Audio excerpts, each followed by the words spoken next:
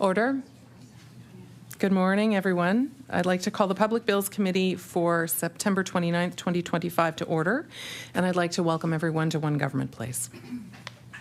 My name is Becky Druin, and I will be the chair for today's meeting.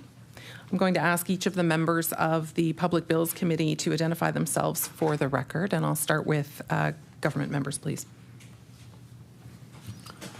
Johnny McDonald, MLA for Hants East. Tim Mouthett, MLA Bedford Basin. Rick Burns, MLA, Hammonds Plains, Lucasville. Julie Van Exen, MLA for King South. Ian Rankin, Timberley Prospect. I'm Krista Gallagher from Halifax, Shepparton, and I use she, her pronouns. Good morning, Susan LeBlanc from Dartmouth North, and I use she, her pronouns. Thank you. Thanks, everyone. Can I ask members of Legislative Council as well to introduce yourselves? Gordon Hebb, Chief Legislative Counsel. Genevieve Harvey, Legislative Counsel.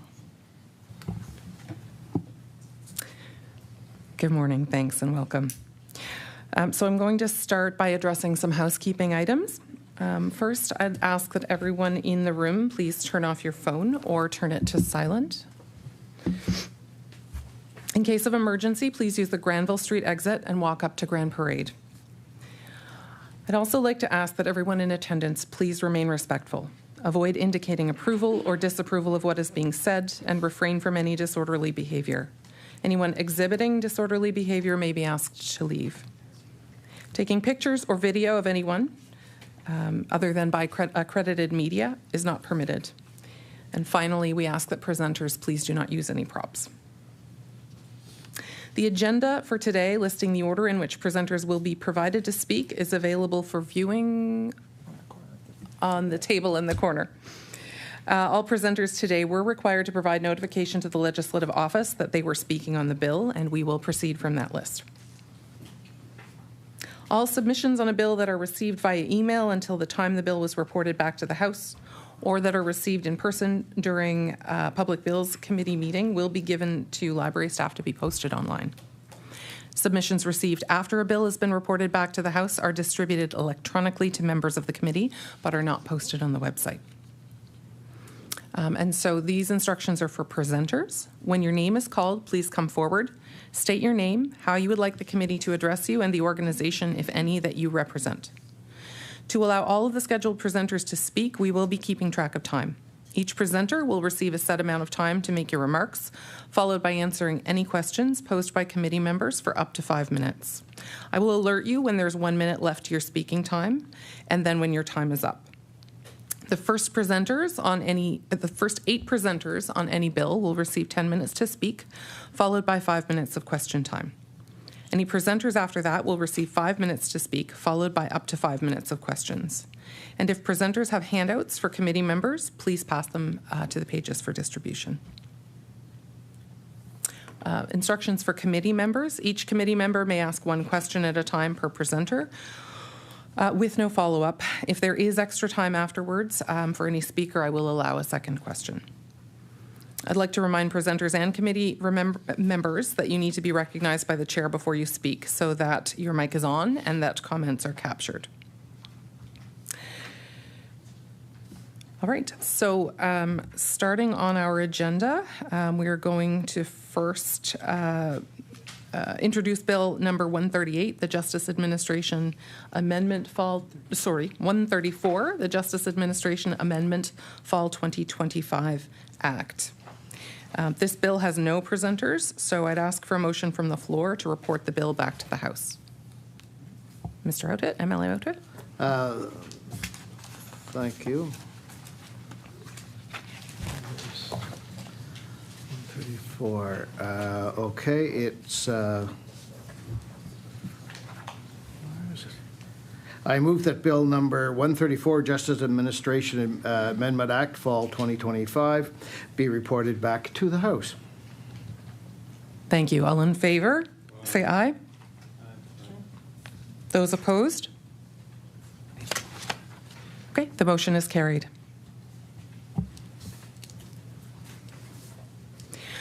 We're moving along now to Bill number 127, the Protecting Nova Scotians Act.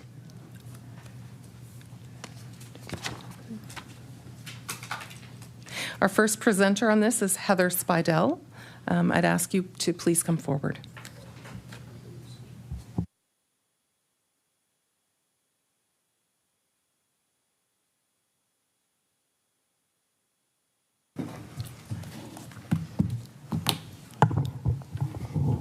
Hello. Hi, I'm Heather Spidell. You can call me Heather. And I am a co-lead and co-founder, along with Nancy Saunders behind me, of the Nova Scotia Moms for Compassionate Collaborative Mental Health Care. And thanks for having me here today. Thank you, Heather, and welcome. Everyone knows Heather's submissions have been distributed. Welcome. We appreciate you coming and sharing your remarks. I'm going to set the timer now for 10 minutes. I'll give you a notice of 1 minute, and then we'll move to questions. Okay, thank you. Can everyone hear me all right? Okay. Good morning, and thanks for the opportunity to be here today to speak to Bill 127, the Protecting Nova Scotians Act, and specifically government's proposed amendment to remove the word imminent from the Nova Scotia Personal Health Information Act, or FIA, Section 38(1)D. My name is Heather, and I'm one of the Nova Scotia Moms for Compassionate Collaborative Mental Health Care, a group of mothers from across this province who have lost children to suicide or are supporting loved ones living with serious mental illness or addiction.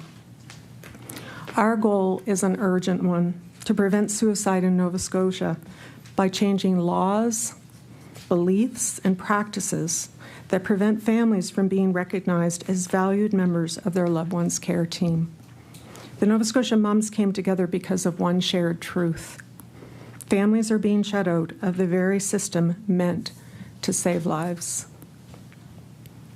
For some of us, that failure meant burying a child. For others, it has meant watching helplessly as loved ones cycle repeatedly through crises, calls to 911, trips to emergency departments or outpatients, premature discharges, homelessness, and addiction. Nova Scotia's privacy laws are the strictest in Canada when it comes to disclosure without consent. While this may sound protective, in the context of mental health and addictions, it's proven deadly. According to FIA, Section 38(1)D, a custodian may disclose personal health information about an individual without that individual's consent to any person if the custodian believes, on reasonable grounds, that the disclosure will avert or minimize an imminent and significant danger to the health or safety of any person or class of persons. This word imminent and its interpretation in policy and practice here in Nova Scotia has become one of the most powerful systemic barriers families face when trying to support a loved one in crisis. It has forced healthcare providers into an impossible position, and it prevents collaboration and leaves families powerless. But lowering the threshold does not mean allowing an individual's privacy or autonomy to be violated. This is not about knowing the intimate and personal details of conversations between healthcare providers, psychologists, psychiatrists, and their patients.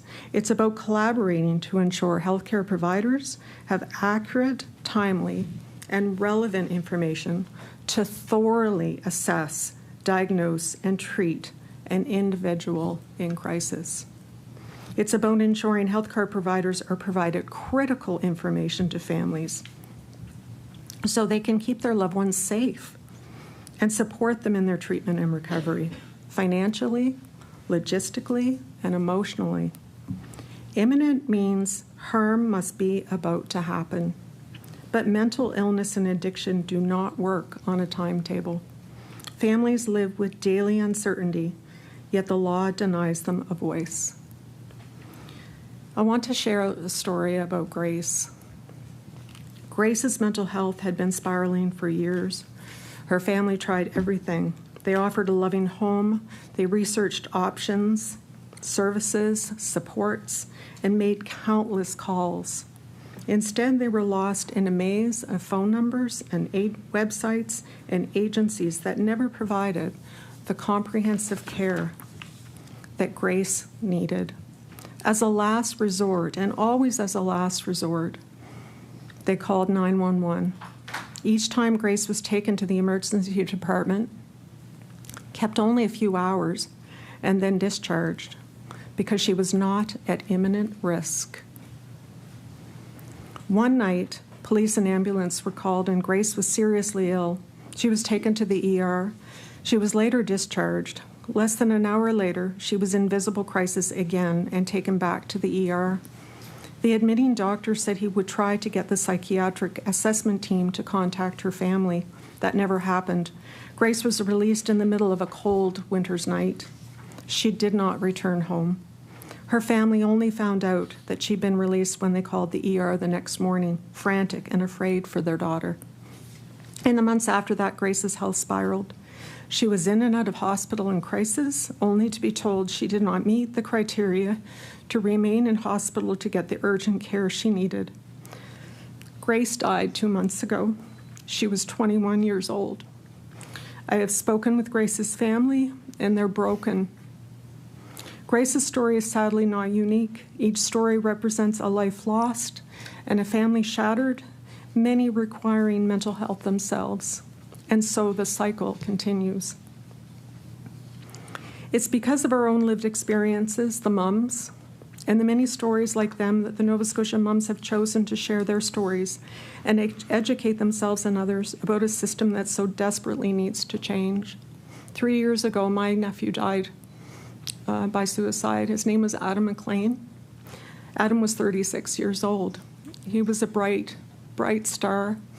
He loved his family, his 3 little children, his wife, and he had a promising career. He wanted to build homes, single-level homes, for people so they could live in their homes longer, so the seniors could stay at home longer. And he had started to do that. But he had lost hope in a mental health care system that wasn't helping. And it's that hope that today's amendment offers if it is passed. The Nova Scotia mums have done so much to educate ourselves. We've met with government leaders. We've met with government staff who have been so empathetic and professional in our meetings, I must say. We've shared our stories with media. We've presented to the Halifax Board of Police Commissioners. We've held press conferences. And last fall, with the help and support of the opposition, we tabled 3 bills in the House to improve mental health care in this province. We've also collaborated with change leaders in Manitoba who actually successfully amended their legislation very similarly to what we're proposing, what's being proposed here, and learned from their experience. We have 4 recommendations that we've been working on since last year. And it doesn't stop with amending privacy legislation as has been proposed. It's about launching public health education on consent so that families understand what that means and can talk about that early with their families. It's about introducing trauma-informed care training for all providers, leaders, and first responders so we know how to talk with people and communicate with people who've experienced trauma. And it's about expanding education on early warning signs of mental illness and available supports. This is imperative that we do this. I will say that there are so many facts that support the amendment that's being proposed. In 2024, 159 Nova Scotians died by suicide, according to the Medical Examiner's Office. It's the highest number on record in Nova Scotia. So far this year, 93 more people have died by suicide between January and August. The Child Death Review Committee, and I hope you have all read it and absorbed what it says, led by Dr. Robert Strang and Dr. Matthew Bowes, reviewed 911 deaths of individuals under the age of 25 between 2009 and 2023. And it has important statistics in it about context when it comes to who's dying by suicide in this province. Final thoughts. Amending this legislation is more than a policy change. It's a giant step toward a cultural shift where mental health is treated as health. It's the step toward a future where families and caregivers are no longer suspected as the cause of illness, but recognized as a loving lifeline to sustainable care, treatment, and healing. It is a step toward a health system where providers are empowered and supported by education and contemporary research so they know when and how to involve families. And most importantly, it is a step toward ensuring that Nova Scotians living with serious mental illness or addictions achieve the best possible outcomes because their care will no longer be carried alone. Today, I want to remember our loved ones, lost far too soon. Adam McLean, 36, Jevin Link, 27, Aidan Mitchell, 14, Cameron Hare, 26, Lucas Rushton, 19, Sheikh Adam, 22, Adam Cashin, 19, Devin Kidd, 26, Luke Brackett, 29, Ben Brennan, 29. Thank you again for the opportunity to speak to you today, and I really welcome your questions. Thank you. Thank you so much for your comments. We'll open up the floor to questions now, and we have 5 minutes for questions. MLA Rankin.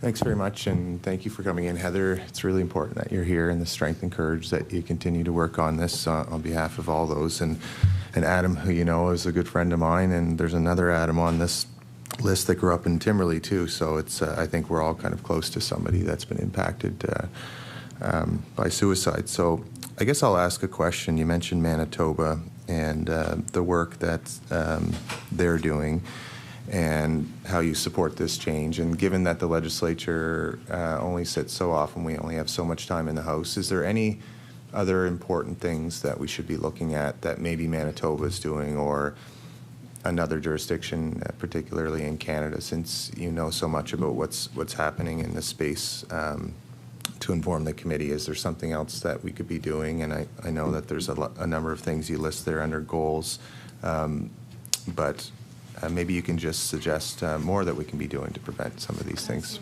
Yeah. I appreciate that. And one of the things She's got to recognize you, yeah. Thank you. Go ahead, Heather. I forgot procedure.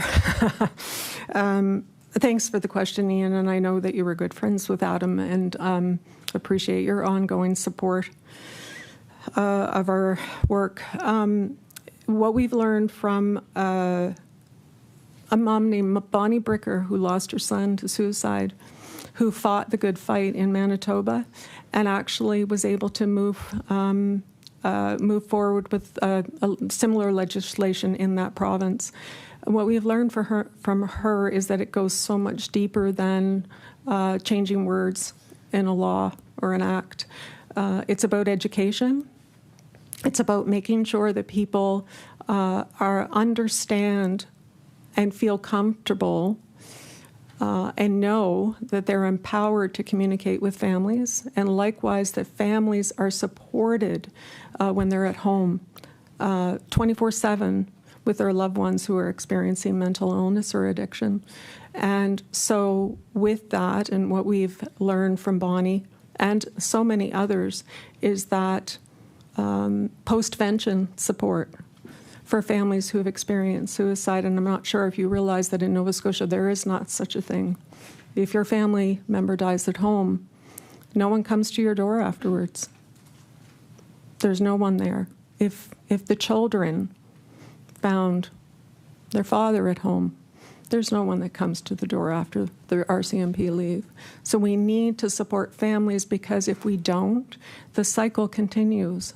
So the families are now traumatized. They're not getting support. And sadly, there are statistics show that if a family member has actually lost someone to suicide, they have a higher incident of trauma, suicide, or drug use themselves later in life.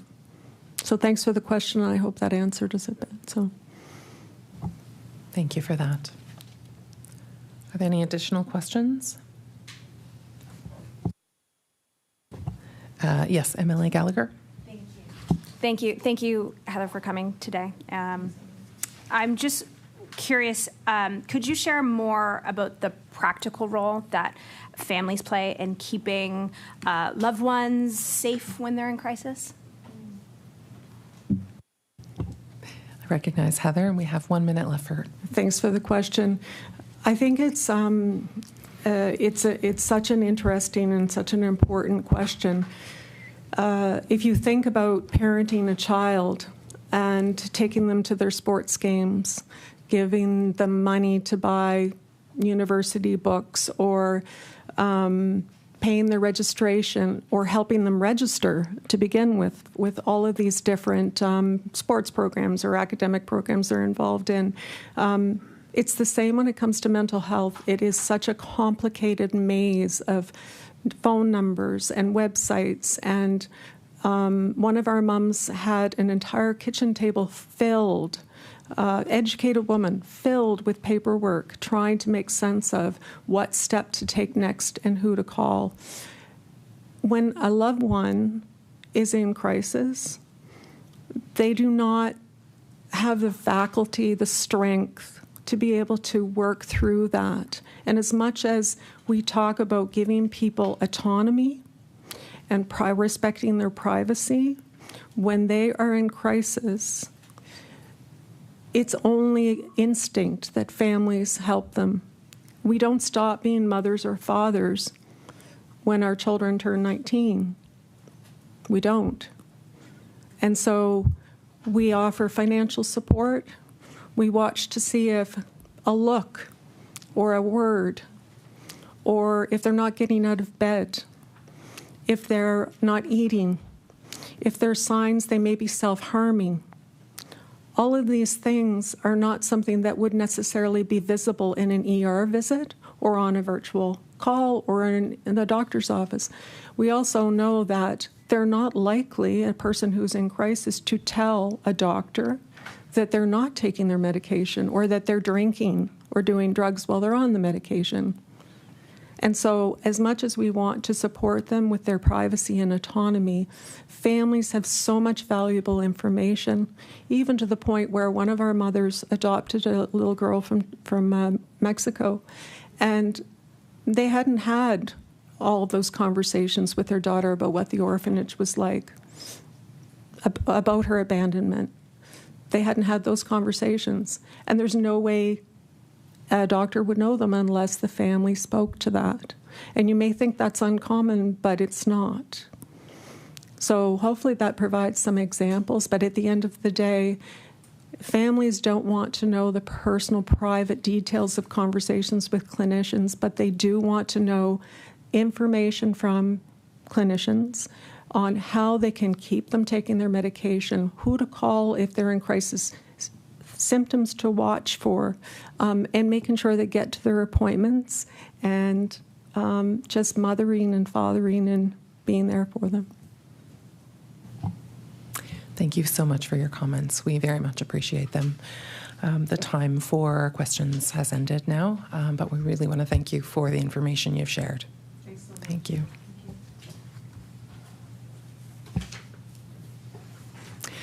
Our next presenter is Nancy Saunders. Nancy, would you please come to the table? Oh.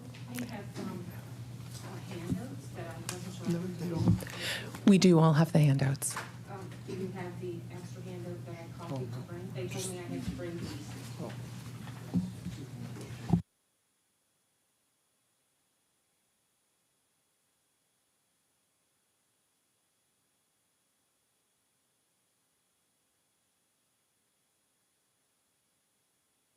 Thanks. We'll get them collected and distributed.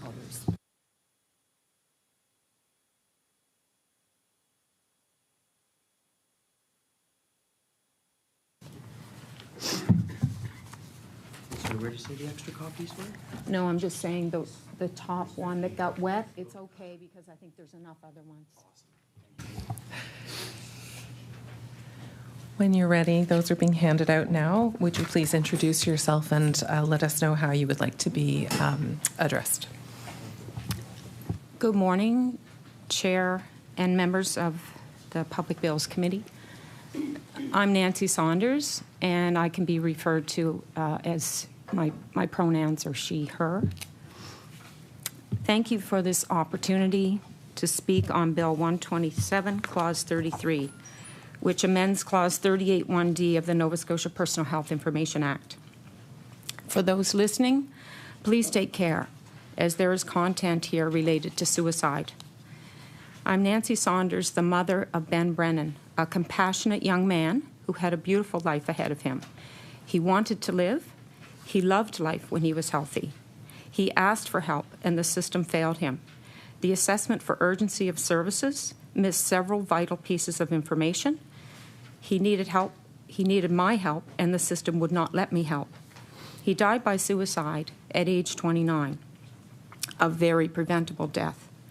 The privacy laws created barriers to my providing vital information that would have given my son a much better chance for a better outcome, and prevented the health professionals from providing information that would have helped me to keep him safe, preventing the escalation that took his life. I live with the unbearable guilt every waking second of not being able to help my son, and I will live with this guilt until I take my last breath. I do this advocacy work for my son, Ben, for his surviving brother, his father, our families, Ben's friends, and for all caregivers and families who are trying to get their loved ones the help they need and the ongoing care for their loved ones with serious mental illness. Since my son's death in 2023, 378 more people have died by suicide in Nova Scotia, many of them youth and young adults. The Child Death Review report released on Friday, September 19th, pointed out more information about children and youth suicide that should be shocking to everyone. But it is not shocking to those who experience this lack of ability to get help for their loved ones every day. Dr. Strang and Dr. Bose made it very clear that we must remove all unnecessary risks. The Mass Casualty Commission, the Desmond Inquiry, the recent Halifax tragedies that are far too often in the news, the intimate partner violence that is prevalent in our province, all had elements of barriers created by privacy laws that prevented people from getting the help they needed before tragedies occurred. How much tragedy and shock do we need in Nova Scotia to move to real action? The obligation of a clinician to break confidentiality to prevent serious harm was established in the 1976 Tarasoff versus Regents of the University of California case out of the USA. The duty to protect overrode the duty of confidentiality.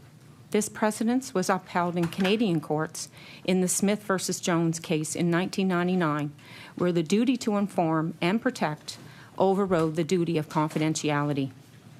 This common law precedent was incorporated into provincial statutes. For instance, our Nova Scotia FIA, Section 38(1)D, disclosure of personal health information without consent. No other provinces uses imminent or significant danger in their comparable clause as the threshold for disclosure of vital information. Imminent was removed from the Ontario Mental Health Act in 2000, and immediate was removed from Manitoba's FIA in 2019, for all the same reasons that Nova Scotia moms asked for imminent to be removed and significant danger to be replaced with serious risk of harm. As shown in my handout, 6 provinces and territories use serious risk of harm as opposed to significant danger. The remaining provinces use lower thresholds. The Nova Scotia FIA Clause 38(1)D is designed to overcome clinicians' privacy obligations when someone is at risk of serious harm. This obligation is established in Canadian law, as I just noted. While the most problematic word in the existing clause is imminent, which has been removed in the amended clause, in my opinion, there is no valid reason why the remaining words provided after a long and thorough compilation of research and consultation by the Nova Scotia moms would not be used in this amendment. So what is the difference between will avert or minimize a risk of serious harm and will avert or minimize a significant danger? I suspect that significant danger was left in to appease those who will argue that this amendment infringes on the duty of confidentiality or human rights. Significant danger refers to a present situation, while risk of serious harm describes a likelihood of harm. There's a very big difference. Not including the word risk increases the barrier to vital, life-saving information sharing. The security of person aspect of Section 7 of the Canadian Charter of Rights and Freedoms is also impacted by failures to provide adequate health care. On September 23rd, and this is where I may show some anger, on September 23rd, the following statement was made in the legislature and was aired on the news for me and my husband and every other family to hear. Nova Scotia will continue to have the strictest standard for disclosing health information in high-risk situations. Is that really something to brag about? This is like saying Nova Scotia will continue to have the most cumbersome barriers to our most vulnerable people getting the help they need. This statement demonstrates the lack of perspective by those who have the power to ensure that all unnecessary risk is removed from our laws and who seemingly have never cared for a loved one with severe mental illness or watched a loved one's illness escalate while not being able to access help for them, and certainly have never experienced the devastating tragedy of losing a child to suicide.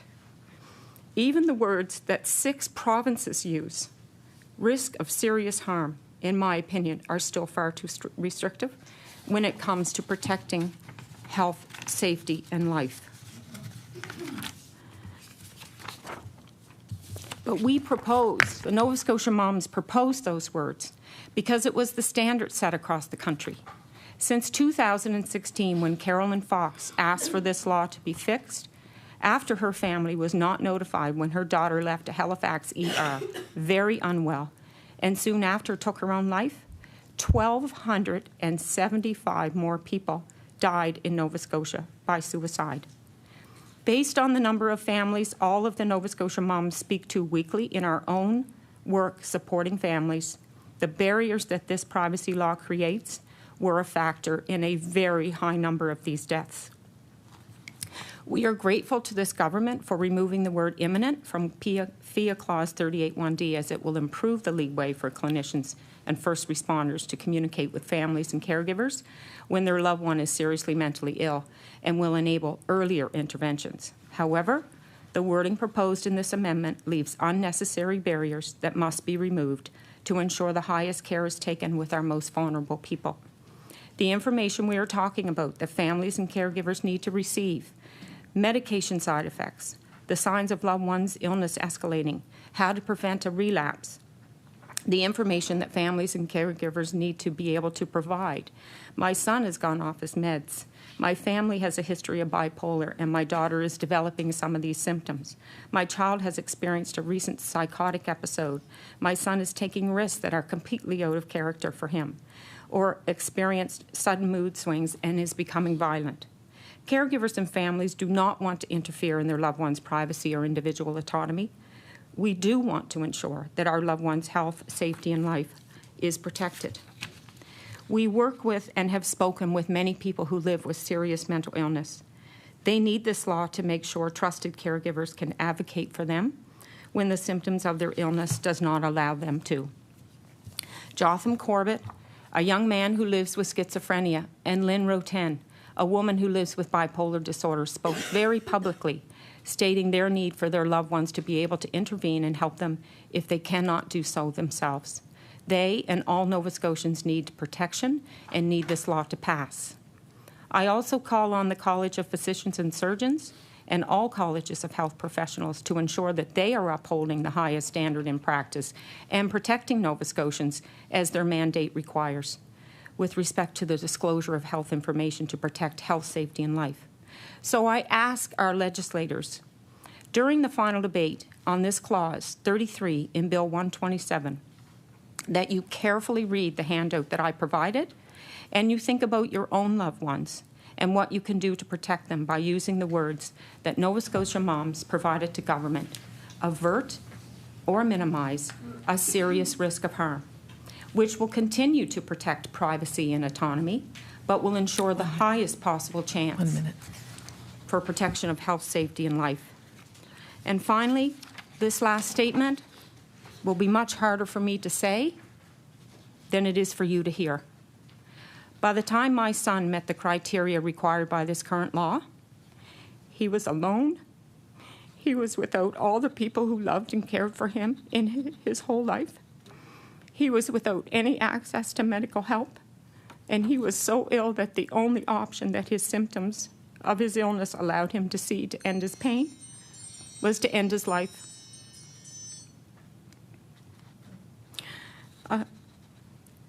In 2024, 159 people met the requirement for this law minutes or hours before they took their own life. So I ask you, is there a world that exists where that would not be considered far too late to share vital information in order to prevent escalation and death?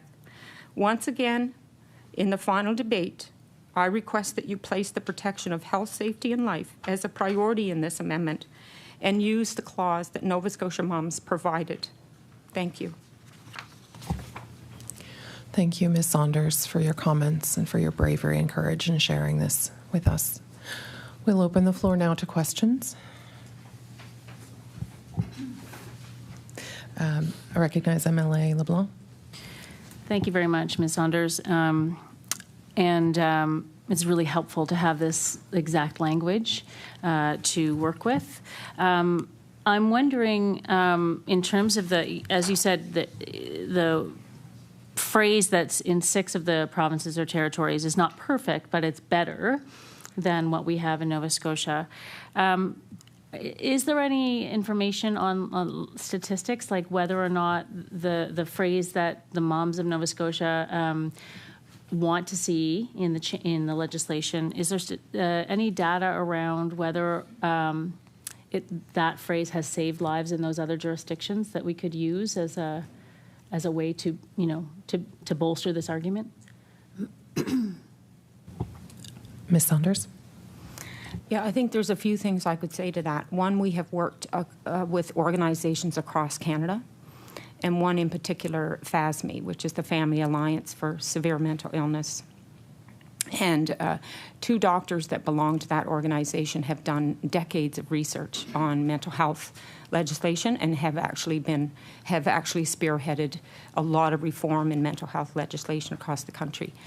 We have a lot of information from them and from speaking with other organizations across Canada that the phrase serious risk of harm, it lowers the threshold to the point where it does give the clinicians the right amount of leeway. I think if you look at the other clauses used in the other provinces and territories, they all have even lower thresholds. So the risk of serious harm is actually the highest threshold other than Nova Scotia. And I would also say if you look at the suicide stats across Canada, Nova Scotia has one of the highest of the per capita rate of suicide in Canada, and I believe the highest in the Atlantic provinces.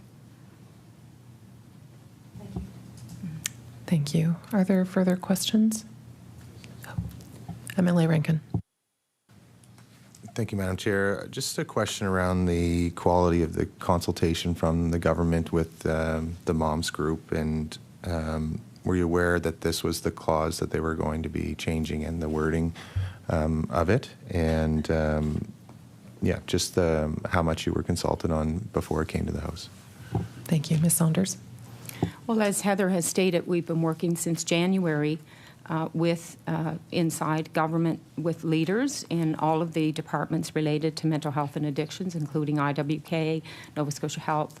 And we have been, I would say, been given very positive feelings that they were starting to change or look differently at this law needing to be changed. But no, we really didn't get any early indication that they were just going to remove the word imminent.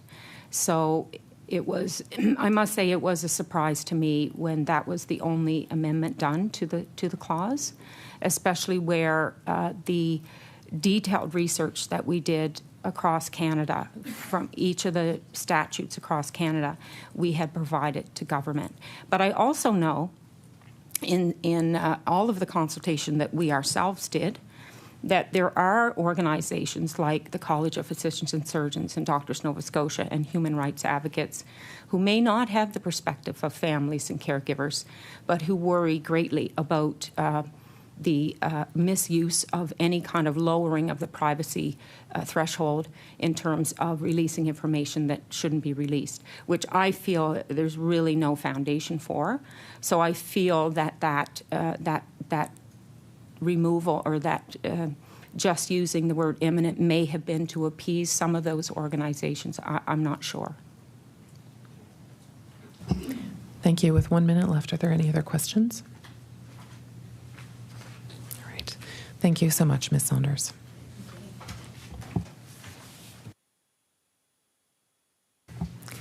We will have further presentations on Bill 127 later on in committee, but we are moving along now to Bill number 137, the Making Business Easier Act. And our first presenter is Duncan Robertson.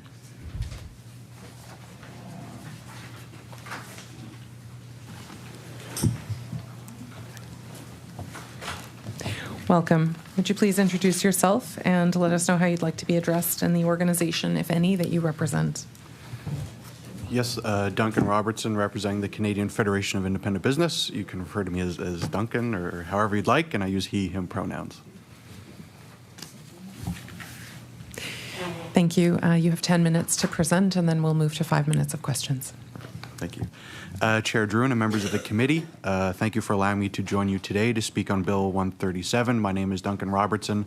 I'm the Director of Legislative Affairs for Nova Scotia at the Canadian Federation of Independent Business, representing 4,200 small and medium-sized businesses across the province.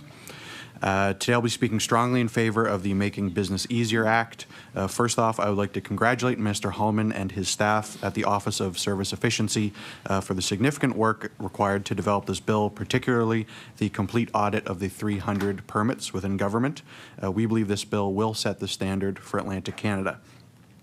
As well, this bill is another example of Nova Scotia's focus on reducing red tape and working to make Nova Scotia a good place to do business.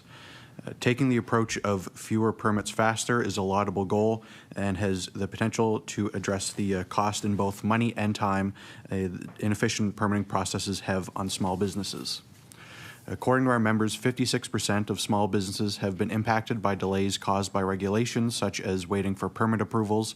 Of this 56%, 39% have seen a loss of up to 5% of weekly sales, while 17% have seen a loss of weekly sales of 6% or more. If we want to build a more productive economy, we need our small businesses owners doing what they do best, which is building their businesses, not being trapped in their offices, completing duplicative or unnecessary permitting, or dealing with other red tape, particularly at a time where small businesses facing labor shortages in our province are working around 52 hours a week, and we cannot add an already long work week for small business owners by adding red tape. When asked what the small business owners would use the savings from red tape reduction, 63% say they would be able to concentrate more on growing their business. As part of CFIB's 2025 Red Tape Report Card, we've challenged provinces to improve their permitting processes and establish service standards to keep them accountable. CFIB is excited that Nova Scotia has took up this challenge and is encouraging others to follow suit.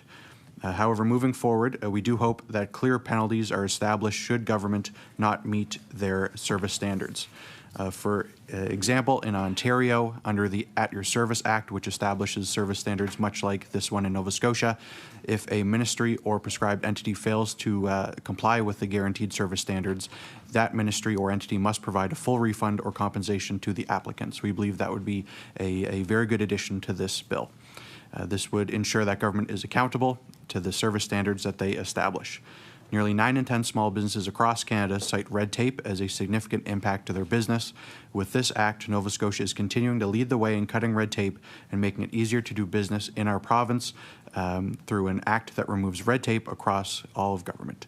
CFIB looks forward to the implementation of all permit improvements by Red Tape Awareness Week and encourages provinces across Atlantic Canada to follow Nova Scotia's lead.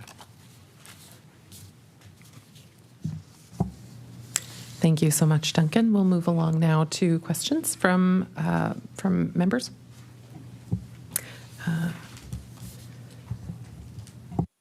I recognize MLA Gallagher. Thank you, Chair. Hi, Duncan. I'm wondering if you know what medium and small businesses, specifically what industries this change will help. Recognize Duncan.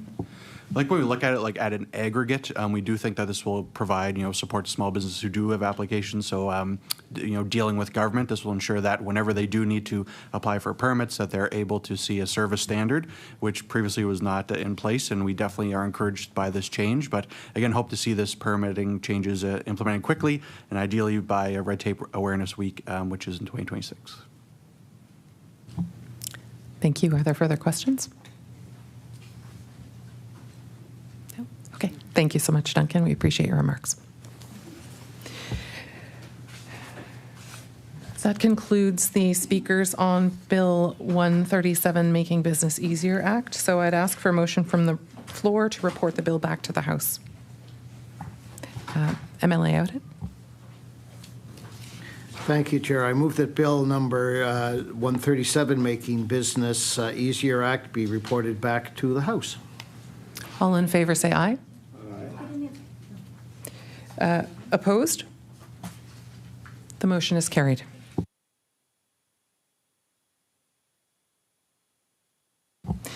We will move back now to Bill 127, Protecting Nova Scotians Act. And I believe our first presenter, or our next presenter, is Letha Haysom, who's joining us virtually.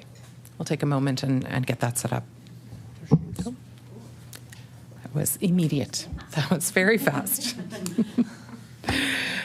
Okay, great. Welcome, Letha. Can you please introduce yourself and let us know how you'd like to be addressed in the organization, if any, that you represent? Sure. Thank you so much for having me here. My name is Letha Haysom. I live in Crosstown, Nova Scotia, and I am just representing myself today. Great. Thanks, Ms. Haysom. So we will begin your presentation now. You'll have 10 minutes. I'll give you a 1-minute notice, and then we'll move to 5 minutes of questions. Wonderful. Thank you very much to the chair and the committee for allowing me to speak on the topic of Bill 127. This is my first time addressing a committee like this, so forgive me if I am a bit nervous. This Bill 127 is entitled the Protecting Nova Scotians Act, and it includes some really excellent pieces of legislation, particularly around the support for domestic abuse survivors. As a board member with Second Story Women's Centre in Lunenburg, I'm acutely aware of how important legislation like this could be. So that's why I was confused to see changes to the Crown Land Act in this bill that is ostensibly about protecting the rights and interests of Nova Scotians. In this omnibus bill are changes that would make it illegal to block, obstruct the use of, or impede access to forest access roads. These are changes that silence the electorate, remove accountability, and protect corporate interests over the rights of the individual. Like most Nova Scotians, I care deeply about the natural spaces in this province. I care about our forests, and I care about our biodiversity. I cannot tell you how hurtful it has been to be characterized as a special interest group whose concerns should be ignored. And nothing could be further from the truth. These are very much shared interests. This year, more than ever, Nova Scotians are aware of how precious our forests are to our society. When we were banned from the woods for more than 2 months, we felt it deeply. These are our common spaces, our crown lands, owned by all of us. And to watch from afar while it burns, well, it's been something that Nova Scotians feel on a visceral level, as I'm sure all of you do around the table today as well. We care about this province, and we want to engage with government about our concerns. And there are some of you around this table today that I have written to over the years with concerns about forestry practices. Just recently, it took over a month to get a simple response as to why we are no longer notifying the public about glyphosate spraying. And the response was for public safety, and signs are posted in the woods. The woods are big, so you better hope that you stumble across the right sign.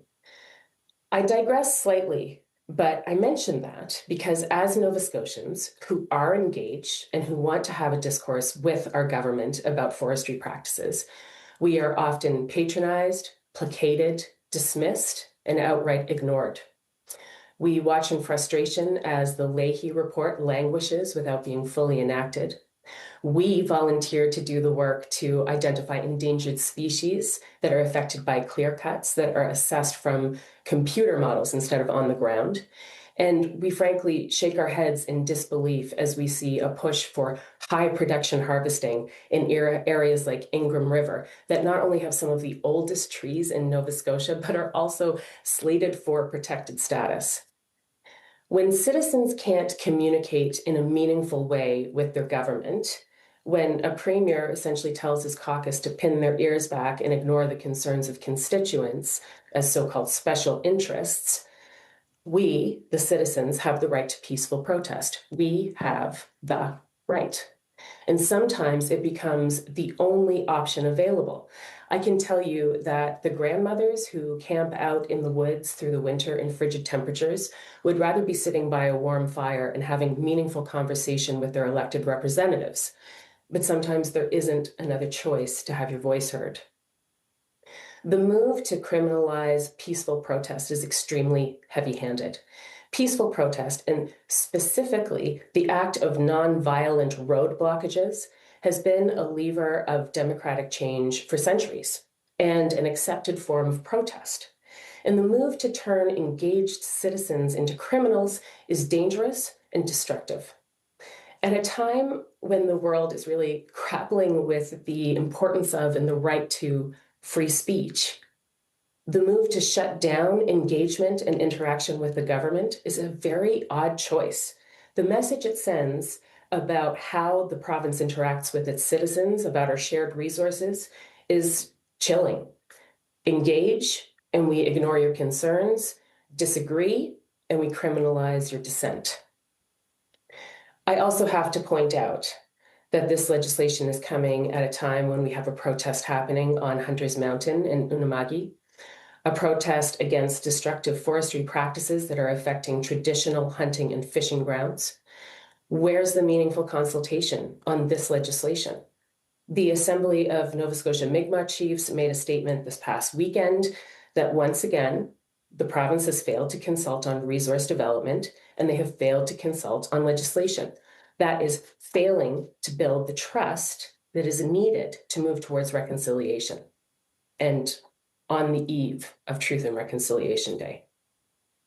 All that I've heard from the government on this topic is the concern and distress from a minister about the impact on the industry's bottom line. To cast this imposition of criminality of peaceful protest in the name of safety is disingenuous at best. If safety were the main concern, if protecting Nova Scotians were the primary focus, the obvious choice would be to pause operations while a protest is taking place. The move to penalize protesters is a heavy-handed response to Nova Scotians who are working to protect and advocate for our shared resources, to uphold our legal obligation to protect endangered species. Instead of criminalizing your electorate, why not begin to engage in meaningful discussion about the management of our forests? Clearly, Nova Scotians are calling out for this opportunity. Why build walls when you can build bridges? And I promise you, every letter, every email, every petition, and yes, every protest is an attempt by the citizenry to build bridges of communication with government. And this legislation is effectively ensuring that those bridges are burned. And so, to have these changes to the Crown Land Act that are designed to foster division and further prevent transparency and engagement with government is, frankly, shameful.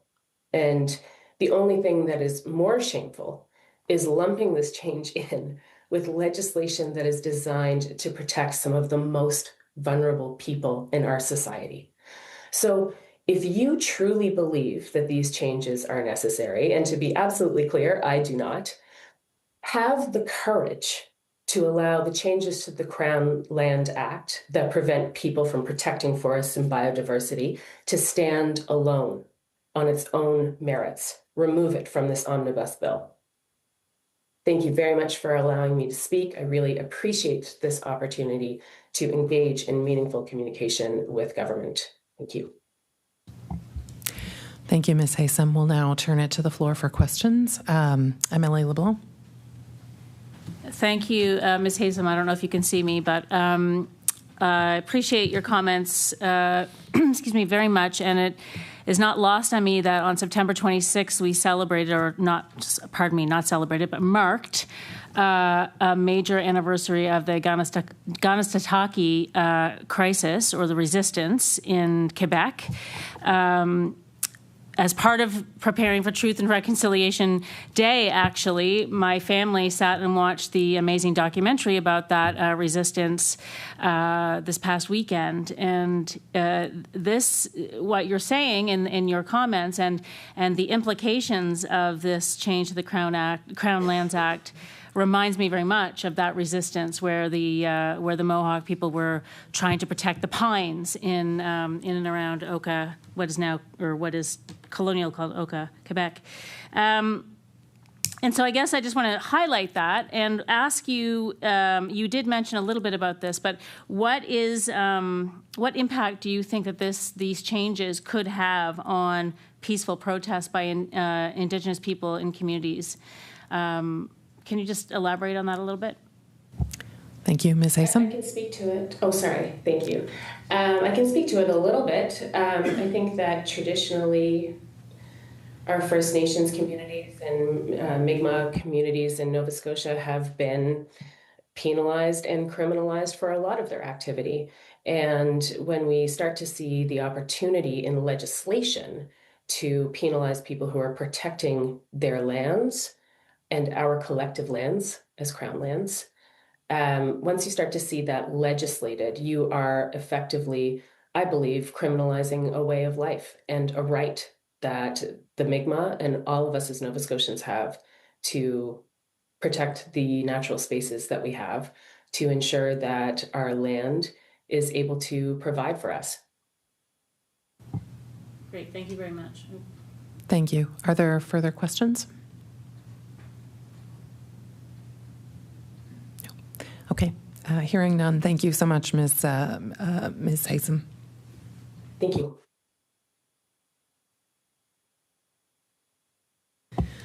We are continuing on with Bill number 127, Protecting Nova Scotians Act, and the next presenter that we have is Teresa Giffen. Would you please come forward?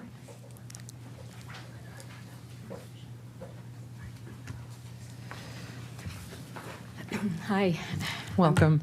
Would you please introduce yourself and let us know how you'd like to be addressed and any organization you represent, if you do? My name is Teresa Giffen, and I'm here to speak about the Protecting Nova Scotians Act, specifically as it relates to the proposed changes to bar security, and I'm not here representing any particular organization. Thank you so much. You have 10 minutes to present. I'll let you know when there's 1 minute left, and then there'll be 5 minutes for questions after that. I'm here to speak about the Protecting Nova Scotians Act. Specifically, it relates to the proposed changes to bar security.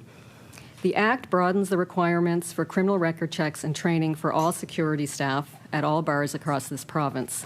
I want to acknowledge that it will increase the safety for patrons of licensed establishments. This sharply contrasts with what the government originally believed to be adequate safety protocols applied only to a handful of cabarets across the province. But while these changes are to be welcomed, there remains much more to be done for the protection of Nova Scotians. The Act does not go far enough. In a Globe and Mail interview on September 25th, our Minister of Justice said of the Act to protect Nova Scotians, "It's a different path, I know, than what was originally presented over 10 years ago, but it is a path that will address the gaps and the challenges and the circumstances that led to the tragedies." With all due respect to Minister Drouin, she is wrong.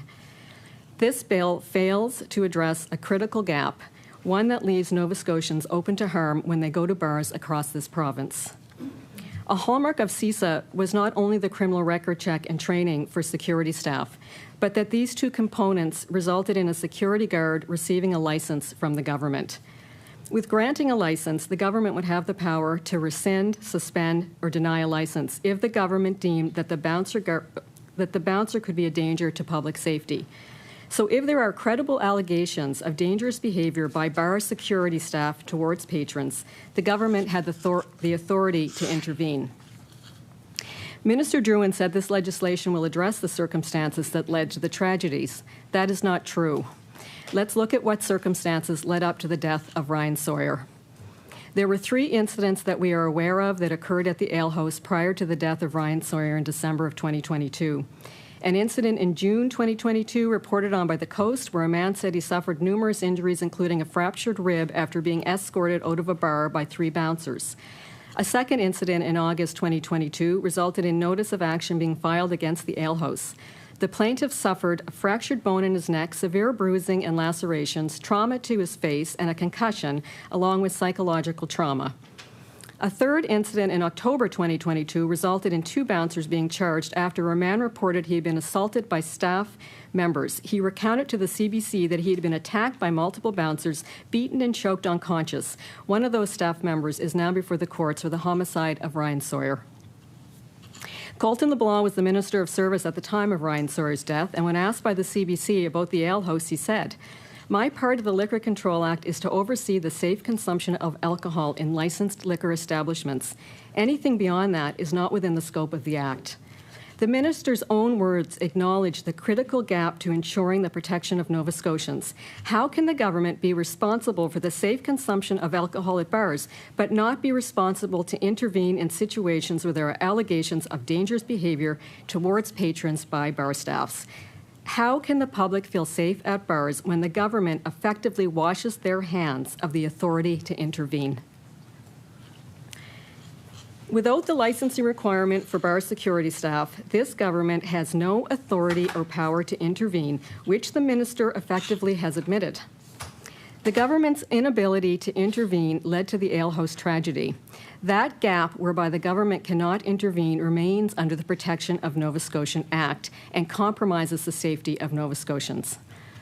Since the death of Ryan Sawyer in December 2022, this government introduced new rules for cabarets and told us that this was good enough and we would be safe.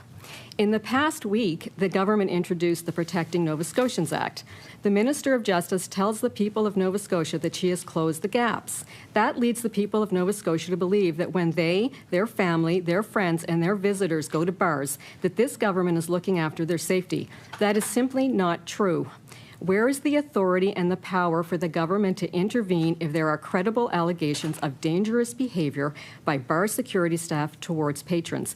There is no such authority. The government has that authority under CISA. CISA provides for the licensing of bar security and gives the government the authority to deny, suspend, or revoke a license if the government believes that that person poses a danger to the public.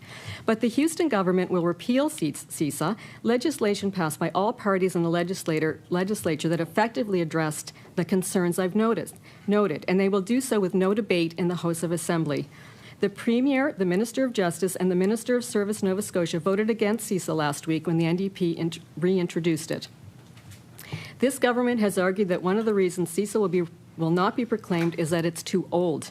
CISA was supposed to replace PIPCA, the Private Security and Investigative Service Act, but that act is now 50 years old and remains in effect. Furthermore, Minister of Justice Murray Scott in 2007 informed government that PIPCA didn't provide enough protection for Nova Scotians. He said of PIPCA, "The current legislation does not reflect the diversification of the private security industry, nor the growing role that private security plays in the overall safety and security of the citizens of Nova Scotia." Minister Scott goes on to express the need for strengthened accountability measures to enhance the safety and security of the citizens of Nova Scotia. CISA isn't being repealed because it's old. CISA is being repealed because it demands more oversight from government, which should be protecting the people of Nova Scotia. It demands that government protect people at bars. It demands that they provide additional oversight in the broader security industry. It demands that they provide oversight for in-house security. The individuals that are hired by private industry to provide security services, but who fail outside of government regulations. The Protecting of Nova Scotians Act does not adequately assure the safety of Nova Scotians. How government enforces these new regulations is important. How will criminal record checks and training be implemented and monitored across this province? What kind of staffing will be in place to ensure compliance with these new rules? What are the deterrents or penalties for noncompliance? Are they going to be meaningful? Is this government serious about bar safety and holding bar owners accountable, or is this to garner favorable public opinion on the eve of the trial for Ryan Sawyer?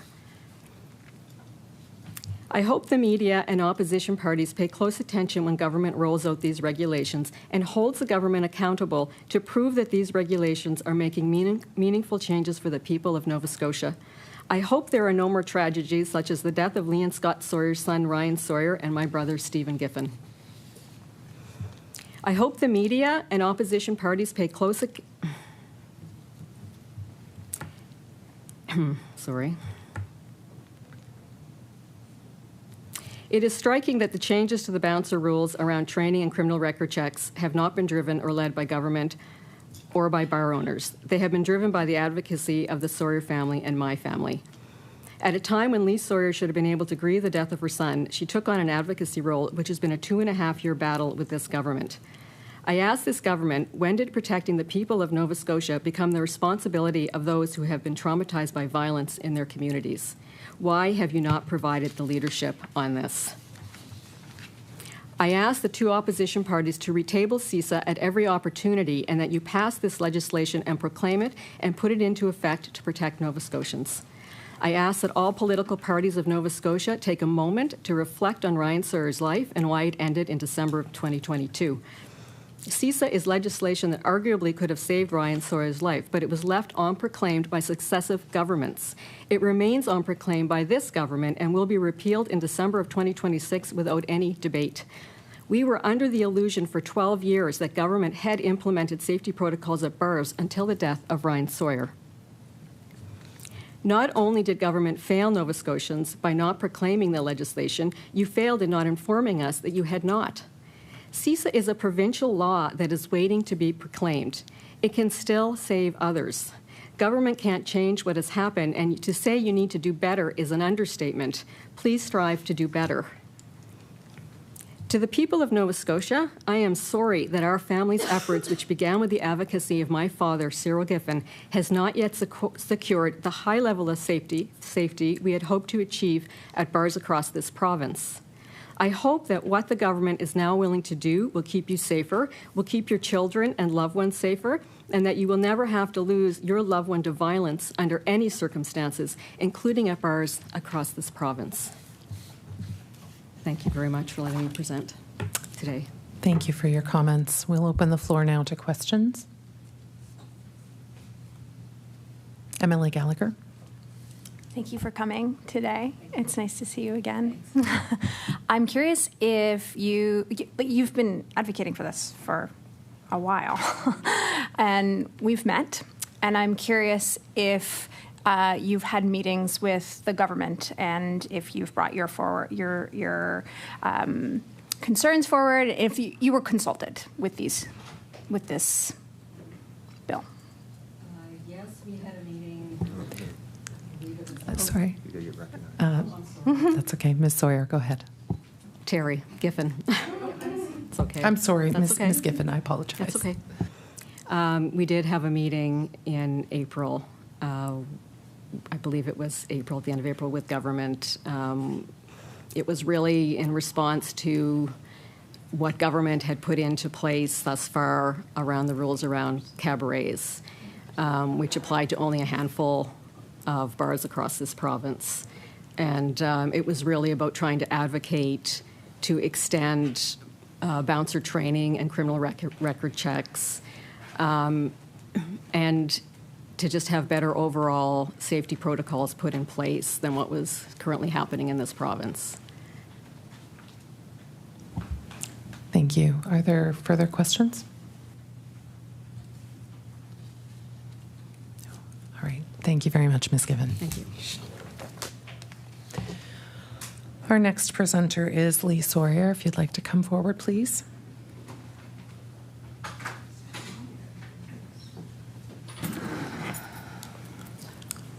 Welcome. Morning, Madam Chair.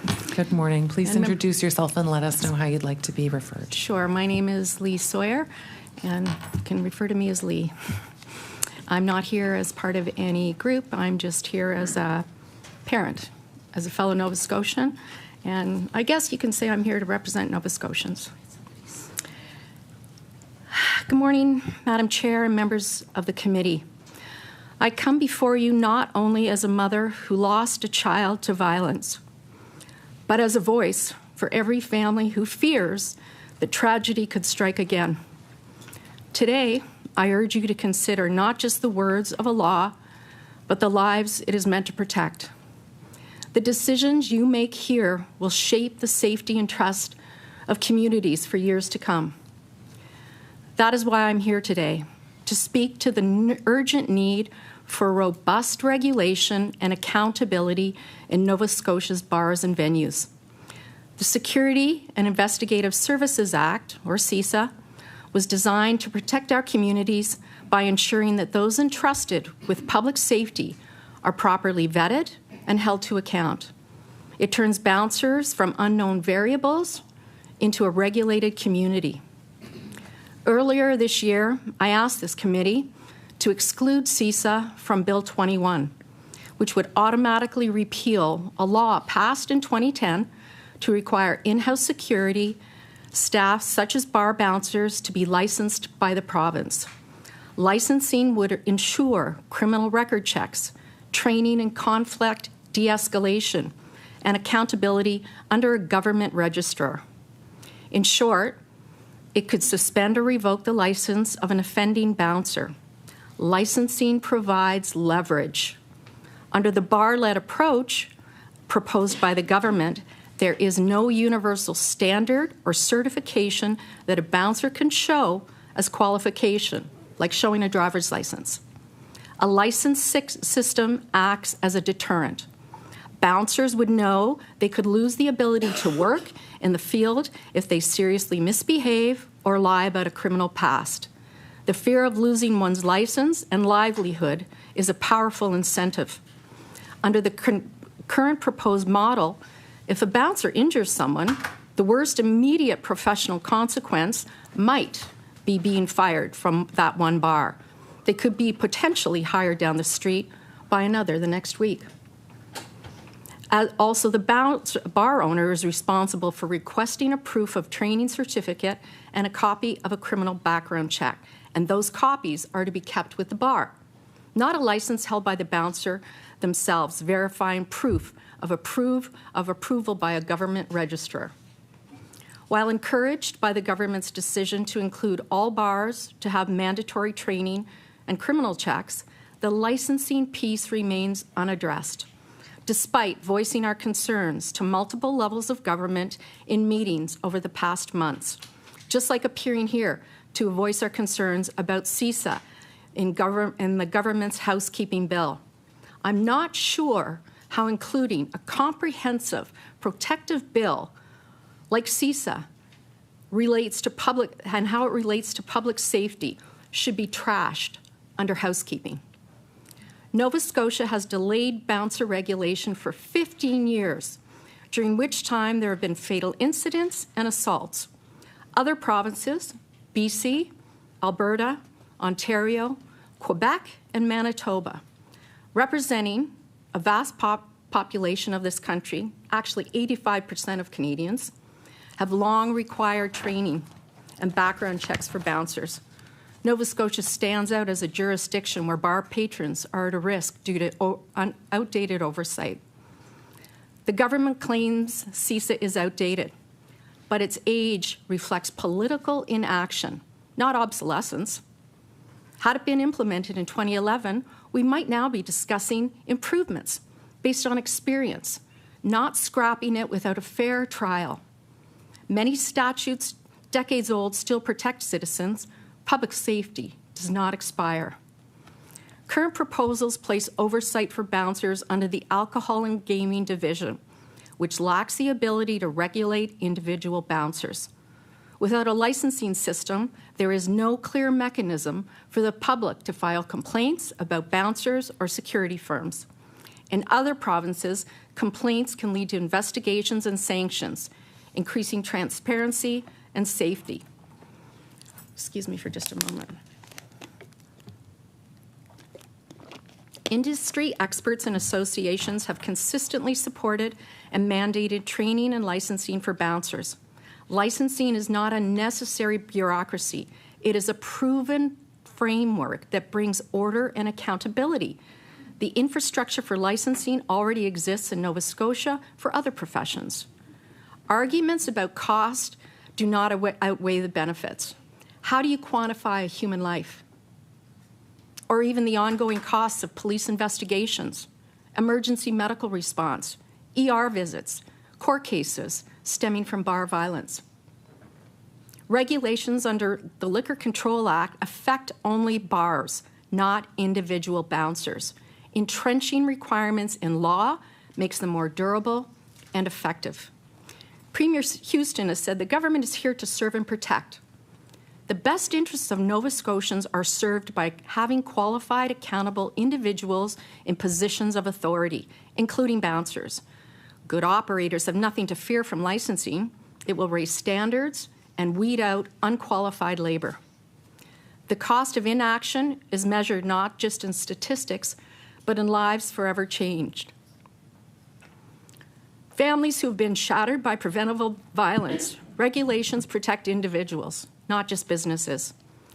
Let us not allow another parent to endure the heartbreak that two families have known. Let us choose a future where accountability and proper training are the norm, not the exception. The power to make Nova Scotia safer rests with you. Please do not let this opportunity slip away. Choose to protect our communities and honor those whose lives have been changed forever. Do your due diligence.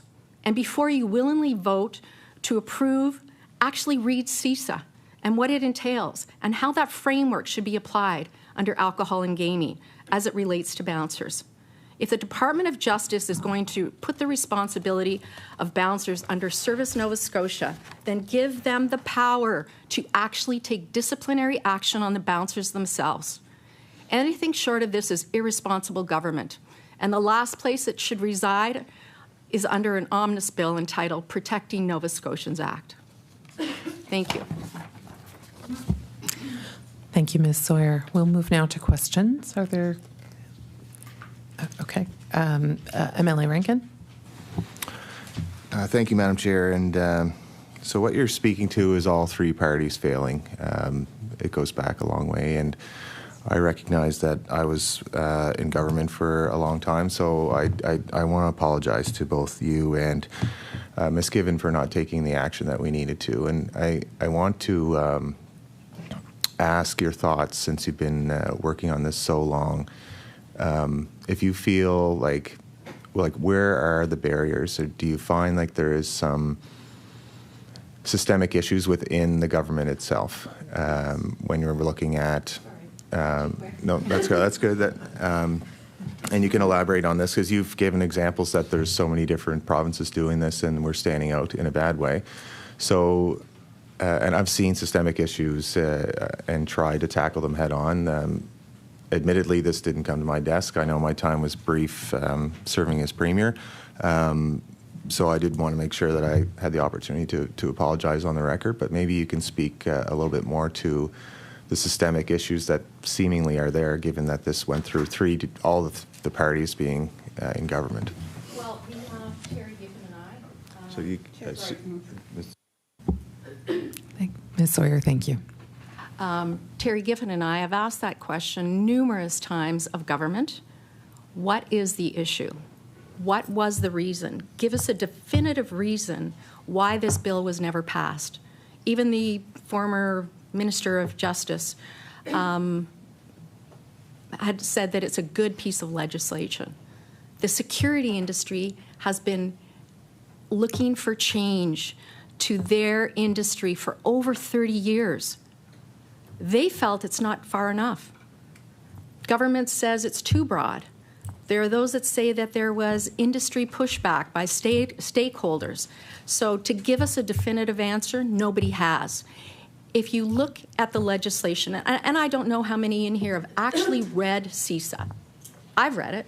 Terry's read it. She could probably recite it herself, actually, to any one of you that want to hear it. But I can't find anything in there that would be up for argument from anybody in the province of Nova Scotia. It's a good piece of legislation. And it's unfortunate that nobody can give us a definitive answer, nor is it going to be put before the government as a proper way to hash out what those issues were. And so do we ever really definitively know? No. Just an unwillingness to get it done. And it's unfortunate because it started with the Conservative government in 2007. They were the ones that started this. They put together a study, I guess, and put it out to industry of what they thought about legislation in response to the death of Stephen Giffen. And it fell on deaf ears. And then the NDP brought this forward. They actually took, I think it took over 2 years for the NDP to put the piece of legislation together. Great piece of legislation. All parties agreed to it. It just wasn't implemented. So I've been told by those that the devil is in the details, the regulations. So what are those regulations? Can you not come together? That's the government's job. Come together with industry, sit down, hash it out. It can't be that difficult. It really cannot be that difficult. And if it is that difficult, then I don't know what the whole purpose of the government's job is, to be quite honest. Sorry, no disrespect, but there's solutions. There's always solutions. If something needs to be taken out, then take it out. If something needs to be added, then add it. It's simple as that. The framework is there. It's a good piece of legislation. Work with it. Anything short of that is just watered down. Thank you. With 1 minute left, are there any further questions?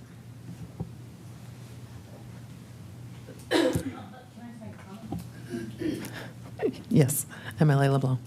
Thank you, Ms. Sawyer, for being here. And we have retabled the legislation in this session, and we'll see what happens. But the bill is on the order paper, and it could be called for debate, and it could be passed.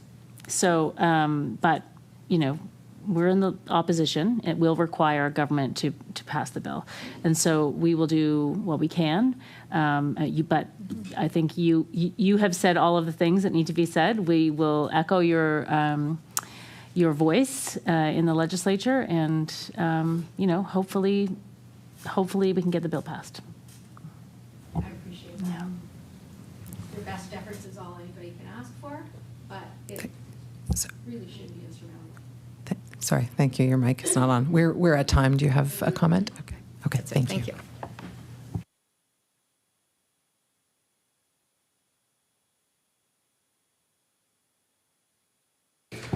We will have further speakers on Bill number 127 later in committee. We're moving now to Bill number 141, Municipal Modernization 2025 Act.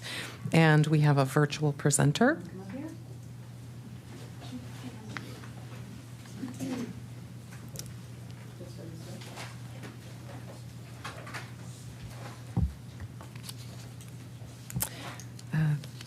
Thank you. Welcome. I think you should hopefully be able to see us. We can see you, or we could until a moment ago. If you can hear us, can you please introduce yourself and let us know how you would like to be addressed, and also if there's any organization that you represent. Sure. My name's Steve Neal. I'm a representative of the CBRM. I'm elected to District 8. And today I was looking forward to speaking on Bill 141. Great. So I'll give you 10 minutes. I'll give you a 1 minute notice as we approach that 10-minute mark. And then following that, there'll be 5 minutes for questions. So you can go ahead now. Thank you very much. And first, I just wanted to thank the Honourable Minister Lohr for bringing this bill forward to us. And today I wanted to speak on Clause 30 and within some of the context of the things I'm saying, they may be being addressed in the updated service agreement. Now, in regards to Clause 30, I wanted to advocate on some core principles for how we give out our municipal capacity grant or how we dish out our equalization payments.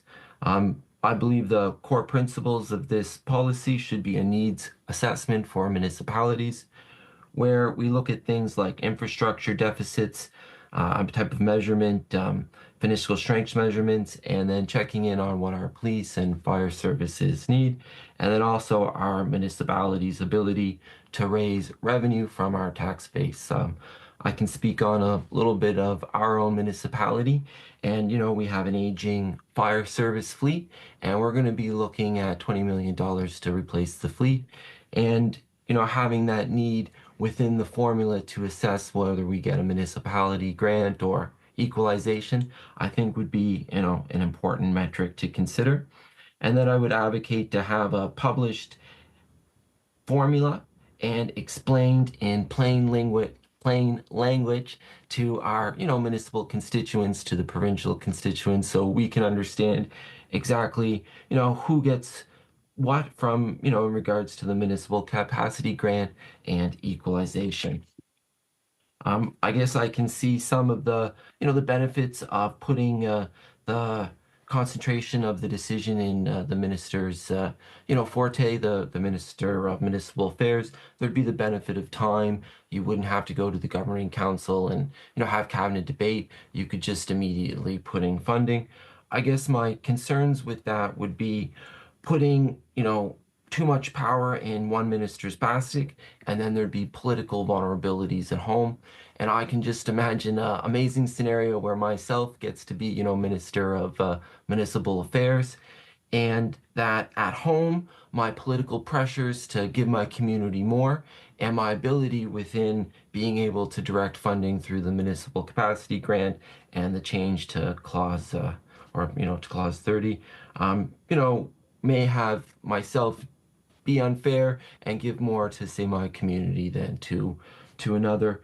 So then, within the service agreement and, our municipal capacity grants, I'd be advocating for, a municipal financial commission to be independent and to allocate the, municipal capacity grant based on a formula that's transparent, that just tries to address the needs of municipality, to make sure that every municipality's needs are being addressed with, again, the goal to get them off the municipality capacity grant so that they're, self-sustaining and can look after themselves.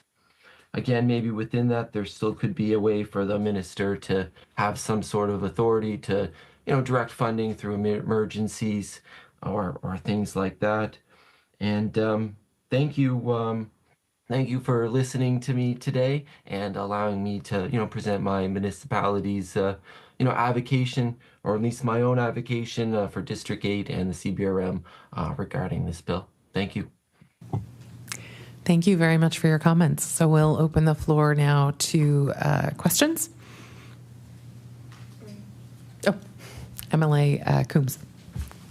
Yes, thank you, Councillor McNeil, for coming here today. And that clause 30, allowing the minister rather than governor and council to make the decision, is it the concern that it is done by a minister and not in a more transparent way that leaves understanding of to why decisions were made to where funding goes? And is the issue also due to, for CBRM, due to the last bill that would see the CBRM in a few years lose a certain amount of funding? Yeah, absolutely. Sorry, let me recognize you just so that you're on the record. Councillor McNeil, go ahead. Well, thank you. There's absolutely been, concern in the Cape Breton region that sometimes the municipal capacity grant hasn't accounted for the need of the residents.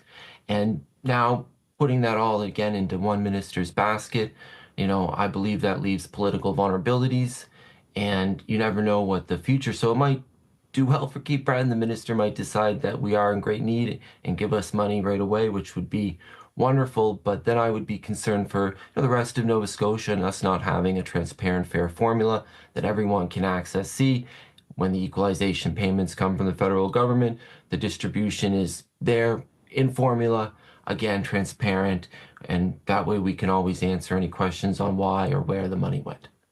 Thank you. Thank you, Councillor McNeil. Are there any further questions from the floor? No. Great. We appreciate your remarks. Thank you for joining us. Thank you for having me.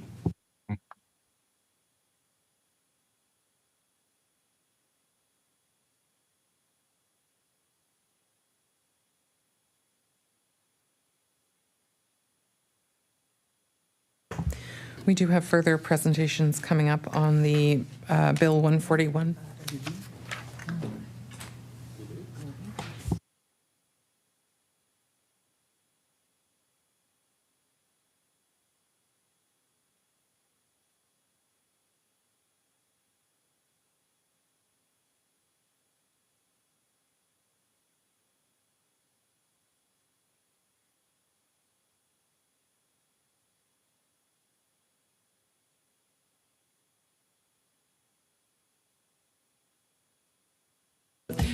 We're going to take a 10-minute recess now.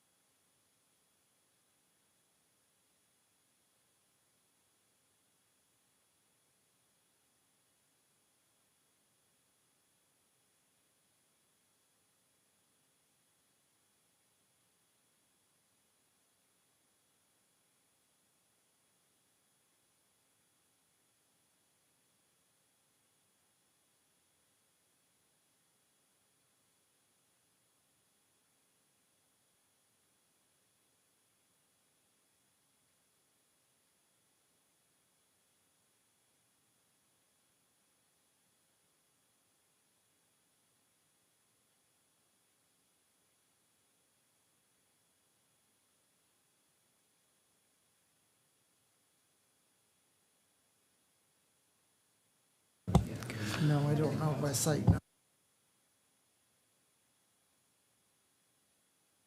Order.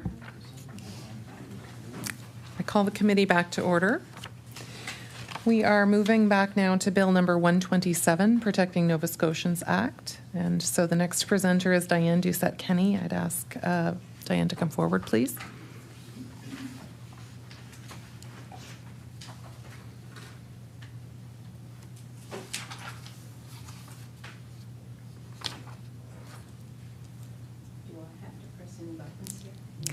No need to press buttons. I will ask you to introduce yourself and let us know how you would like to be referred to, how you would like to be addressed, and any organization that you represent.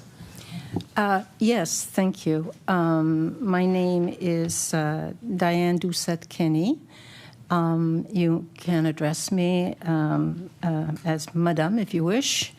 I'm here to speak on Bill 127, and I do appreciate very much this opportunity, the Protecting Nova Scotians Act. I spent 25 years as a public servant specializing in communications, policy, and planning.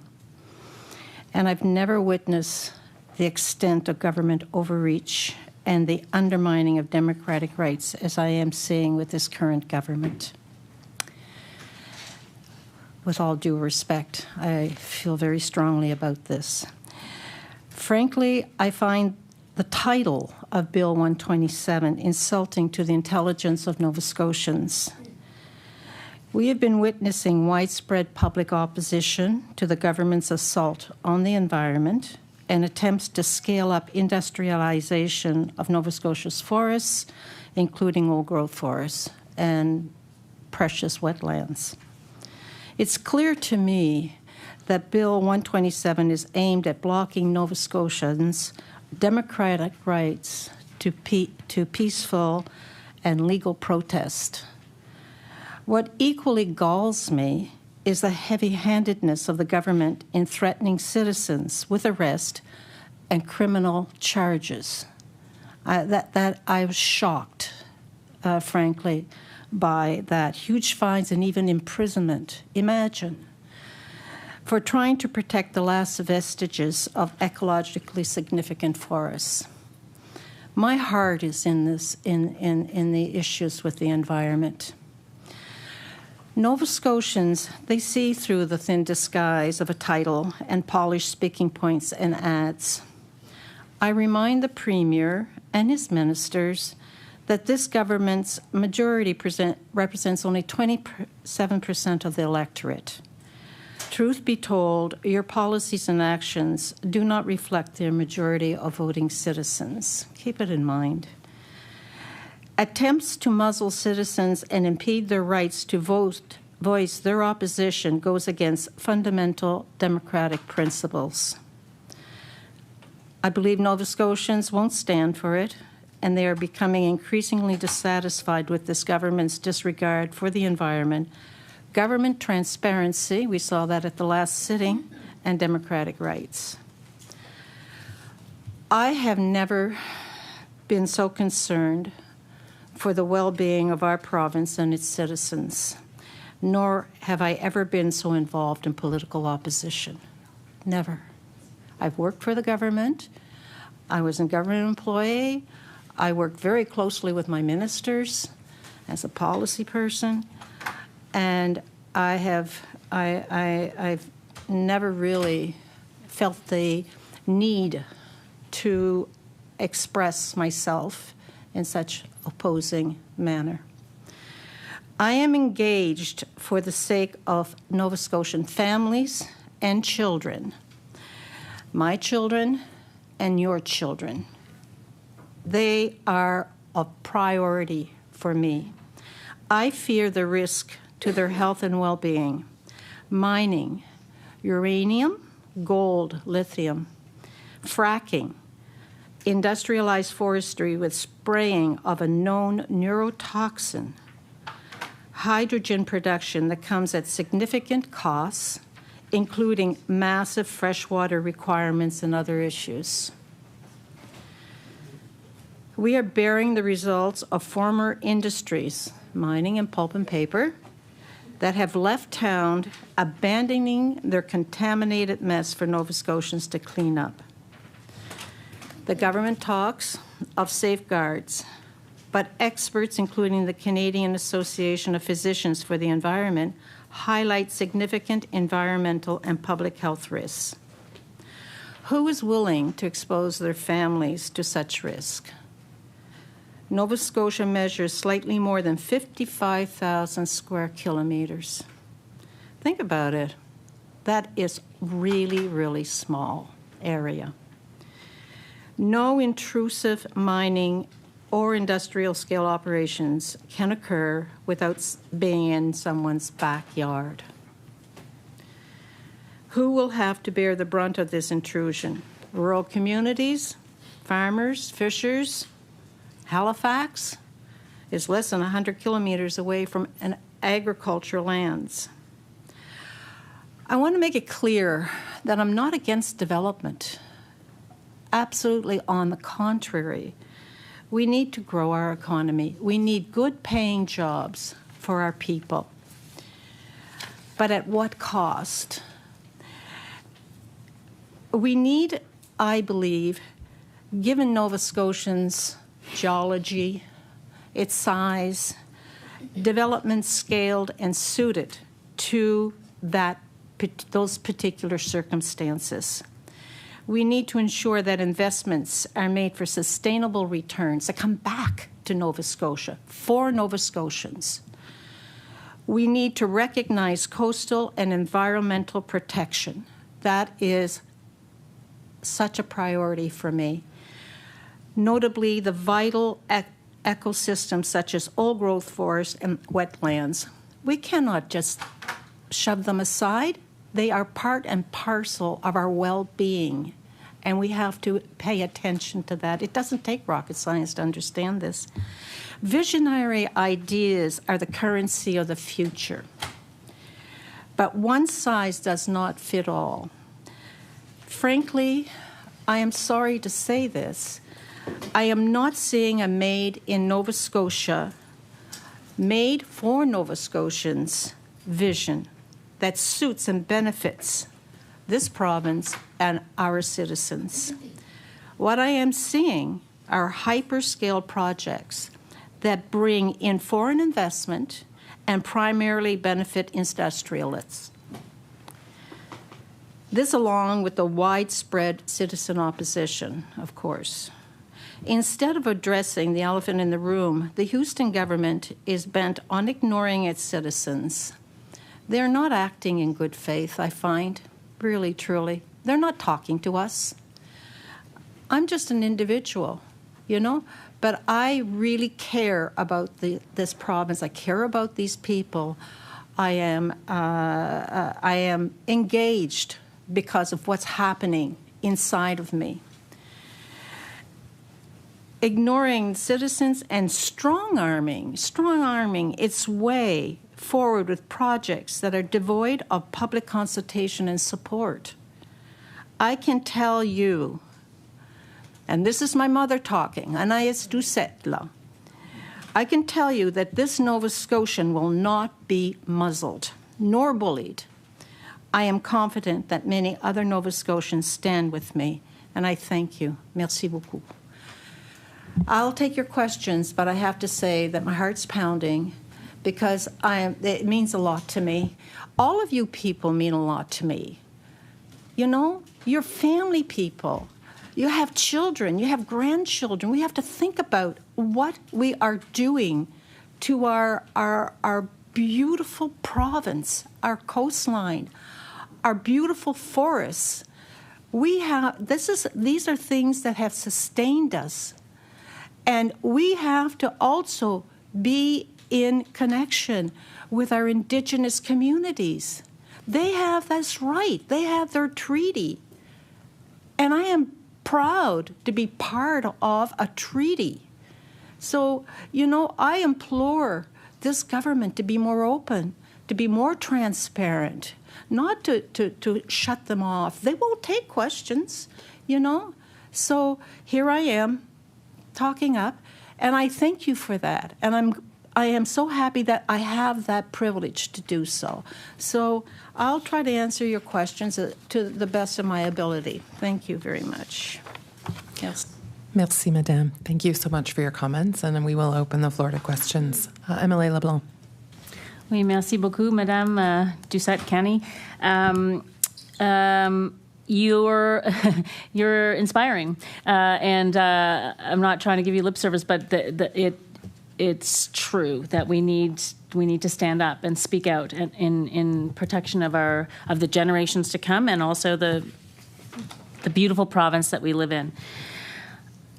Can you talk about what specific concerns you would have? You have lots of government experience around the minister being given the power to clear obstructions or anything that facilitates obstruction to forest access roads.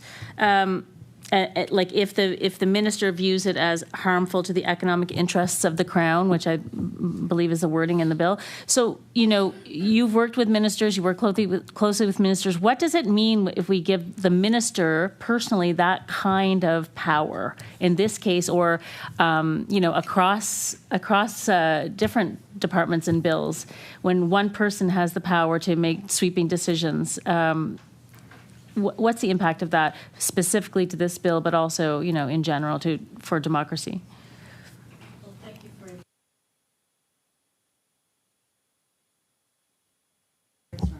Sorry, go ahead, Madame. Thank you. Thank you for your question. It's heavy-handed. It's not Nova Scotian. It's not the way we act. We talk, we discuss. What happened in Cape Breton?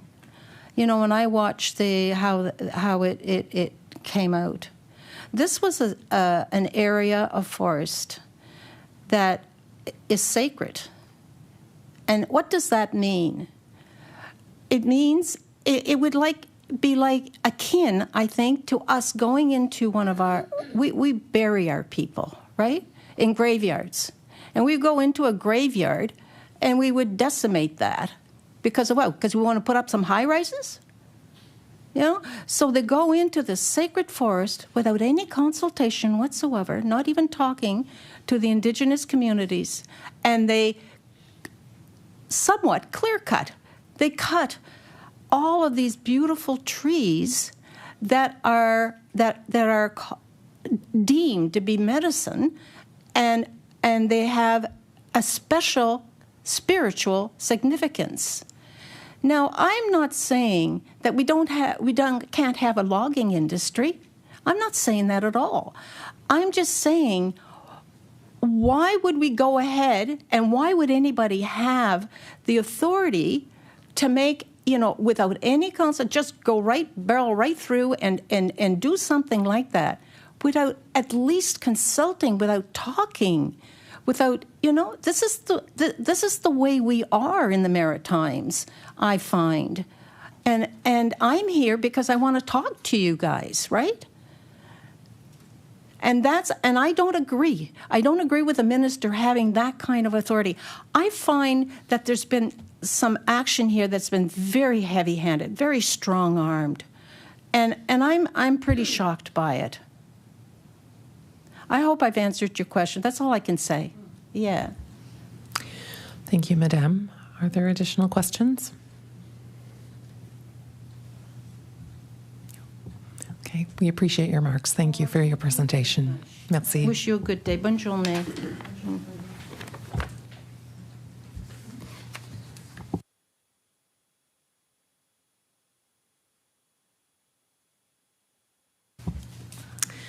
We are moving now to Bill number 144, the Workers' Compensation Act amended. And I'd ask Larry Maloney, please, to come forward.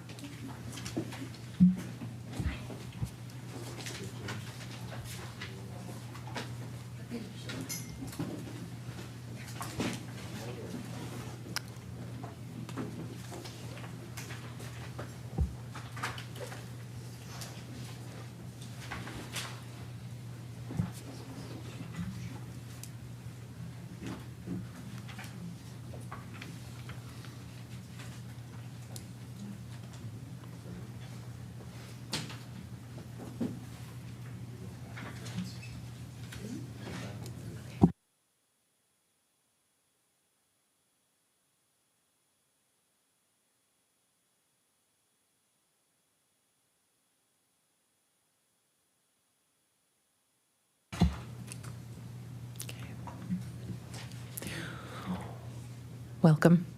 I'd ask you to please introduce yourself and let us know how you'd like to be addressed, as well as an organization, if any, that you represent. Oh, sure. Excuse me. I'm Larry Maloney. I'm here as an individual today, but I do have an affiliation with the Pictou County Injured Workers Association. Larry's fine, if that's good for the committee.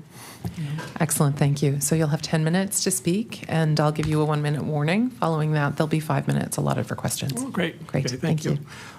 Yeah, just a brief background. I mean, I have a paralegal training at UCCB down in Cape Breton.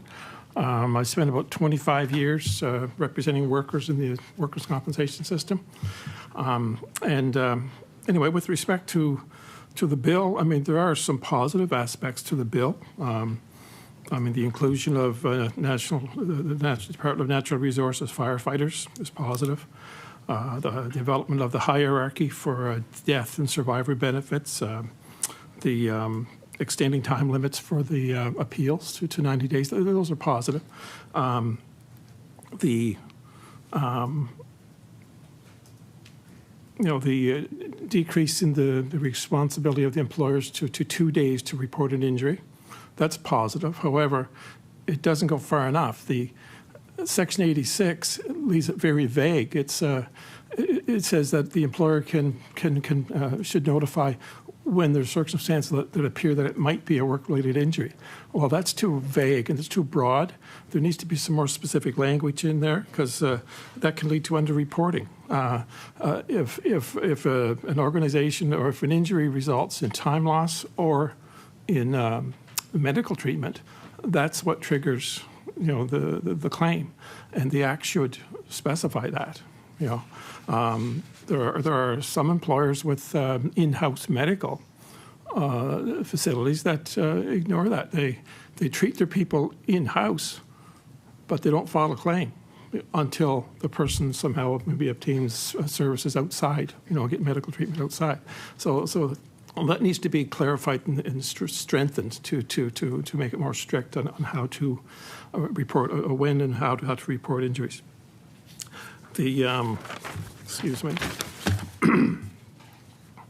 The only monetary benefit that's really affects most workers is the full indexing of the CPI benefits, which is great. I mean, it's been how many years since the workers have had less than, I guess, 50%, 30 plus years. The problem is it doesn't go far enough. Putting that cap of 3% is essentially, it's an insult. The very people that are desperately needing even that little increase each month or each year of that benefit, by capping at 3%, if inflation goes high, that could mean a liter of milk for the children, or it could mean a loaf of bread. So remove that cap and apply the total, whatever the total CPI index is. It's to me, that's a reasonable and justified approach. So those are certainly positives. Now, in my opinion, there's a lot of negative aspects, or potentially negative aspects to this bill. Number one, I mean, that's the granting of a choice to the Nova Scotia government or the province of Nova Scotia to opt out of the workers' compensation system. Well, how good is this system if the provincial government is going to walk away from it, or has the option to walk away from it? Government, department, and agencies are among the employers that have the highest number of injuries in the province each year after year after year, whether it's healthcare or, they have large organizations, so a lot of injuries. So to remove them from the system, I submit that if that's the case, then all workers and employers should have the option of opting out. Many workers receive extremely low benefits and terrible service from the Workers' Compensation Board. Maybe they should have the option. Maybe it's better for them to go on a private insurance, or to even file a civil lawsuit against their employer for whatever negligence may occur. But really, that sends a strong message to the public of Nova Scotia that the province of Nova Scotia does not want their employees dealing with the workers' compensation system. It speaks volumes. There are other amendments, of course, that that we feel have a question. One of them, the removal of the definition of chronic pain. There's been many, I don't know how many are familiar with chronic pain, and over the years, all the different, the Supreme Court of Canada had to approve it, and there's several years of increased cost, et cetera, in implementing the chronic pain system at the board to get it going. And now we're just going to remove the definition.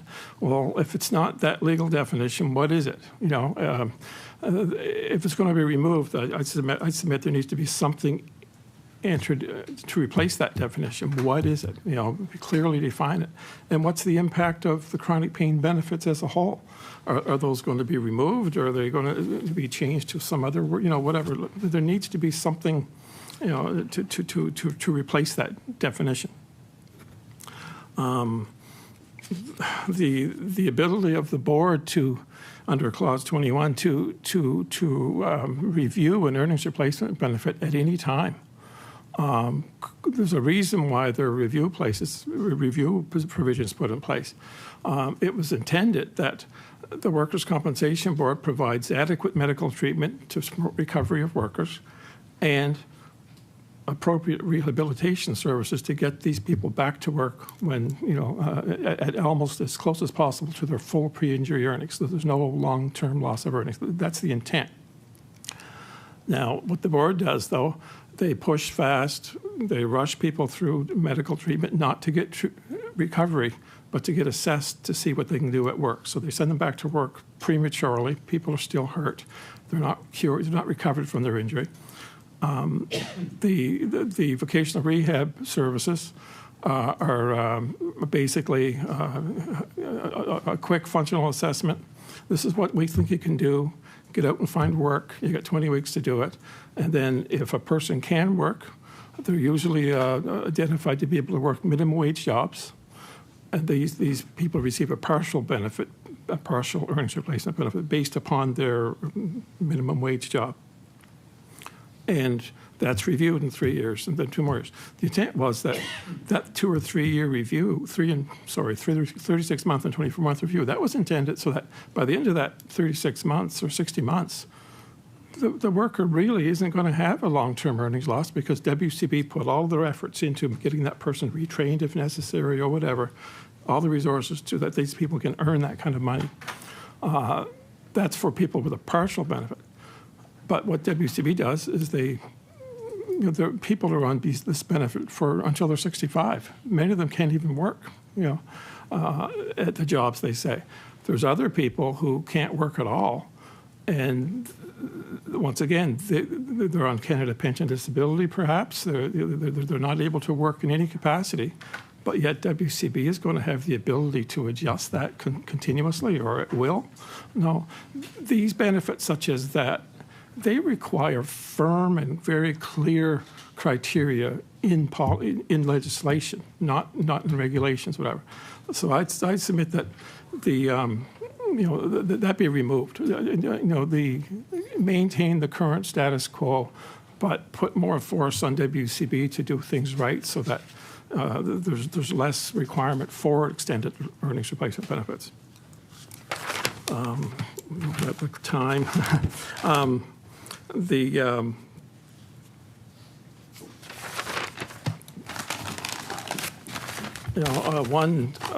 Another 1 minute? Oh, gosh.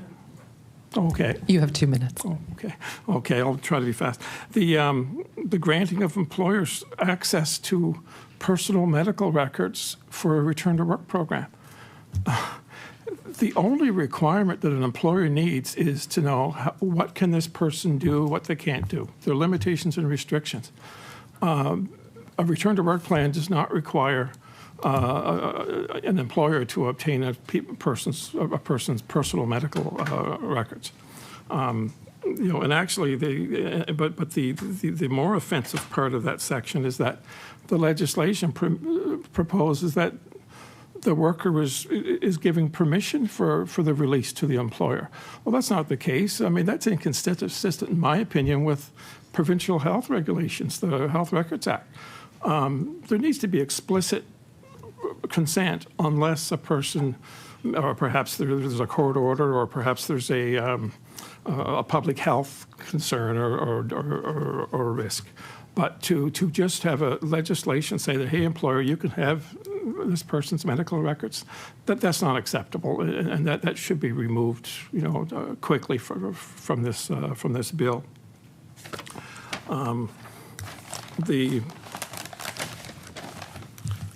Excuse me.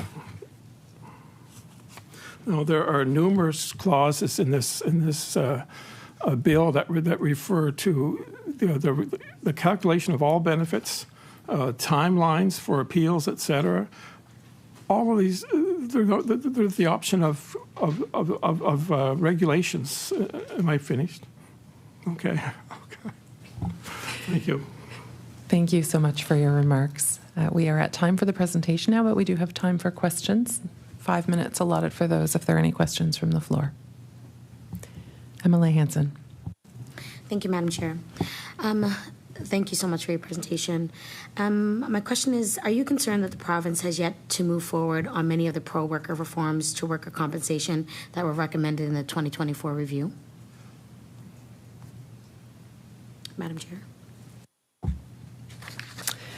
Thank you. Mr. Maloney. Certainly, but I'm actually more concerned about the fact that the 2022 review hasn't even been touched, basically. That's been ignored completely. And in my opinion, I present it to the committee, the review committee. That seemed to be more of a predetermined outcome to me. WCB board of director members were on the committee with great significant input, promoting the board's position. WCB staff executives were attending every meeting. People were intimidated to provide the full, and honest opinions. They were concerned. So yes, it's yes, there are some things that should be put in. I think the changes in this act that are bill that are positive for workers are kind of, it's a carrot thrown out there to make it look good. And I think, but behind the scenes with these regulations, et cetera, workers' benefits are going to be slashed away because WCB has so much influence when it comes to making regulations. Thank you. Are there any further questions from members? MLA Hanson. Thank you, Madam Chair. Just to kind of elaborate on what you just stated, is there things that we could be doing differently to amend this portion of that bill to be able to start that process of going in the right direction? Mr. Maloney. That is a loaded question. I wish I had the answer to fix the system. One thing that I think will fix it completely is to amend Section 167, which currently gives WCB staff 100% immunity from any civil liability for bad faith actions that occur within their job. Remove that, and I think we'll have a totally different system. Make them accountable for making decisions that have nothing that ignore the policies or ignore the medical evidence, or where they go out and seek out medical, not to find out what's wrong with their worker, but to contradict what treating medical professionals or their opinions. WCB is not a non-biased, neutral administrator. They are proactive and often focused on the disentitlement of benefits and reducing cost at the expense of workers, and benefits. Thank you. Are there further questions? Appreciate your remarks. Thank you. Thank you very much. I would ask Mary Lloyd to come forward, please, our next presenter.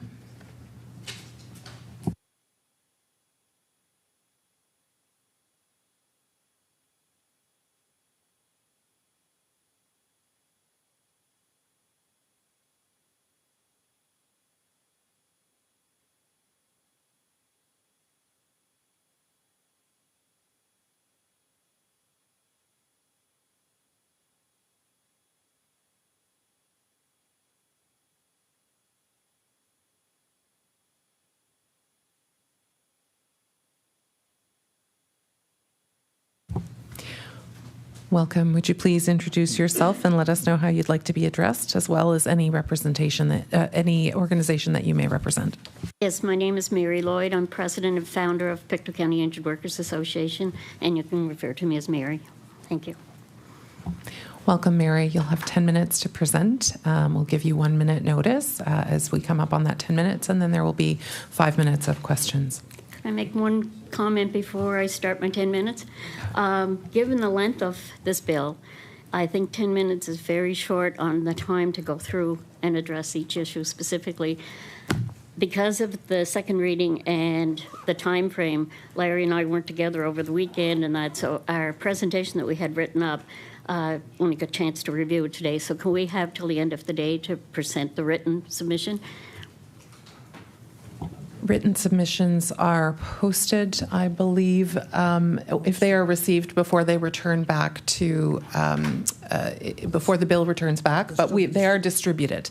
So if you submit following your presentation, they will still be distributed. Thank you. Thank you. 1A, excluding the government, as Larry already alluded to, speaks volumes to me.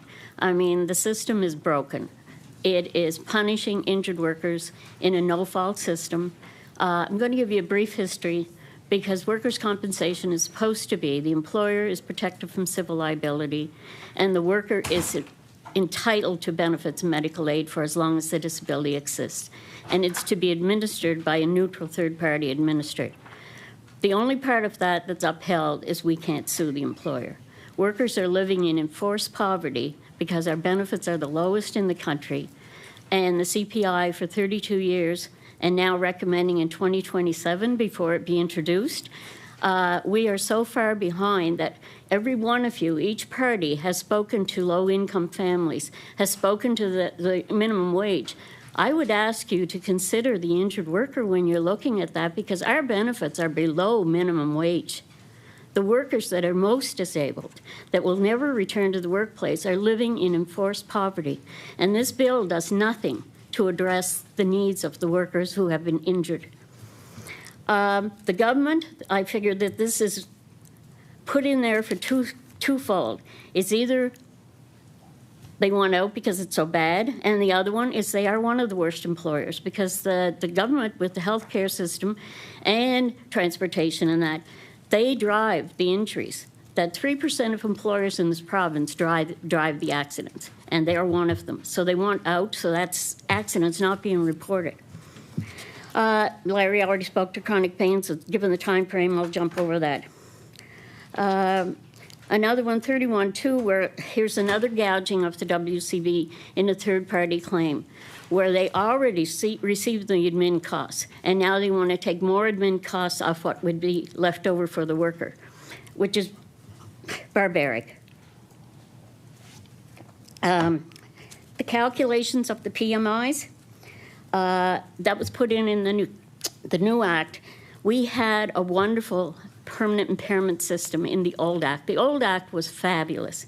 There was nothing wrong with the old act. The only problem was that they didn't pay long-term wage loss. So it was a meat chart system. That's what the Hayden Court decision found. And instead of just amending the old act, we had a whole new package come in, a very legalistic, complex act came in, and the provision in there for the PMIs, they have it calculated now that it's 30% of 85% times the impairment award. So it's a slap in the face to the injured worker. And they did away with our PMI guidelines and put in the AMA guides. And each edition of the AMA guides means the worker's PMI is less and less and less. So it's ridiculous. And this is supposed to be a no-fault system. We're asking you remove the 30%. And that PMIs go back, take away the AMA guides, and go back to the PMI guidelines. I'm very confused in the 35 section on the firefighters. We welcome that they made some changes, but there's 3 dates in there now. It's very confusing, and the problem with workers' comp is there's so many date-driven benefits that you get and you don't. And given that the firefighters, their exposures to the chemicals and the smoke and that, cancer is latent. it doesn't happen because you were exposed tomorrow, you get cancer the next day. So to put a limit in there that is less than 10 years, because the latency for cancers can be 8, 10, 20 years for certain cancers. So to remove that and put dates in, some will get, some wouldn't, we're opposed to that. The 50% CPP offset, Section 38.3, is another penalty. We would ask that that be removed. It never should have been in there in the first place. The federal government and the provincial government, one has nothing to do with the other. And to take it off the tax benefit, we pay full tax on our Canada Pension Disability, but they take the amount off your workers' comp wage loss, which is non-taxable. Board determines. Okay, I'll jump over that. Larry spoke to it.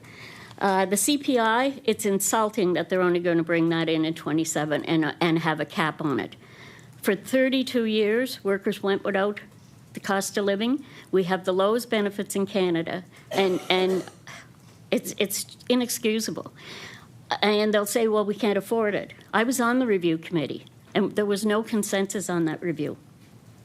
So they didn't, no one signed it, there was no consensus, and this bill is not reflecting of the issues and the things that were brought forward in that review. This bill is WCB. You have the fox guarding the hen house, so to speak, because they're driving this. And over the years, I don't know, for whatever reasons, the government has just fallen over on their responsibilities to uphold the legislation and ensure that WCB is adhering to the Act rules and regulations. They've got this coordinating committee, and they seem to be led around by WCB and what's supposed to be taking place. The reporting of accidents, yes, 2 days, but as Larry spoke to, the legislation has to be amended to include that all accidents be reported. There's no discretionary that in the opinion of the employer. And we've been fighting for 15 years now for that section to be amended, as well as Section 63 of the Occupational Health and Safety Act, which only requires the reporting of fatalities and serious injuries. There's no other section. So the non-assessed employers, the Department of Labor now only reports WCB stats. Who's reporting on the other injuries for the 27% of employers that aren't assessed? And we have no confidence in WCB stats. So that would be a checks and balance. And if we're going to talk prevention and safety, why don't we want to know where accidents are happening in this province? And shame on anybody who's not providing legislation to address the mandatory reporting of all injuries. And Larry spoke to it, and it's a violation. The board has been doing this behind the injured worker's back, releasing our private, personal medical information to the board, and now they want it in legislation to give them that right to do it legally. We're opposed. We were injured in a no-fault system. What does the employer need to know about my personal medical history? What right does it? If I wasn't injured, they don't have the right. But because I'm injured, our rights are thrown out the door. Employers shouldn't even be in the appeals process. They weren't in the old act. They had no right to challenge the workers' benefits and medical aid. I mean, yes, the employer should have a right if there's a dispute on an injury, if someone comes in and say they get hurt on the weekend and there's no, they have that right. But once a decision is made that the claim is compensable, that should be the end of the employer's involvement in the benefits of the worker. So we need the section to be scrapped, that the employer and that the employer remove the employer out of the appeal process would eliminate how they're getting access to our private personal medical information and our families. Anyone who's gone to a specialist, you know when they take a history, your family history is in there as well. And the board and the employer use that information to discredit workers saying pre-existing. So Section 92 needs to be amended. The 2-year obligation for an employer to accommodate the worker into a workplace after an injury. They always have light duties, but when it comes to a permanent accommodation, they skip over this 2-year. But human rights has no such restriction. So we would ask that 92 be amended, that human rights.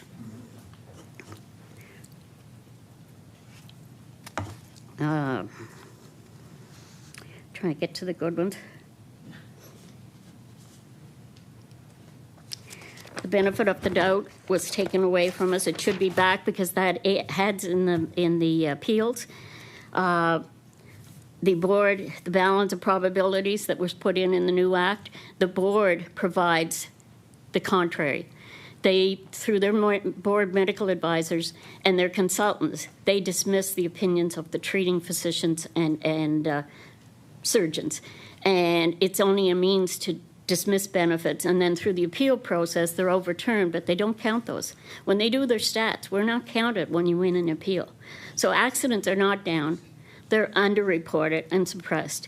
And we would ask this committee to take the time to not rush this through like it was done on the first and second reading. We had no time to really prep for this today with the complexity of this, and take time to review the submissions and take and remove these violating sections of this act. And the fact that regulations, I mean, at least I'm getting to speak today, but you put it in regulations, where's the opposition? Where is the input? As that lady spoke to, there's no transparency.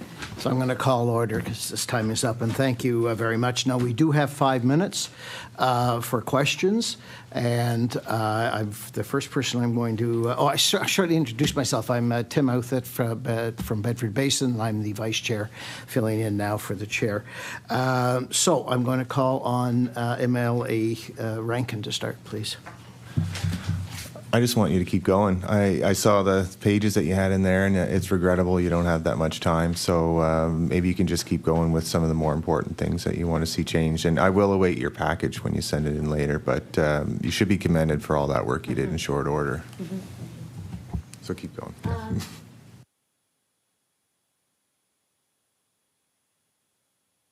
I recognize Mary. Thank you. I would like to speak to all the benefits that workers living in forced poverty. I mean, 75% of gross is what the old act provided, which was a true take-home pay. And that's what the Meredith principles say. It's a true earnings loss system. It's supposed to be. But with the new legislation, through no fault of the injured workers, it was bad governance and bad management of the board that allowed an unfunded liability to start in the first place. We didn't cause it, but we've been paying for it. Because when the new act came in, they slashed and cut every benefit to the workers. They took away they added the 2/5 waiting period, which is a penalty. They went from gross to net, so 85 and 75% of your net from the year you were injured. They took the 50% offset of the CPP. These are the most severely injured that are on Canada Pension Disability. They took away our external appeal board, left us in limbo for almost 2 years with no appeal process. The 5% annuity is not reflective of at age 65 when our wage loss goes. Our injury didn't stop at 65, let me tell you. But we are the poorest of the poor on wage loss, and we're the poorest of the poor on Canada Pension because we didn't have the contributions. We don't have a pension from our workplace. The employer being entrenched in the workers' claim came with the new act. I don't know how long I'm allowed to go on answering because I can go forever. I do want to give a chance for others to ask you a question, so thank you very much.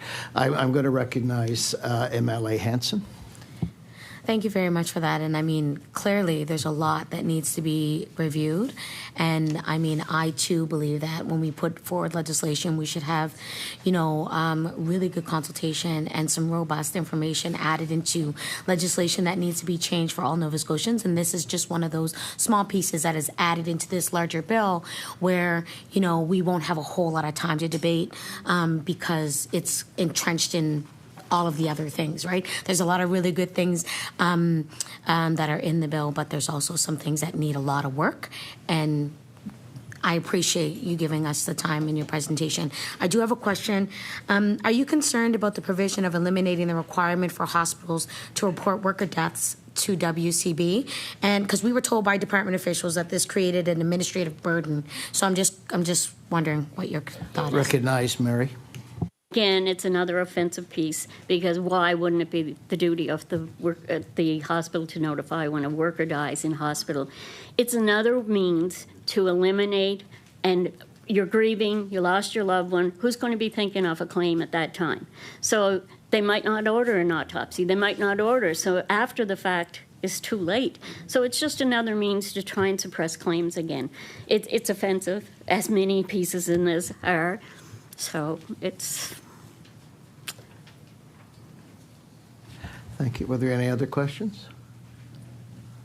All right. I'm not seeing any. So, Mary, thank you very much for your time this morning and your presentation. It's greatly appreciated. Thank you for the opportunity. I wish you'd had more time to get through this complexity. Thank you. All right, thank you. That concludes presenters on Bill 144. So I'm looking for a motion, please. Okay, I recognize MLA McDonald. Thank you, Mr. Chair. I move that Bill number 144, Workers' Compensation Act, be reported back to the House. Thank you. All in favor? Aye. Aye. Contrary? All right. Before we move on, I want to suggest that we go around and do introductions because we've had some changing of the guard here, changing of the membership. So I'm going to ask, beginning on my left with the government, just to announce for the record who you are and your district. Go ahead, John. John A. McDonald, MLA for Hants East. Brian Wong, MLA Waverly Fall River Beaverbank. Rick Burns, MLA Hammonds Plains Lucasville. Julie Van Exen, MLA King South. Ian Rankin, Timberley Prospect. Susie Hanson, MLA for Halifax Needham. Welcome. Lisa Lachance, MLA for Halifax Little Sable Island, and welcome. Thank you very. Oh.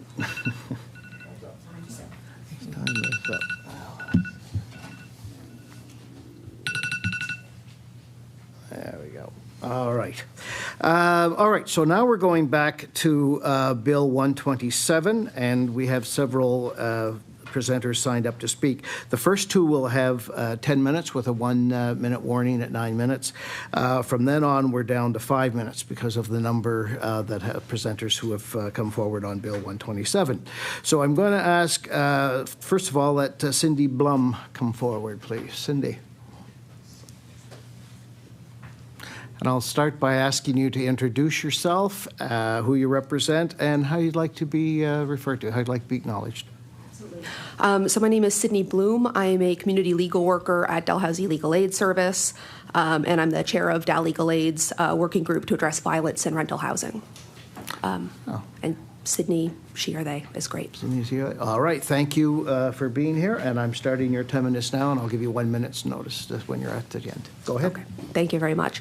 Of course, I'm here to speak on Bill 127. I'm specifically here to address the proposed amendments to the Residential Tenancy Act, which is in Section 6.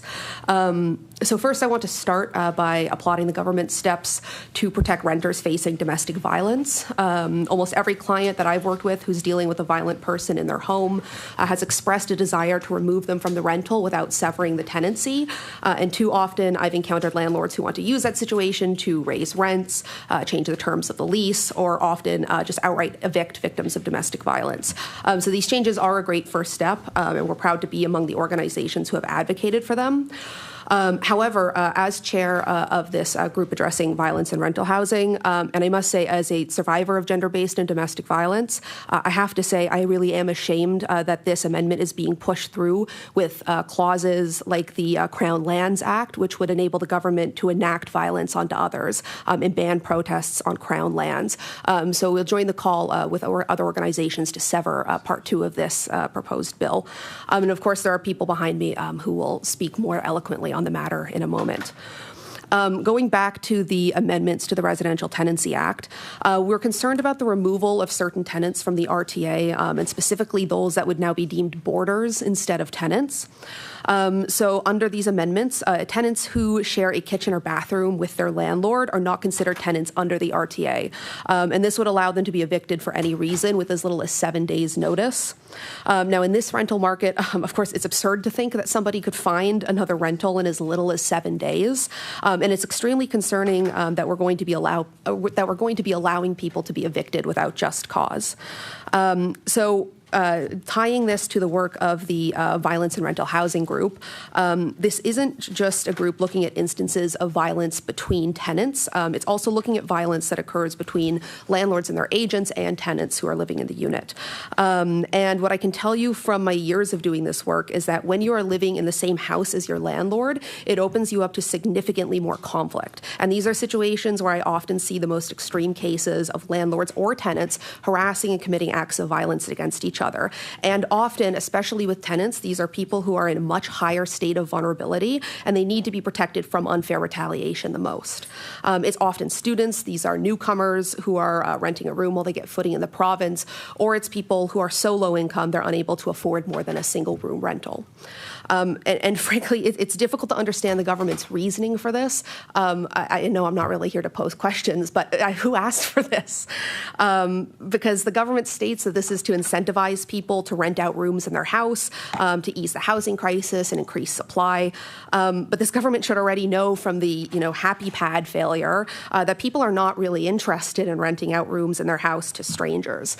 And so for this, the government is leaving both tenants and, frankly, landlords in a precarious legal gray zone. The unintended consequences here are significant, and it's particularly for vulnerable people with limited options. So if passed, as I said, tenants renting a room from someone that they share space with could be evicted for any reason with as little as 7 days' notice.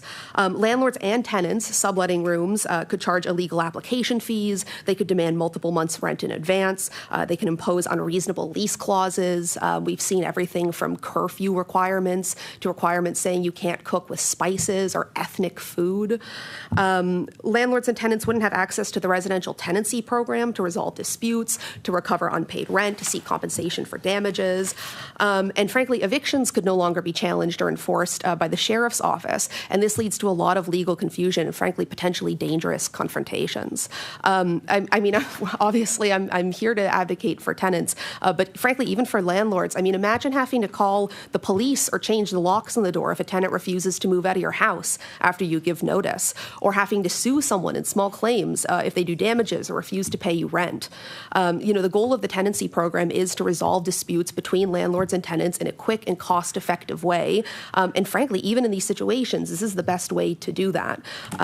So overall, we do find it really deeply concerning that these are going through, and especially because it shows that the government is prioritizing removing legal protections from renters, when already the government is continuing to allow people to use things like fixed-term leases to avoid responsibilities under the RTA. And now, of course, we're seeing the government take steps to remove even more protections from renters with these.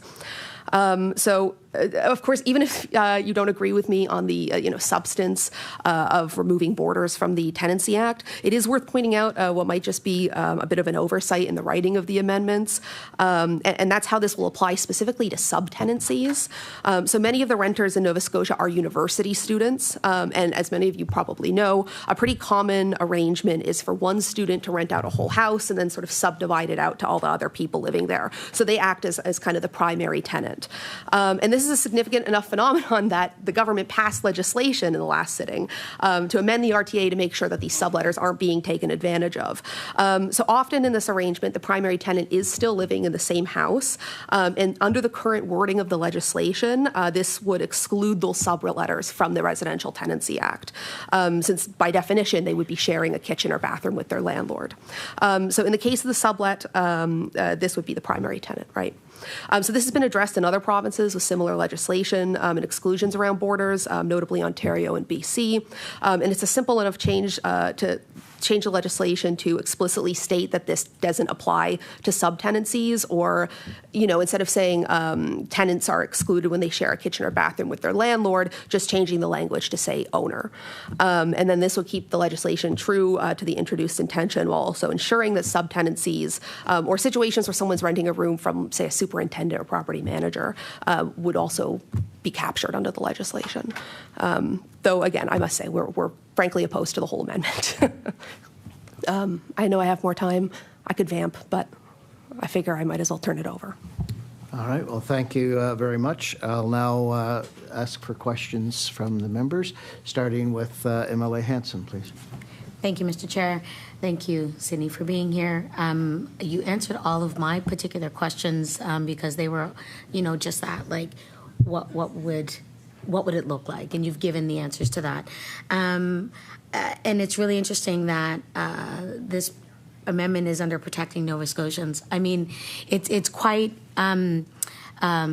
Every time I sit, I wait to see what we're going to do to protect renters in Nova Scotia, and yet here we have again another stripping of the rights of the tenants. So I want to ask, is there anything in particular that you would like to see that would benefit renters and landlords in this province right now?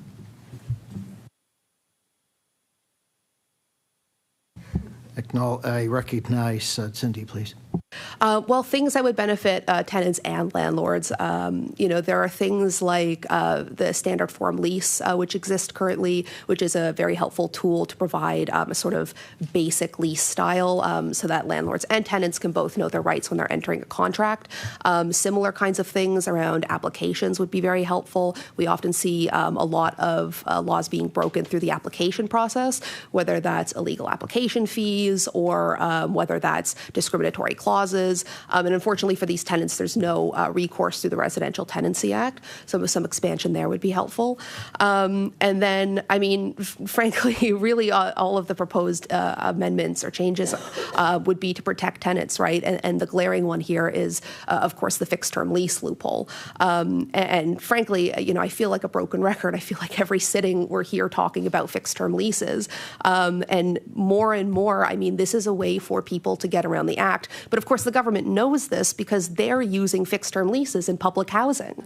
So, frankly, we see these leases are being not used as intended in the legislation, and more, our own government is using them as a tool to circumvent people's rights under the Act. I mean, we talk about people using fixed-term leases as trial periods, right, so that you can evict somebody if after 3 months, it's not working, you just don't renew the lease. And we suspect this is what is happening in public housing. And frankly, this is just a way to get around evicting tenants through the sort of good behavior clause at the residential tenancy program. Or this is a way of using a sort of lease structure to hold tenants to a certain behavioral or moral standard within housing that isn't actually contemplated by the law. And then, of course, that's just the government's own use of these leases. There's a number of things that I could say about the use of private landlords using this to circumvent the rent cap, to circumvent just cause evictions.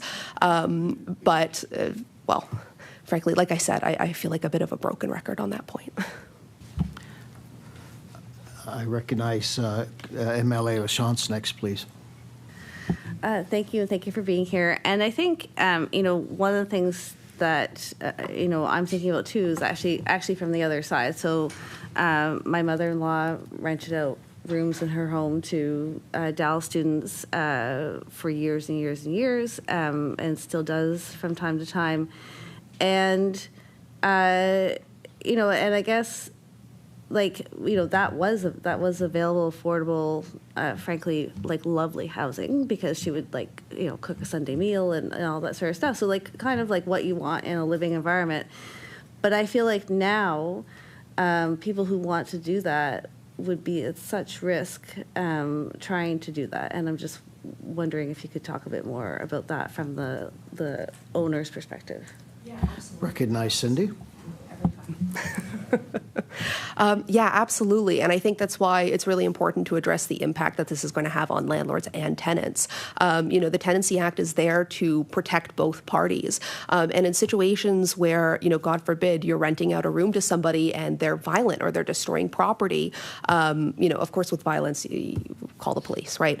But things around damaged property or a breakdown in the relationship, these are things where you could go to the tenancy program. It's a very quick turnaround for a hearing, about 2 to 4 weeks to wait, and then 2 weeks to get a decision after that. I mean, if you look at the scope of residential tenancy proceedings in this country, that's some of the fastest I've ever seen.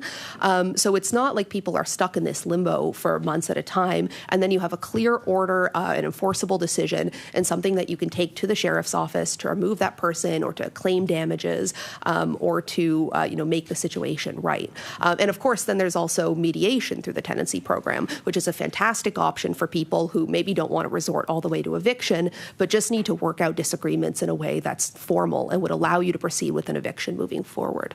So the tenancy program, I mean, it is there to give people a framework to resolve disputes, and that does include both sides. This kind of legislation would not just remove the protections from tenants for unfair eviction, but it also removes landlords' mechanisms for claiming compensation for damages. It puts a huge legal burden in terms of fees to, if you have to, again, hire a lawyer to go to small claims and claim for compensation, when currently you can file a form, it costs $31, and you can get a resolution within a month. Frankly, I just see this amendment as causing more strife for both parties and introducing a lot of difficulty that, again, has already been contemplated by the RTA. We still have a couple of moments. Are there any folks with questions? I recognize MLA Hanson for second time. Thank you, Mr. Chair. Are you concerned that removing the status of boarders as legal tenants could create barriers to applying for and receiving income assistance shelter amounts? Like, our understanding is that to receive this, you must have a lease. So what is your experience with that? I recognize Cindy. We got it. Got it. This is great, and frankly, I'm kind of ashamed to say this is the first time, I've been thinking about this all weekend, it's the first time I thought about the impacts on income assistance, or things like the housing subsidy. Yeah, absolutely. You need a lease in order to apply for the subsidy. I mean, there's certain ways to get around those programs, but this could reduce the amount of money that you're getting from income assistance. And then with subsidy programs like the CNSTHB, which again allows landlords to recover costs to the average market rent, and allows renters to live in effectively a subsidized unit. These kinds of agreements exclude things like roommates. It excludes, your household income. So if you're living with your landlord, you would not be able to apply to these programs. And again, I mean, it would put people who are already in a very vulnerable situation in one that's even more so. Yeah. Recognize MLA Hanson. You spoke in your presentation about changing the locks and what does that look like and what that looks like. Can you just elaborate on, what does this take away or add to when this legislation comes forward? Cindy? Absolutely. So currently, if let's say a landlord or a tenant changes the locks illegally, it's a simple matter of calling a locksmith, showing them the lease, and saying, let me back into the unit. And that's usually a pretty quick turnaround. Now, again, if you don't have a lease, if you don't have an order from the director, if you can't show that you're waiting for a hearing, this removes the mechanism to do so. Obviously, a locksmith isn't just going to let you into someone else's house. So again, if a landlord were to lock out a tenant illegally, maybe even without serving the 7 days notice, it effectively instantly makes them homeless with no way of getting back into the unit to retrieve belongings. And if, again, a tenant changes the locks on a landlord, I mean, it's a process to get back into the unit. I mean, I don't know anybody here who's walking around with, the deed to their house just on their phone, right? Okay, we're going to call time. Absolutely. I have a feeling you could probably keep going for quite a while. And thank you for being here. Appreciated it. Thank you very much. All right. Next on this same bill, we have Michelle Paul. Would you come forward, please? Michelle Paul.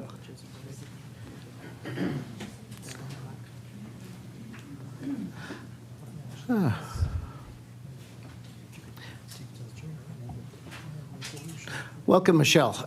Would you please introduce yourself? Let us know what organization you represent, and let us know how you'd like to be addressed. Deloise Michelle Paul, also known as the Woman of the Green Earth. Wedebeksi Jabokduk, Wigi, Gold River, Wasohoba First Nation. Okay. For those of you who don't speak Mi'kmaq, I said my name is Woman of the Green Earth, Michelle Paul. My roots are from here, Halifax, and I live right now on the Gold River Reserve for the Wasohoba First Nation. And how would you like me to refer to you? As a treaty rights holder. Okay. Could we use your name though? You please? sure can. That's the name my mother gave me. Michelle. Michelle is your, okay, thank you very much. I appreciate that. So now you have 10 minutes to speak with us. We look forward to hearing you. Well, Aliok, I'm here to speak on this bill you call 127. In specific, the changes that you wish to make on the Crown, what you call the Crown Lands Act. I hope you have in front of you my submission, do you? I provided a submission that outlines all of your laws and our laws that are applicable to this bill. Please, someone shaking their head and let me know you have it. Please get it before I begin, and please don't deduct that off my time, because I was informed that you would be presented my submission so you could follow along. Just stand by for a moment. I won't deduct that from your time.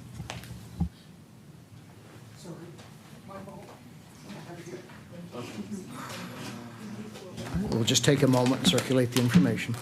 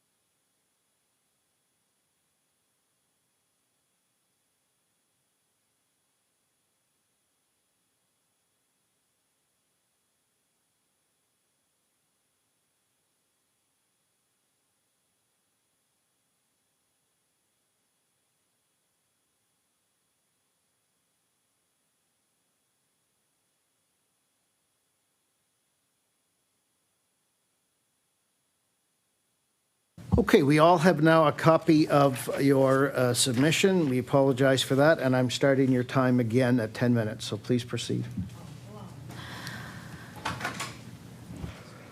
This written submission outlines all of your laws and our laws that will be affected and impeded and infringed upon shall you choose to go ahead and accept this Omnibus Bill 127 as it's been written. Before I begin, since you have all this, I'll allow you guys to take the time, hopefully you'll read it and absorb it into your minds, bodies, and spirits, because it was thoughtfully compiled. And it is, to my knowledge, comprehensive. A comprehensive submission of the record that we know to date.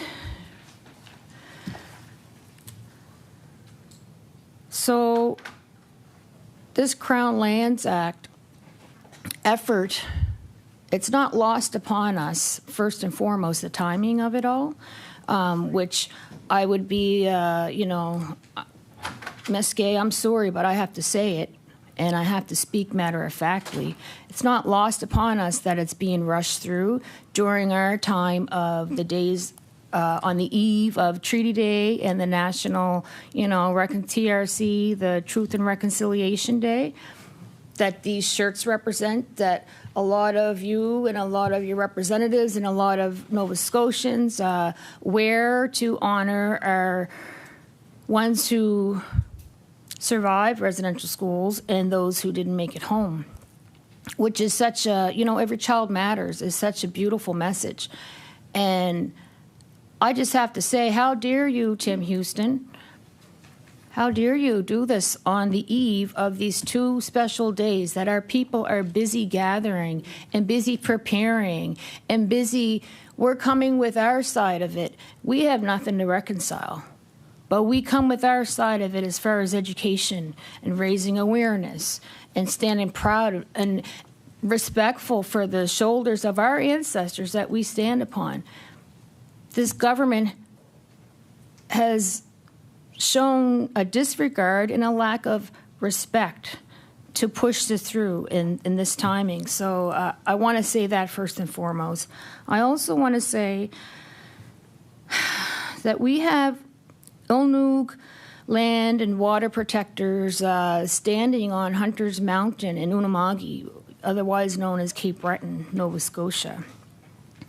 And it's an affront to our treaty rights and our history, quite frankly. Again, I speak matter of fact.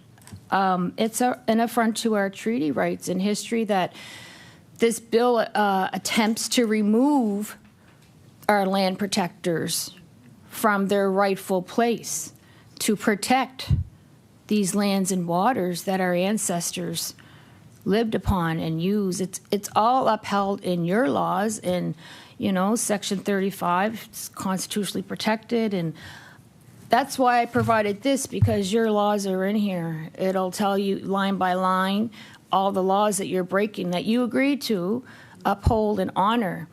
And what you're showing us, as we already know, unfortunately, there's no honor in the Crown.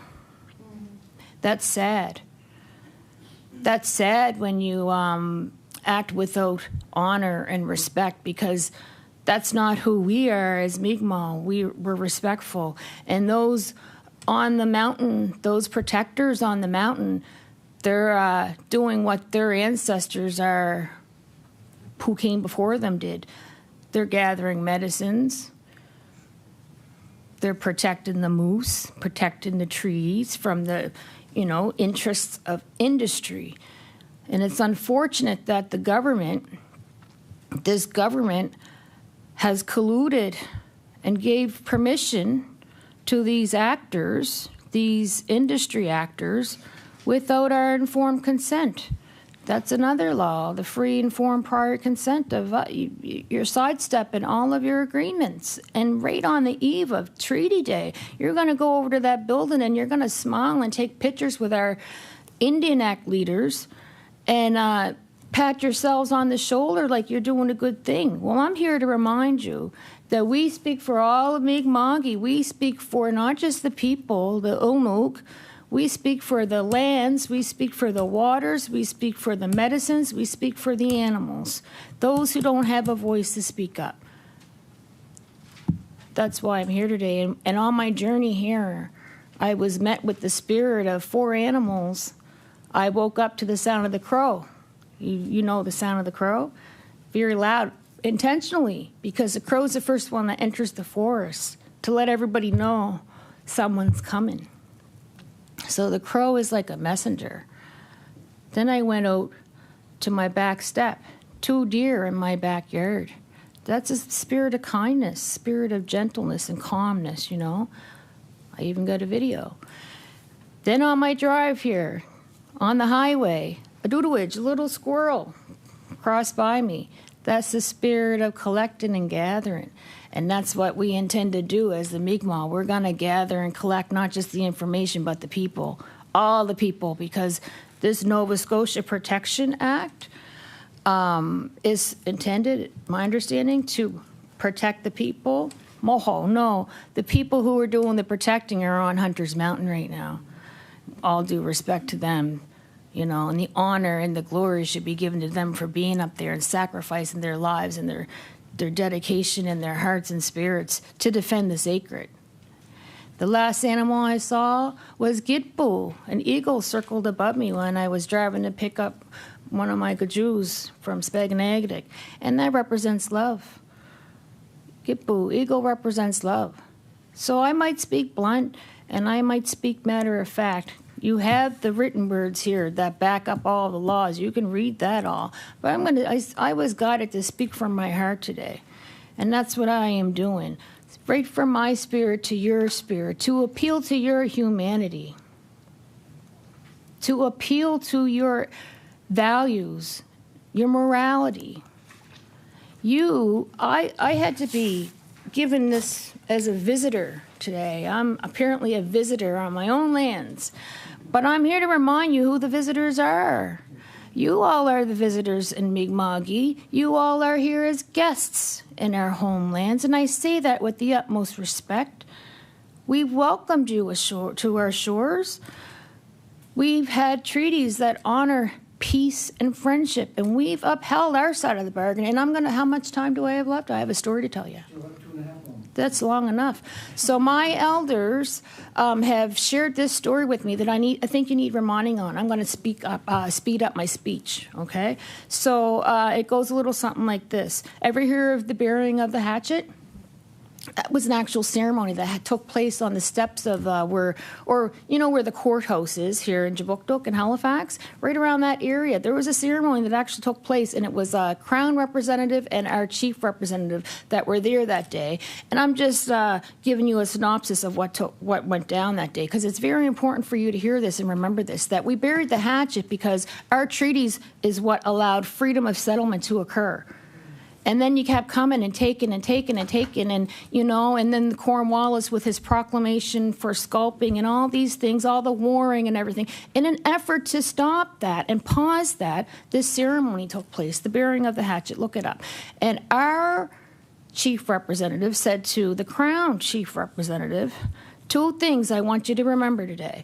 We did not believe you to be true human. First thing. From your behavior. Second thing, you will pay for what you use. Remember that. That's not my words, that's my ancestors' words. You go look in the record and it's in a side note. And effectively what this bill attempts is to unbury that hatchet. I'm sad and sorry to say that. But our people won't be molested. It's written in our treaty. We will not be hindered. We are permitted to, our treaties say, to roam free on our homelands. And us as women, I brought my medicine bag today because when we harvest our medicines, that's our true connection with the earth and with our homelands. And we are doing that. And our ancestral governance structures are alive and well. I'm not talking about the Indian Act chiefs. I'm not talking about all the Native organizations that have claimed to represent our voices. Moho. No. The ancestral governance structures are alive and well. And you need to know that the women are gathering and the women are going through wise counsel. We have our own ways of governance. And when we do it, it's powerful. We do it in ceremony, which evokes the ancestors. I'm going to stop you at that, but we have 5 minutes now for questions. So thank you. Thank you very much for your presentation. Speaking first, we have MLA Lachance, please. Thank you so much for being here as a treaty rights holder, and I'm humbled as you hold an eagle feather as you speak, and I'm deeply sorry for the things that have been happening under this government, and that you still have brought forward your words and the views of the community are really important. So just to say from our perspective on this side, we are continually fighting for the upholding of treaty rights and implementation of the TRC calls to action, UNDRIP, and the calls for justice. And so, but I just really wanted to thank you for coming into this structure and this situation today.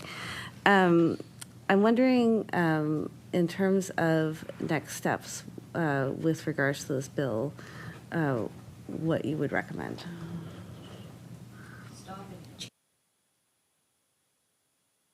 Recognize Michelle, please. Okay. Well, yeah, thank you for acknowledging that, and thank you for your question. What we want ultimately is for no restriction, and we want our treaty law to be upheld, first and foremost. Let's just say it as simple as possible. And the law calls for a $50,000 fine or a 6 months term in jail for the protectors who are on Hunter's Mountain right now, which is Crown land, which is protected under our treaties, and it's all in my submission.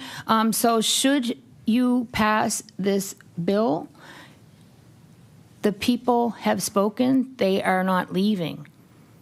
So if that's what you're prepared to do, that's in effect an act of, beyond criminalization, it's an act of violence upon our people. And that's what that bill will do to our people further. I don't want to see it to come to that. I'd like to see it turned around, revised, and removed completely from this bill. You can't change the Crown's Land Act just because the provincial government wasn't even dreamt up of when 1867 under the BNA Act, let alone our treaties 1725 onwards. You have no international personality whatsoever or jurisdiction to be having a say on this. I didn't think I had to remind you of that because it's already in the laws. However, here I am. I'm going to recognize MLA Hanson now, please. Thank you, Mr. Chair, and I want to thank you very much for being here. This, once again, is another overarching power grab that is unnecessary. We have spoken to the government on numerous occasions in our debates, in our sessions about consulting with the landholders, making sure that, because there is laws that say there is a duty to consult, and here we see it again, that there is an overarching power that is unnecessary. When we work together with the people of the land, things happen, and they happen with that conjunction of peace and friendship. I'm really apologetic but non-apologetic because you know my heart, and in saying that, I would really hope that the government side really take this into account. We talk about this all the time, about how it's really important for us to listen to the people of the land, and this is another prime example of why it's so important. When you think about $50,000 to impose that on a person who is protesting, who is there to protect and not harm, it's really steep, and it's actually harmful for communities and people and the communities in which they serve. So I want to say thank you again. I'm sorry you have to be here and have to speak this and have to remind us of the rights that we as settlers hold here, and remind us that we have a duty to play, and we also have to respect those that are the land keepers of this province. And so once again, thank you for your presentation. You've answered all of the things that we needed, and I think folks need to open their minds, open their hearts, and listen to what's happening and understand that they don't have those rights to do that work, and they should be really consulting with the people that this is going to affect and harm. So thank you again for being here.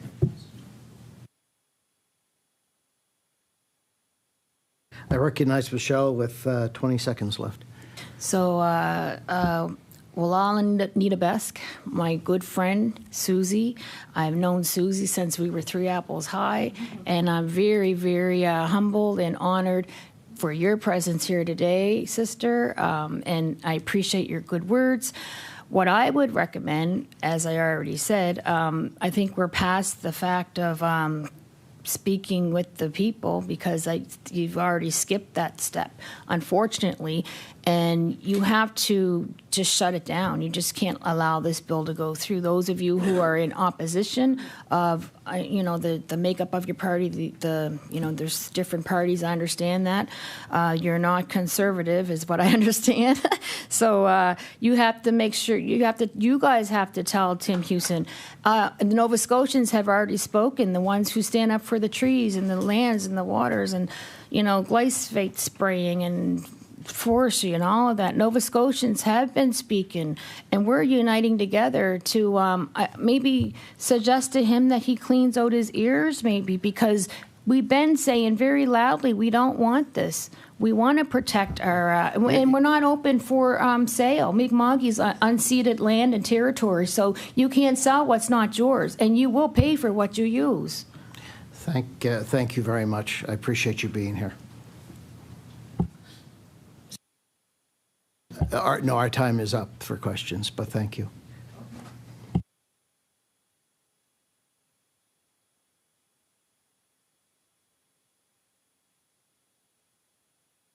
Okay, we're now moving to the continuing on with Bill 127, but we now have 5 minutes to present and then 5 minutes for questions. And next on my list, I have Marion Nicholas. Marion Nicholas?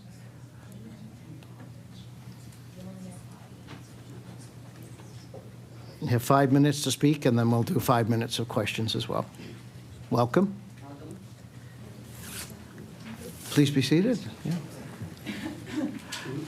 Can you just introduce yourself and let me know how you would like me to address you? My name is Marian Nicholas. I am, my spiritual name is, I'm the center of life of the flower that grows on Mother Earth. I'm one of the grassroots grandmothers, water walkers, land defenders. We're not protesters. Get that word out of there. We're land defenders. Excuse me from that. It's just, yes, well, I am a welcome, grassroots and grandmother. Welcome, and we look forward to hearing from you, and I'm starting your time now. So please go ahead, Marian. Gwenin, bibano kwaso gisko ka ba, gisko ba ano miya gisko ka jinji ka namin ng kwe jiji no kingo nikto. Ba ano miya sa kwe bijida jik detail. Klim la jino mo kaya bijik la ba ano miya ang kadnish la. Bill 5, this is ay maami go minen. Maliam timinen nanin nice advices. Bejuk kiju maami go ikto. Munudano kla kilo ka duis ka mo kilo.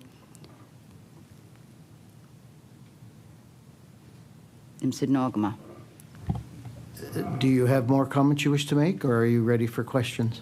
I'm ready for questions. All right, thank you very much. Do we have questions? All right, recognize MLA LaChance, please. And I'd also like to thank you for being here today and for carrying your eagle feather and speaking truth in this setting, which is, sometimes we need to hear the truth. I think I'm wondering if you have any comments on what should happen next. I recognize Marian. Please go ahead. My comments is for that one, you guys should shut this down because we are land defenders. We're not protesters. I am one of the grassroots grandmothers of land defenders. From the mountain too. I've been here and there. We're the ones who collect the medicines. It is fall season now. We are collecting our medicines this fall. We're having our, and you guys don't need to shut us down like this because this is our land. This is unceded Mi'kmaq territory. Like they say, you guys are the guest here, and you guys are abusing her. You guys are destroying her while we're here to defend her for health. For our four-leggeds, our swim ones, our crawlers, our wing ones. We're the ones, our protectors. We're not protesters. We're land defenders. Thank you. Any further questions? All right. MLA Hanson. Thank you, Mr. Chair, and thank you for all of the hard work that you're doing defending the land, because we know that she needs protection right now. I'm wondering how folks are feeling about this particular bill coming forward in this way without any discussion with your folks. My brothers and sisters. I'll recognize Marian. Please go ahead. You keep cutting me off. No, I have to introduce you so the cameras and the microphone go to you. So my apologies. Well, how are we feeling? It's hard to explain it. $50,000, we can't afford that. We're on social assistance. We're on communities. We live on low prophecies. We don't have that money. Putting us 6 months in jail, we're just going to go back to land. It's like you arrest us and rest us. We're coming back because our future generations getting stronger. We're here for our future generations. We're here on your guys' behalf of future generations. It's like every child matters. Like you guys are taking these big steps. Like tomorrow's a big day for our survivors, and for our people. And then Treaty Day. What is Treaty Day? It's talking about our treaty. You got to honor that because you guys are standing on unceded Mi'kmaq territories, and you guys are the guest. And it's like my sister was talking about, bury the axe. We're here on peace and friendship. We're not here to protest. We're defenders. We're peace and friendship peacekeepers. That's who we are, to take care of the land and water. I am one of the grandmothers that walked Nova Scotia praying for the water. And said, Nogama. Thank you. Any further questions? All right, seeing none, thank you very much, Marian. I appreciate you being here and I appreciate your comments.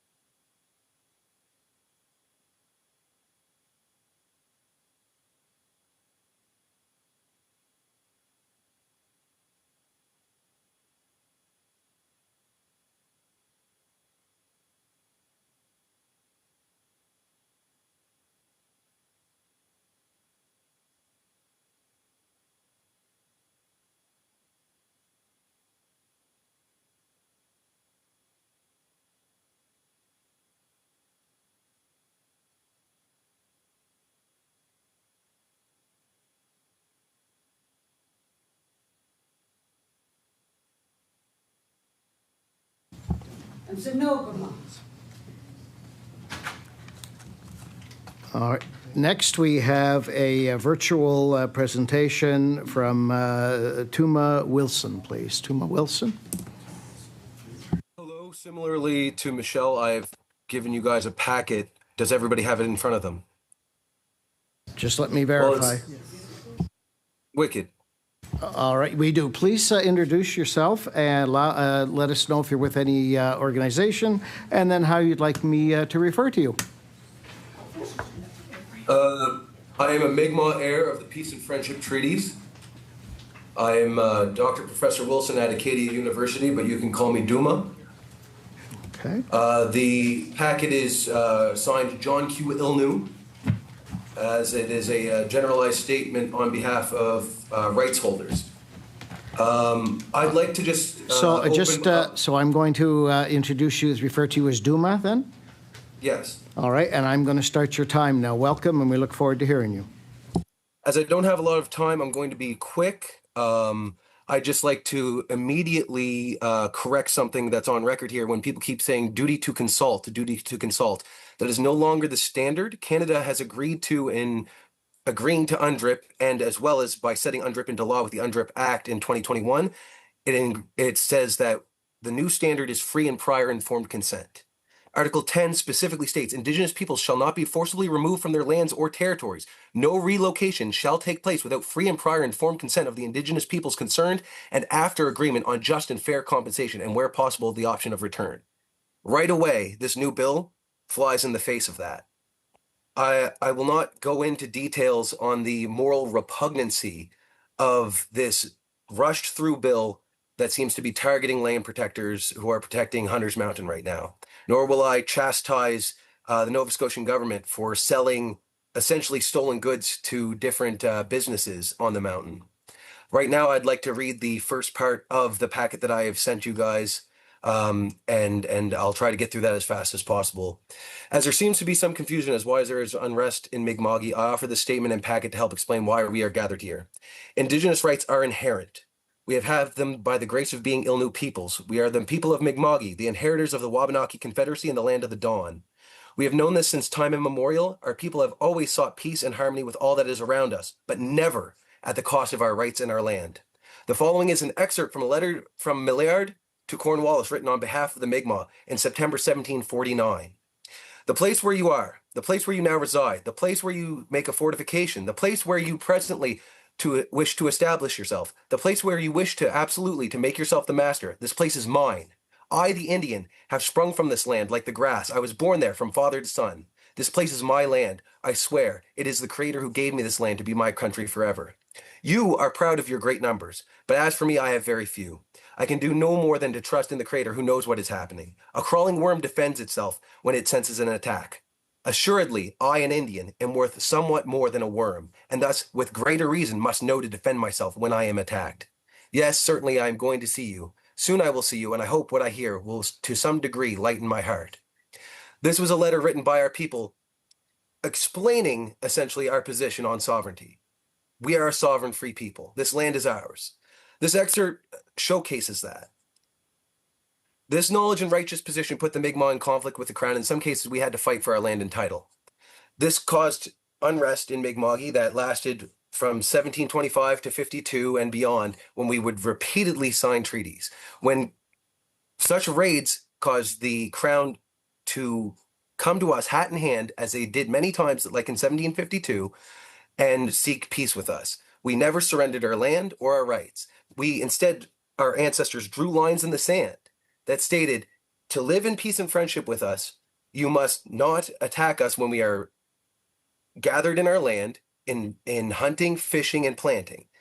We repeatedly clarified this, and it's ingrained in Article 4 of the 1752 treaty. I go into treaty history a little bit in that handout, and I hope you all can see that there. But I just want to quickly ask you guys a question. It's semi-rhetorical. Where does Canada come from? What legal right does the country have to exist? We know terra nullius and the doctrine of discovery were racist lies. Any logical person can see Canada's only legal, morally and justifiable route to existence is the peace and friendship treaties.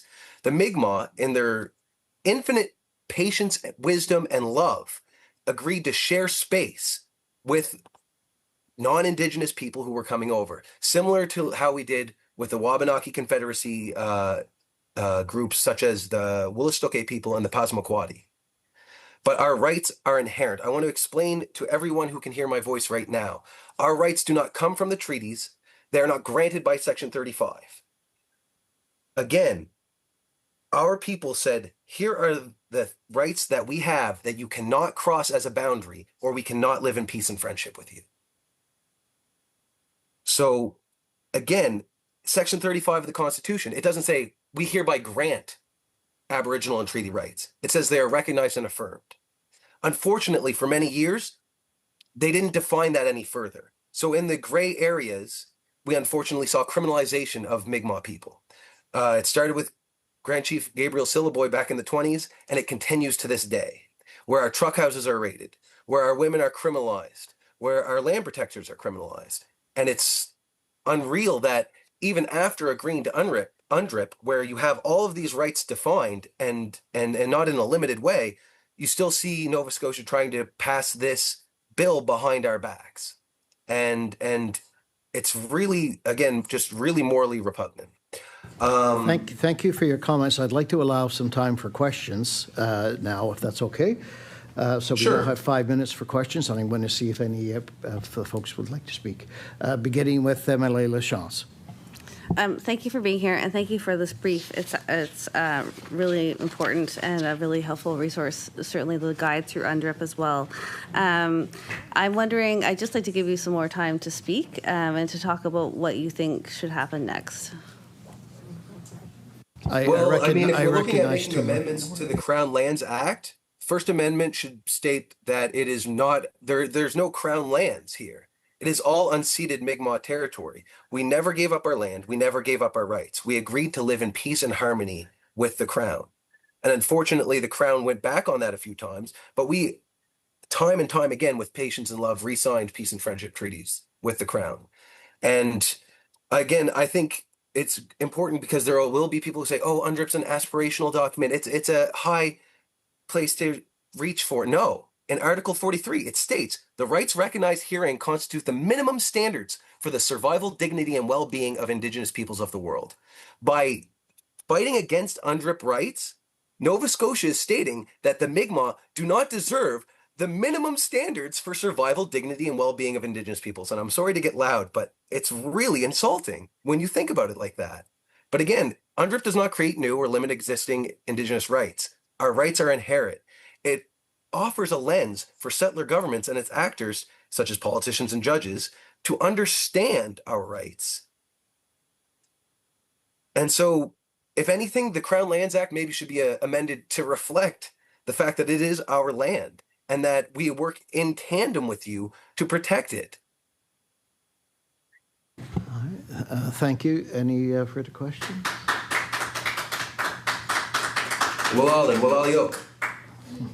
I'm going to. All right, I'll start with MLA Lachance with another question. So I know that recently Elder Albert Marshall wrote to government to stop talking about anything to do with two-eyed seeing, that what was happening had no bearing or relationship to this, despite government commitments to this in natural resource management and in environment. Do you have any comment on that? I recognize Tuma, please. Oh, sorry. I think, again, it goes to our frustration with the lip service that the government seems to pay to us, while simultaneously trying to undermine our sovereignty, our inherent rights, our inherent title. And I think, again, if we're using two-eyed seeing, we're supposed to see the whole picture. And unfortunately, the government seems to never do that. Instead, we see near limitless resources spent on policing us, to raiding our truck houses, to criminalizing our land protectors, and to dehumanizing us. And really, that's the root of the issue. The Crown has spent so long dehumanizing Indigenous people, like the Mi'kmaq, that now when we are, you've given us the caveat of admitting that we're human, you're so used to treating us that way that you don't seem to live up to the word. I use the example of missing and murdered Indigenous women to highlight the issues that are at play for all Indigenous people. Violence and hatred against us goes unnoticed, undeterred, and unpunished. During this demonstration, this educational Mawiomi, not protest, but educational gathering, somebody came up, spray painted our sign. A lady here reported it to the police. Police came, were called back, and a local detachment officer came. She had gone to bed in this time that it took for him, but 5 witnesses were there. We offered to give a statement, and as that statement was being given, the individual who was spray painting our sign drove by revving his engine and honking again. The police who were there slowly went and found him. We found out from people coming into the mountain that within 5 minutes, he was stopped at the Red Barn and then let go. Now, destroying property or defacing property is a crime. Being motivated by race for that purpose is a hate crime. I have no access to the incident reports of what happens in the police station and these sort of things. However, I think 5 minutes isn't long enough to really give somebody a court summons to talk about what they've done there. I think he was given a wag of the finger and let go. And I think that emboldens hate crimes towards our people. And I think, we need to analyze all of the double standards that exist in Canadian society that effectively dehumanize us and open us to violence, which again has been restated time and time again.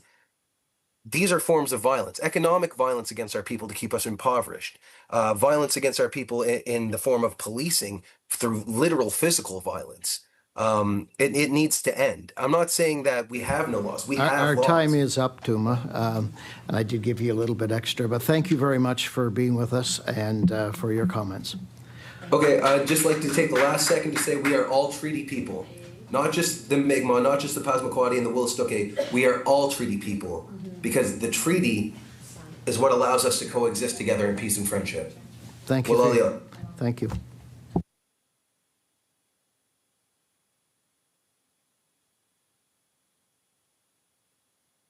We're going to do something a little different here just for a moment before we continue on. We have a request for someone to present this afternoon on Bill 144, but I need a motion to permit that. Is that how? Yeah, I'm just saying because we had closed debate on that or a discussion on that. Okay, MLA Johns, please. Yes, thank you, Mr. Chair. I would so move that we reopen public hearing for Bill 144. All right, thank you very much. All in favor, aye? Aye. Any opposed? All right, that is done. We can notify the person. Thank you. Thank you. All right, continuing on, we are now back to Bill 130, which is the Traffic Safety Act. And I don't see her, but I think we have Catherine Curvin here. Catherine Servin. There she is. Okay. Dr. Catherine.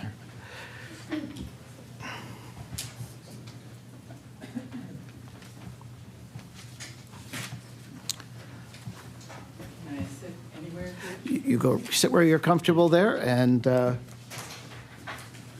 you will have 10 minutes to speak to us and then 5 minutes for questions.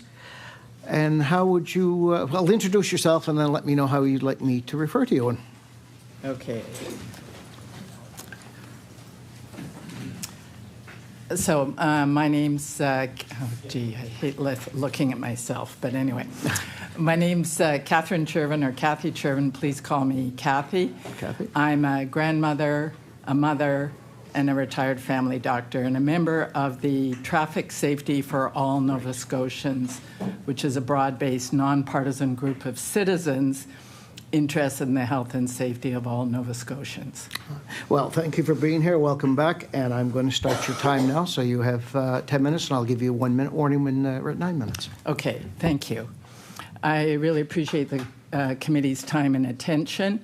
We are a group that advocates for people walking, rolling, and cycling, and some of us represent vulnerable road users who have been seriously injured by vehicle collisions.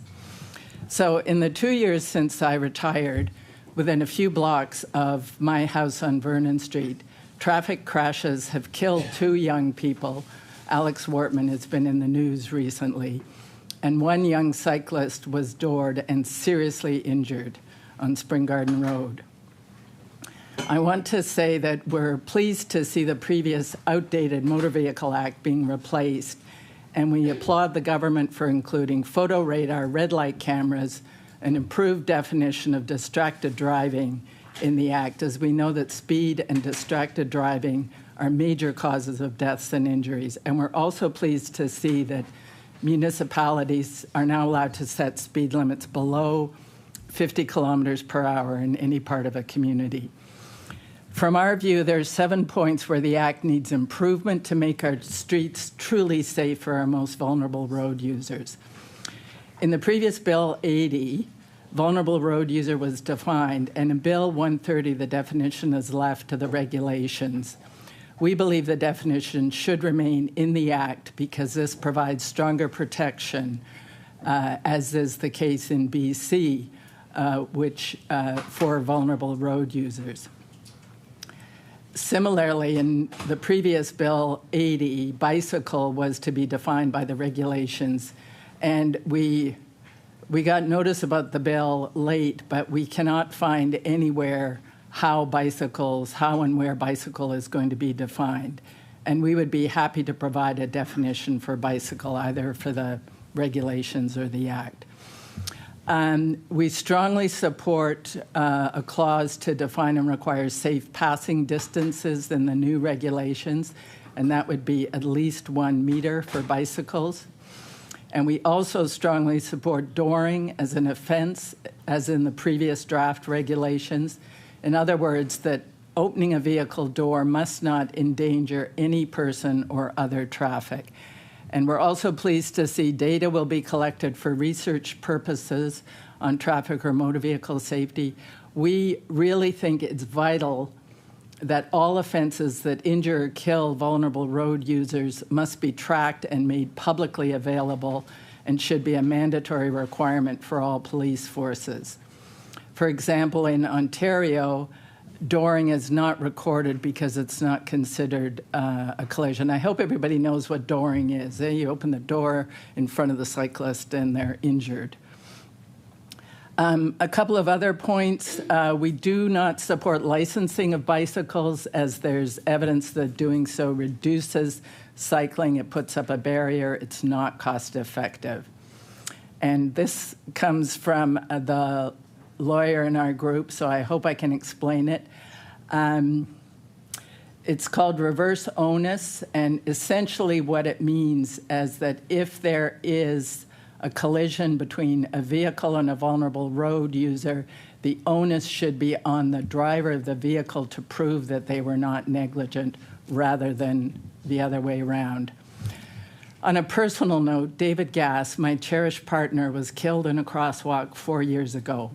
He was also a much-loved father, grandfather, colleague, and citizen. Since then, every time I leave the house, I wonder if I'll come back.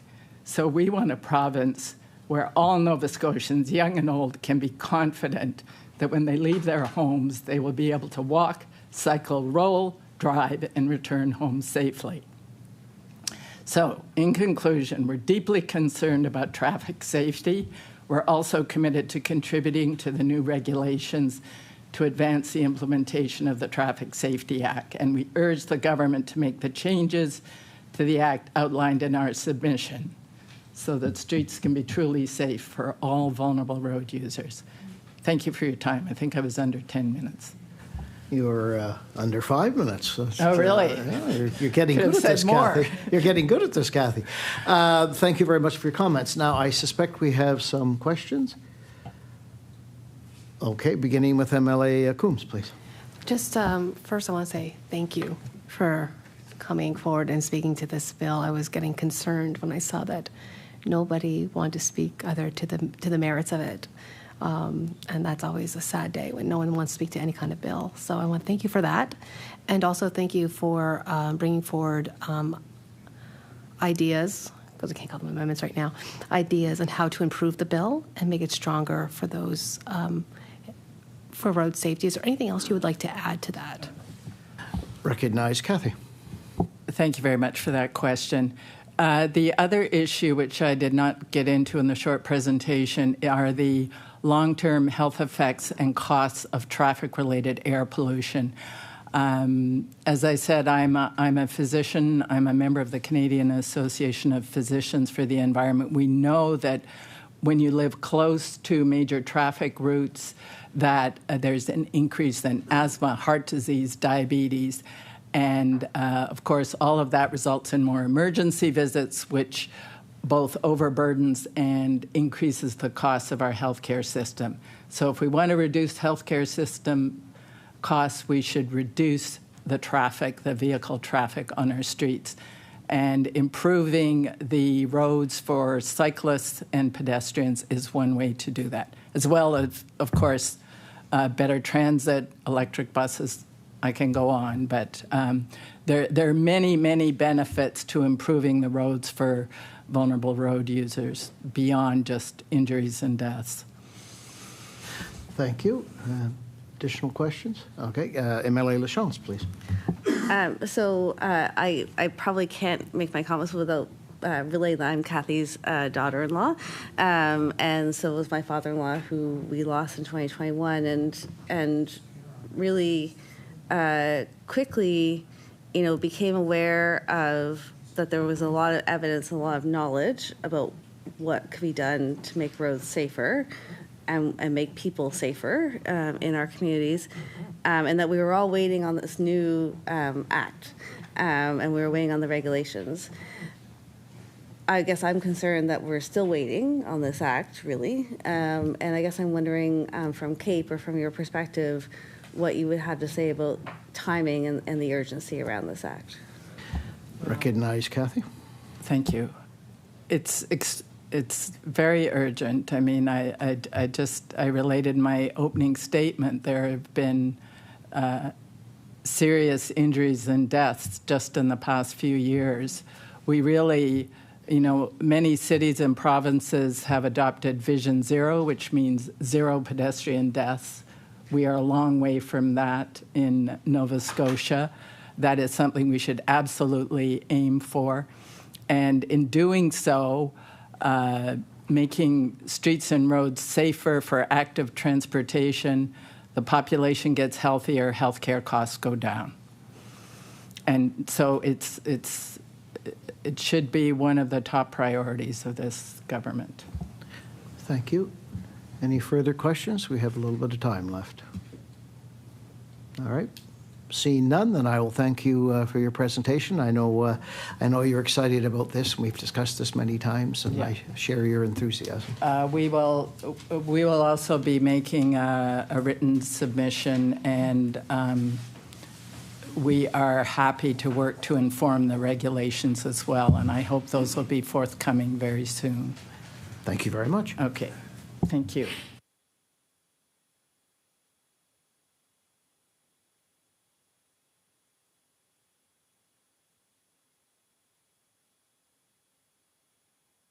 We're going to take a 5-minute recess just while we wait for the next virtual speaker to join us. So we have a 5-minute recess.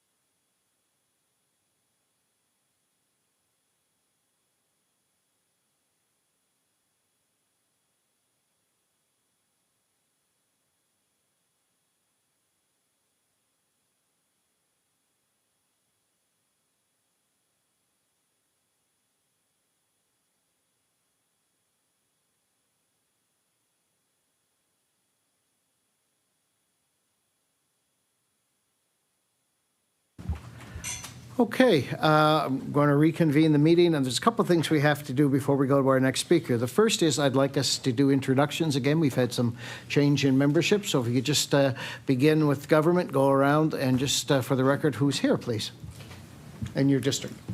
Hi, everybody. My name is Damien Stoylove, and I'm from Bedford South. Go ahead.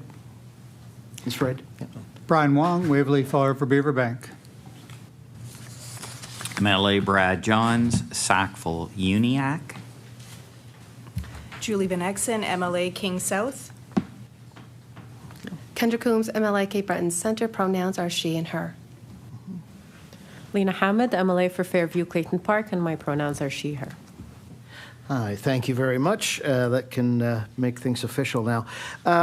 We just finished the last speaker on Bill 130, the Traffic Safety Act. So I'm going to ask somebody bring a motion forward that we send that back to the House now. MLA Venixon, please.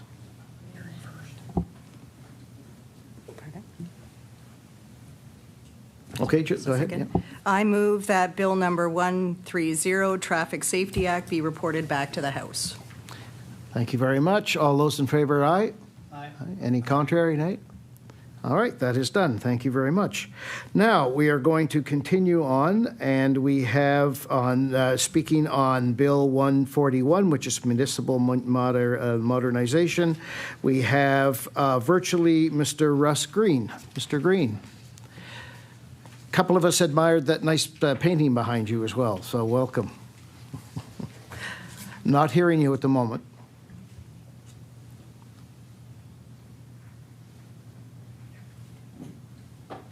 Okay, sorry about that. That's great. So please introduce yourself and let me know how you'd like me to refer to you.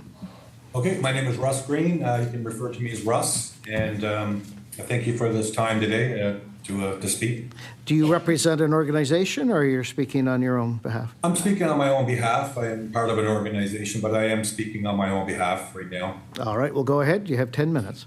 Okay, so I'm concerned about Bill 141 and specific Clause 30. I'm going to read it. It says Clause 30 provides that the minister determines the total amount of municipal financial capacity grants payable to municipalities for a fiscal year. The Nova Scotia provincial government does not discuss our rights under the Constitution of Canada regarding equalization. There's no transparency or accountability present for where this funding is spent within the province. Bill 141 gives one person, Minister John Lohr, the sole right to decide what a municipality will receive under the provincial equalization program or the municipal financial capacity grant. Equalization consists of 5 categories, all related to fiscal capacity. One of those categories is generated by a municipal deficiency, and that is roughly $700 million per year out of the total transfer of $3.465 billion. The Nova Scotia government sends the struggling municipalities $30 million total in a yearly equalization program and takes back more in mandated costs from the municipalities. For example, the CBRM receives $15 million and pays back $22 to the province. This has recently changed, of course, under Bill 340. The CBRM has some of the highest property taxes in the province, and new young couples buying small, modest bungalows in urban areas of the CBRM can expect to pay $4,000 to $6,000 per year in property taxes. While areas like West Hants, which have some of the lowest property taxes in Nova Scotia, had its municipal financial capacity grant tripled, the CBRM was reduced by millions. All of this has happened under Minister John Lohr's position as Minister of Municipal Affairs, the same minister who refuses to sit and meet and discuss the situation on our rights for equal taxation under Section 36 of the Constitution Act of 1982. This bill must not pass. The minister must not give himself the power to decide how much equalization a struggling municipality will receive. It should be decided and distributed based on how it's funded by the federal government in Ottawa.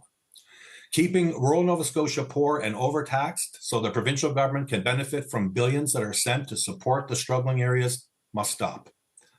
They keep us poor to generate more, and this is ignoring all this while doing this, ignoring the injustice that occurs, and it has been occurring for decades.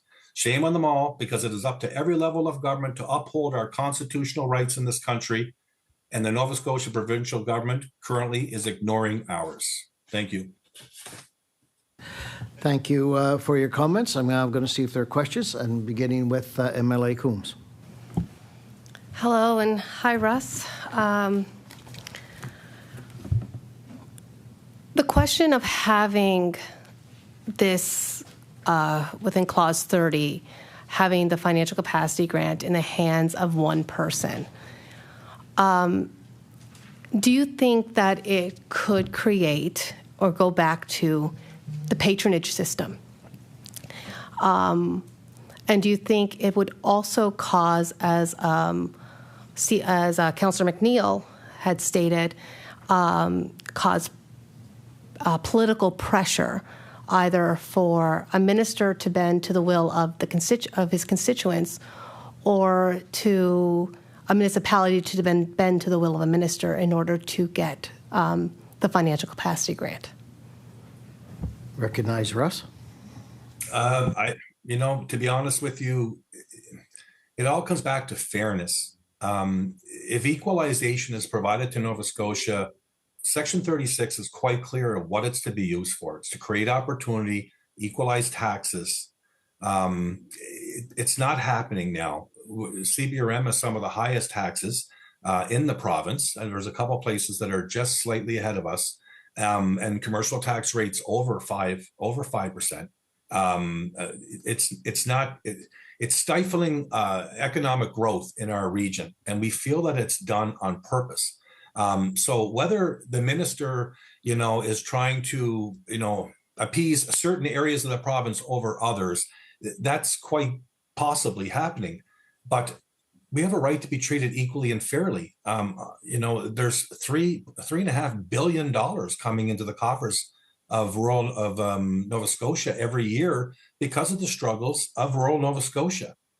Keeping those struggles alive, and present every day, it just ensures that the transfer grows. There's got to be some accountability. They need to sit down at the table and explain where they're spending it. They can't keep people generating it and not explain where it's being spent. It has to be spent back to the places that generate it. Recognize MLA Coombs. Thank you. And with that accountability, would you have liked to have seen in this Modernization Act put into legislation what we used to have, and that was a full account of where the federal dollars were distributed to from the province? Yes, recognize Russ. Sorry. Yes, absolutely. I mean, the provincial government should tell the people of Nova Scotia where this money is being spent, because the HRM is not generating equalization. It's a have municipality. It's got a great fiscal capacity. So you can't not tell the people where the funding that's coming to help us is spent. They got to tell us where it's being spent. I don't think it ever was at that position. They keep clouding it with this situation of a provincial program versus the federal program, and they're not connected and so forth.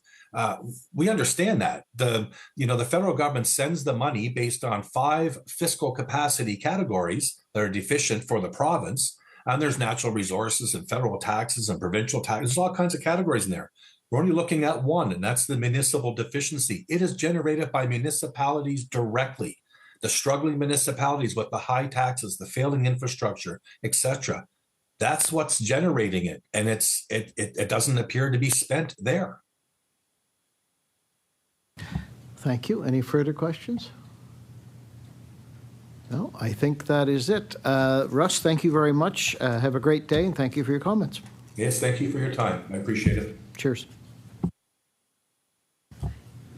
Okay, now we had scheduled at 12:50 on this bill another person, but that person has canceled virtually, so we are going to go down to Bill 127, which is Protecting Nova Scotians Act, and online we have Gordon Pictou. Gordon, can you hear me?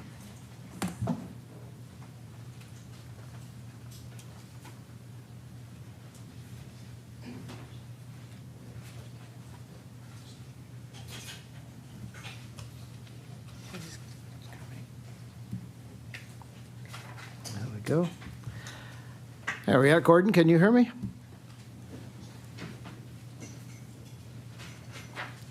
I'm not hearing you. I can see you. You look great. I just can't hear you. There we go. Can you hear now? I can, and thank you very much. So just introduce yourself. Let me know how you'd like me to refer to you, and then I will give you 5 minutes for speaking and 5 minutes for questions. Luisi Corto, Wiki Wickleback, and I'm here representing myself, speaking on of myself, okay, my ancestors, the came before me, those will come. All right. And you can refer to me as Gordon. As Gordon. All right. Thank you very much. I'm going to start your time, and please begin. So I just want to preface by saying those that just spoke before me spoke very eloquently and very well, representing a lot of what's going on with this government and with this bill. I'm an educator. I've been working in our schools, trying to make schools a safer place for Indigenous children. And just in the last 2 weeks, this government has made that very difficult to continue to do that work in a good way, in a positive way, because we just had the banning of the honor song from being played as an equal partner to O Canada, and replaced by the colonial presence of indoctrination of making every child stand and appreciate national anthem without being able to hear about the honor song or the Black Nova Scotian anthem. So that started last week, and then immediately we found out that this bill was being created and rushed through without time for debate, without time for people to organize, without, obviously, for any government people to actually review any of the documents that would be submitted. As we saw from Michelle, no one was ready. Most people probably haven't read most of those packages. They probably won't before this bill is passed. And that is undemocratic and part of a pattern that this current government has been doing. And to give, I have 5 minutes. If I want to talk about this bill and every part in it, that would, I don't know, that's like 10 seconds per aspect of this bill. So it's lumped together with a whole bunch of other unsavory things that they want to just rush through. And that's very unsettling and very undemocratic. And I'm very upset by that. So I came here in part to talk about those things, but also that this creates more violence against Indigenous people. It undoes so much of the work that we've been trying to do in this country towards reconciliation. And you can't legislate away our responsibility to truth and reconciliation. Can't legislate away our treaty rights and our inherent rights as Aboriginal people and the Aboriginal title to this land. It's unceded, as Duma clearly showed in his previous talk. And so, yeah, if we just go back a little bit and just see the path that we were on prior to this government, we can really see how this has really turned around. And, this bill protecting Nova Scotians really is protecting industry from Nova Scotians. We forgot to leave that. We left that word out on purpose, I think, because this bill is really about how can we support industry at the expense of Nova Scotians and Nova Scotians' rights, and especially against Indigenous people. There's no... with the UNDRIP requirement of free and prior consent, there wasn't any consent given. There wasn't any attempts to organize or even to distribute information about the stuff in this bill. So that's all very unsettling. It's very hard, difficult to work in government, difficult to receive a paycheck from this government to do work that's supposed to be aligned with truth and reconciliation, to honoring a path forward together where no one's in front, no one's behind, and we actually work to solve the problems that all of us face. And our land protectors, they're doing a really amazing thing. They're standing up for all of creation. We're not just humans, but for all of us.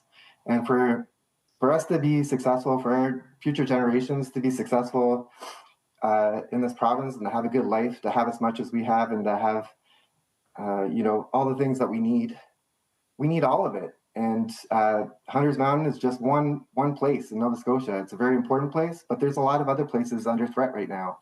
And if this is the way that this government is going to continue to work undemocratically, and with no room for debate, no room for other people's opinions, and not listening to everyday Nova Scotians, you may get some things done over the next couple of years, but election time, you're going to lose. You're going to lose by not listening to us and by continuing to be undemocratic. So it's a short-term thing. And if you criminalize us and you jail us for protecting the land, well, that hasn't been deterrent to most Native people in the past. We answer to a higher calling a lot of the time, and to speak truth and to act in truth, to live in truth, and to uphold our responsibilities to each other and to the land and to everyone that we share this land with, including all animals, is really important. And your time is up, Gordon. Thank you for your comments, your presentation. But we do have up to 5 minutes now for questions, and I'm going to see if there are MLAs have any questions. Beginning with MLA Wozni. Thank you, Gordon, for taking the time to come and speak to us at Public Bills. As you've indicated, Bill 127 is an omnibus bill. The relationship of its component pieces to one another under the auspices of protecting Nova Scotians appears dubious to many, including many on the opposition side of the House. If you were going to highlight one part of this bill that you believe should be severed and considered independent of the rest of the bill, which piece of this bill would you recommend the House deal with independent of the omnibus approach? And talk a little bit about why it deserves that focus on its own. Recognize Gordon. Okay, well, I think every aspect of this bill deserves its own debate and its own time, and to have more than 3 days in between reading the first reading and then having public consultation doesn't give anyone represented in this bill any time at all to organize, to understand, and to create, any meaningful conversation before it's passed. And if it's going to be rushed through this fast, if we just look at other bills, this is not a normal way of doing things. And so yeah, I would take them all separate. I think every single part of this bill is really important, and needs time for adequate discussion, debate, and to consult with Nova Scotians about whether or not they support any of this going forward and in what way. Putting it all together is undemocratic. It's unfortunate, and it's a pattern that this government seems to have. Any other questions before I allow MLA Wozni to speak second time? Nobody else has questions? All right, MLA Wozni. Thank you, Chair.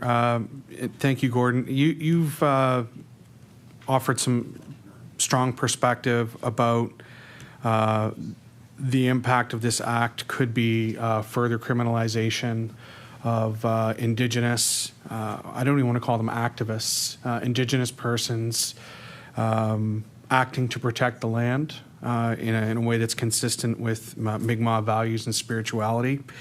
Part 2, the Crown Lands Act, to your knowledge, are you aware of any attempt of the government of Nova Scotia to liaise with leadership that represents your sort of your corner of Mi'kmaq and your band council, so to speak, on whether or not the language in Part 2 of the Crown Lands Act that seemed most directly related to your concerns about protesting to protect the land. Are you aware of any efforts on the part of anybody in government to consult with community on taking some of the hard edges off or creating language that satisfies your concerns about your freedoms to protest and act to protect the land? Recognize Gordon. I have zero awareness of any attempts. If there have been attempts, none of our membership has shared it with us. And our leadership is normally very good at sharing information with us around those things. So I'm going to say no, I'm not aware of any. I don't know anyone else who is aware of any. And if a real attempt was made, I'm sure many of us would have being part of that process and offered a lot of important information going forward. Thank you. Any further questions? We have a little over a minute left.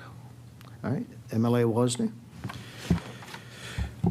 Under Part 2, Article 15, there are a number of things that really speak to some of the concerns that you're worried about, the further criminalization and harsh penalties for Indigenous persons who act to protect the land under the treaties of peace and friendship. Articles 15D, Articles 2 through 4, and 39B, really hiking, the charges that could be levied, and not only the charges that could be levied, but also significant fines. What do you anticipate the impact that this will have on the willingness and the freedom of the Indigenous community to act as treaty people to protect the land under the terms of peace and friendship? Oh, we've lost you. I think you've muted, Gordon. Try again. I'll give you an extra few seconds. It says my audio is on. Can you not hear me? There you are now. Okay. So that's a really good question. I think it'll actually have the opposite intention that the government has in passing this bill. It won't be a deterrent to land protectors protecting land. Like I said, those of us who live in truth and try to do our best for not just ourselves, but for all of us that share this land together, whether it's people or animals or birds or water, every living thing here. You can criminalize this all you want, criminalize that process all you want, but there's no other way that we could have protected Hunter's Mountain than what happened right now, because it only takes a weekend apparently to clear cut the entire area, and the political process put up before us is way slower than that. So, all right, your time is up, Gordon. Your time is up, Gordon, but I really appreciate you being with us today, and I wish you well. Thank you very much. I hope everyone actually considers what's happening here and doesn't just pass this bill without consulting, and I hope we change the direction on that. Thank you for your comments.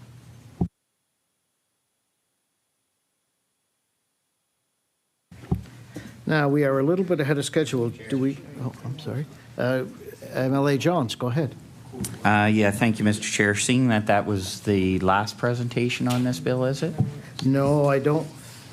We have two. 127? Yeah, we do have an updated agenda coming. Okay, all right, thank you, Mr. Chair. Just a moment now.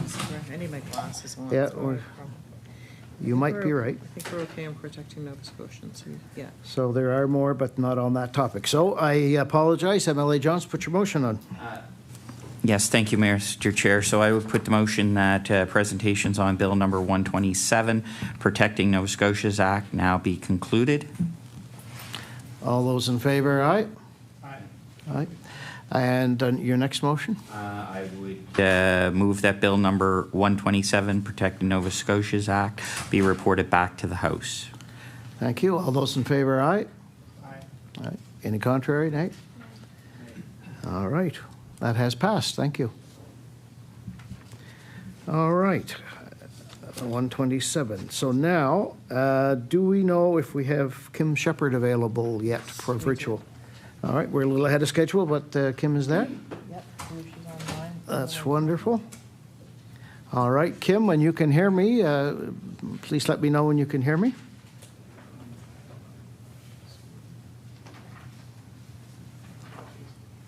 Oh, I can see you, Kim. Can you hear me? I can. Oh, that's great. Thank you very much. Look forward to hearing from you. Thank you for being here today. Please introduce yourself. Let us know if there's any organization you're part of that you're representing, and let me know how you would like me to refer to you. Well, thank you for having me. Good morning, everyone. My name is Kim Shepard. I'm representing myself and my fellow Cape Bretonners, and you can refer to me as Kim, please. All right, Kim, thank you very much. You now have up to 10 minutes to speak. I'll let you know when you have a minute left, and then we'll have 5 minutes for questions. Please begin. Okay, thank you. This won't take long. I just wanted this morning to provide a little background on why I feel it's necessary to speak on Bill 141, specifically Clause 30. For years, Cape Breton, we faced oppression in the form of not receiving what we believe to be a fair share of equalization payments. At one time, Cape Breton, we were the wealthy resource for Nova Scotia. Our significant coal deposits fueled the province's industries.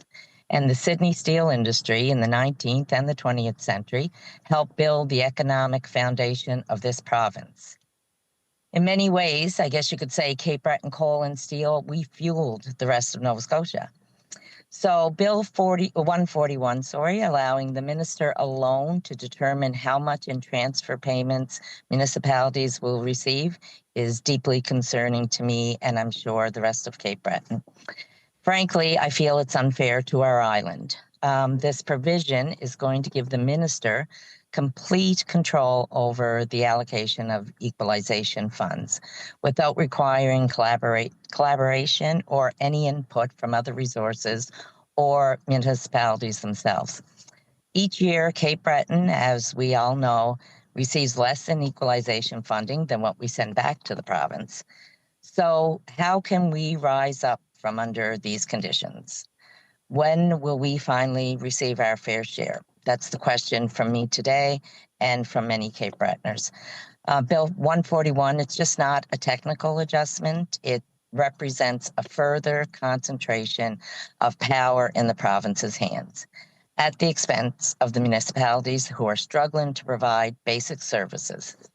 I strongly encourage reconsideration for this clause, and I urge the province to come together with the municipality of Cape Breton for a meaningful discussion about fairness, transparency, and our shared future. We've been asking for this for years, and I would love to see this government finally come together with our island, and let's discuss this and come up with a fair agreement. And that's all I have to present. I thank you for giving me the time to speak, and I'm definitely open to questions. Thank you. Thank you for your comments, and we have lots of time for questions, beginning with MLA Coombs. Thank you, and thank you, Councillor. Within this bill also is the province getting the power, particularly the minister, to basically overrule planning areas in municipalities. So, for instance, with regards to where housing and infrastructure like childcare facilities can be placed, and with that, adding that the municipalities would actually have to pay for any of the infrastructure supports that are needed, such as water and sewer. So with all of that, do you think that municipalities are receiving adequate funding from the province to help pay for all the growth that the province wants to approve? Recognize Kim. Kim, I can't hear you at the moment. I think you're muted. Can you hear me now? Yeah, you're back. Thanks. Okay. Great, thank you. Yes, Kendra, I agree. We're not receiving our fair share to keep up with what we're receiving in the ways of, building up our communities. We still need more housing, of course, but we need to come together to discuss what is expected of us, what we can give, and what we need to bring all that up to fruition. And a superpower of this government, really, it needs to stop being called a superpower. We need to be collaborative. If we want to excel as a province, we have to work together. So that is my wish, Kendra, and I know you vow for it as well, is for collaboration with Cape Breton Island and with the province. All right, thank you. MLA Coombs once again. Thank you. Councillor, I'm wondering if you can tell me, or maybe I can suss it out here. Is your fear of having the minister responsible for dueling out the financial capacity grant rather than governor and council, are you concerned about whether it is government by holding this money, by the minister holding this money, forcing municipalities to bend to the minister's will? Is that a concern? Or is there a concern that any particular minister, because let's face it, we're not all going to be here in 10, 20 years, maybe even 5, or the minister of the day being able to duel it out to municipalities that are in favor of the government of the day? Is that a concern for you? Recognize It Kim? is definitely. It definitely is a concern for me. I believe we need an outside entity, maybe a mix of government, but we definitely need some more municipal presence. So if we have, how can I put it? If we should be receiving more payments than let's just say the municipality of Antigonish. If they are going to gain from what the minister is giving, then they're not going to be so forthcoming to protect Cape Breton. So we all need to have a voice at that table, I believe, and we also need some people who are outside of government who can look on the whole picture with and non-bias. Thank you. Any further questions? No? I think that's it. Well, Kim, thank you very much for your input. Have a great day. Thank you for taking the time. Pleasure. Have a great day. Bye-bye. All right. Now, we're ahead of schedule. We do have someone scheduled for 1:30. If they are online now, we'll see. Operators are standing by. Chair? Yes. Do we have an updated copy? We do. Oh, okay, perfect. Thank you. See, I'm good, eh? I was answering a question. I couldn't tell you. Might want to take a minute because they don't have anyone in the waiting room right now. I think they're experiencing a little bit of. Okay. I think we're having technical difficulties, so we will take a 5-minute recess. Thank you.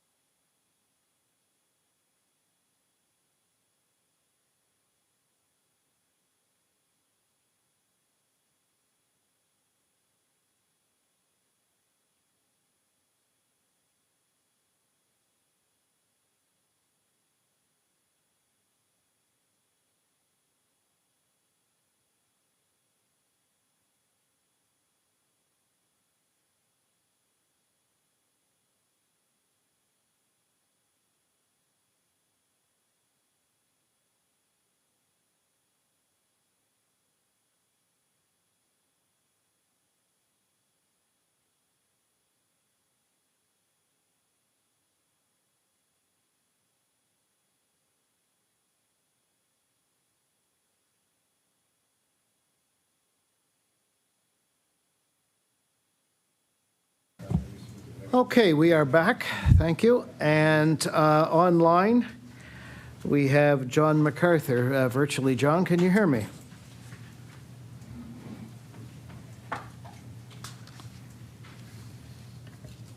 Not hearing you, John. Can you hear me?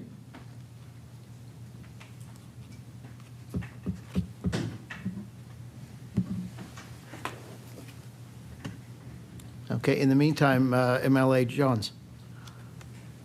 Thank you, Mr. Chair. Just while we're waiting for our next speaker, if I could ask a question of clarification, perhaps through you to legal counsel. I know things change, and this committee sometimes fluctuates. So I'm looking for a clarification on presenters for the committee.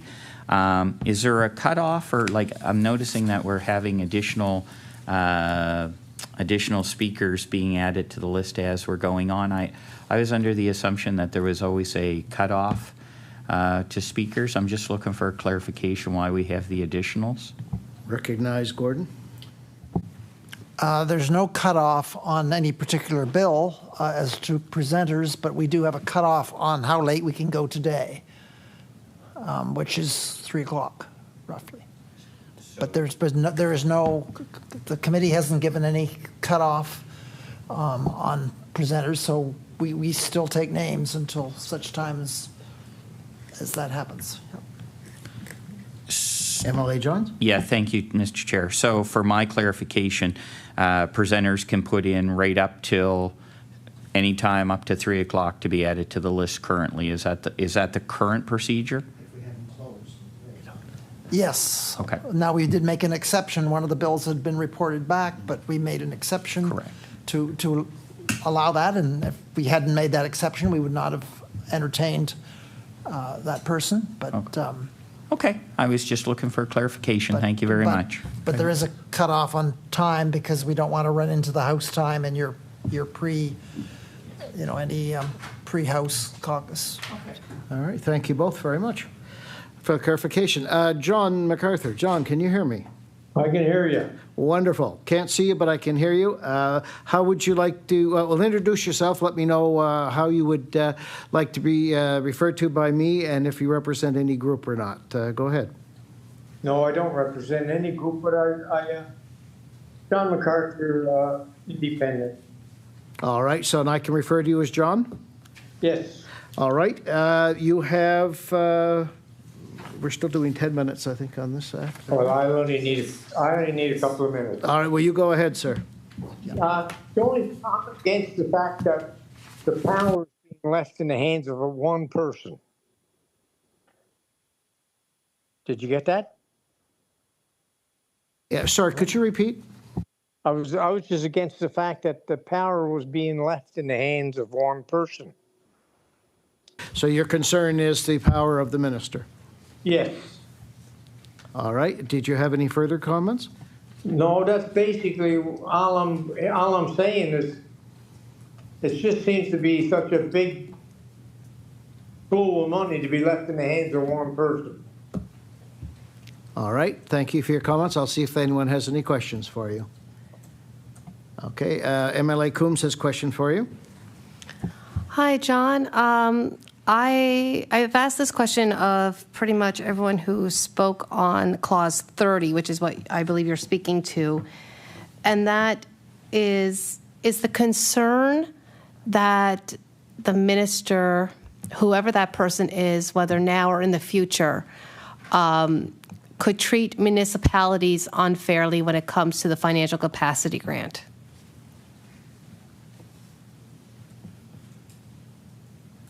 I lost you again. Oh, we're going to try again. Just hang on. We recognize MLA Coombs.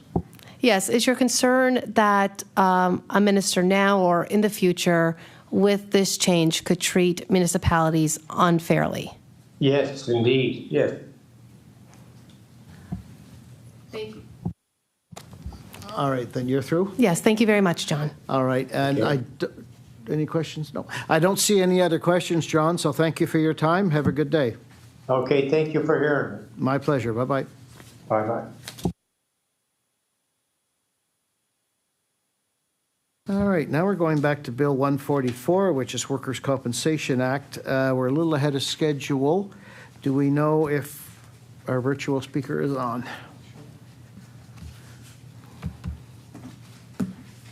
We're supposed to be ready ahead of time.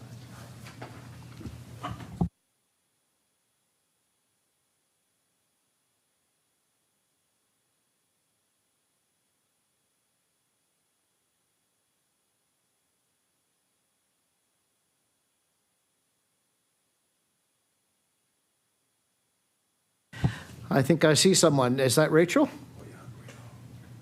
Okay, I think you muted, but there you are. Well, hello, Rachel. I'm the Chair Tim. Would you introduce yourself? Let us know how you want to be referred to, and if you're representing any group, and then I'll let you present to the group. So, introduce yourself. Thank you so much. My name is Rachel Barker. I am in the Office of the Workers' Counselor, which is a program. I think I'm having trouble hearing you. Is sort of an echoey sort of sound. I think it's can you hear me now? A little better. Let's give it a try. So start again. Just introduce yourself. Sorry. Can you hear me now? That sounds better. Okay. Sorry about that. My name is Rachel Barber. I am with an organization called the Office of the Worker Counselor. We're a program of the Nova Scotia Federation of Labour, and we provide assistance, advocacy, and education to Nova Scotians navigating the workers' compensation system. You can call me Rachel. All right. Thank you, Rachel. And go ahead. You have 10 minutes. Thank you. I wanted to speak today because at the Office of the Worker Counselor, we work directly with thousands of Nova Scotians who are navigating the workers' compensation system. So we have a unique understanding of how the workers' compensation legislation impacts not only the workers in this province, but also society as a whole. At the same time, we appreciate the need for balance and sustainability in the workers' compensation system. I say these things because I want to be sure that the committee understands, although our organization stands on the side of workers, our comments today are not polarized one way or the other. I like to think that our input is well-reasoned and rational, and that our statements reflect our deep commitment to the principles behind the workers' compensation system. Workers' compensation is an opaque and confusing system. It mixes elements of a justice system with elements of an insurance system and a financial system. And there are very few people who understand the system. And I dare say no one understands it better than I do. It's a weird flex, but I'm sticking with it. We've reviewed Bill 144 in its entirety, and we consider several of the amendments to be very positive. Several of them we look at with neutrality, and there are a few that we regard with suspicion. That said, we won't comment on those amendments because they've already been spoken to, and because there are several changes that bring us cause for alarm. And so I would like to focus on those three changes. One of the changes relates to extended earnings replacement benefits. Clauses 21 and 22 of the bill relate to extended earnings replacement benefits, and they propose to amend the review of those benefits. I wanted to just draw attention to this section of the bill. Extended earnings replacement benefits are provided to workers once the Workers' Compensation Board has determined all efforts to support return to work have been exhausted. So these benefits are the long-term monthly benefits that workers receive when their permanent injury prevents them from returning to work in the capacity that they had before. Currently, once an ERB is established, and by ERB I mean extended earnings replacement benefit, the legislation allows the board 2 opportunities to review that benefit and to change it if necessary. Once those 2 reviews of the benefit have been completed, the benefit becomes locked in. The bill proposes to change the legislation to allow these extended benefits to be reviewed whenever the board wants to. The change is consistent with the recommendations of the July 2024 Review Committee's report, but that recommendation in the report was flawed, and I think it revealed a misunderstanding of what an extended earnings replacement benefit is. The review actually talked about the need to support early and safe return to work and therefore review these extended earnings replacement benefits. But once again, these benefits are only payable once all return to work efforts have been exhausted. I think the committee might have been talking about temporary benefits when they made this recommendation. I'm not sure. Regardless, by making these extended earnings replacement benefits reviewable at any time, workers lose stability and security of income. This has a very practical impact for injured workers. For example, when injured workers are receiving temporary benefits from WCB, and those are the benefits that can be reviewed anytime, they can't qualify for a mortgage because their income is not considered secure. If that uncertainty of income is moved into the period of time when workers are receiving extended benefits, injured workers won't be able to qualify for a mortgage. They won't be able to renew mortgages in some cases, I would assume.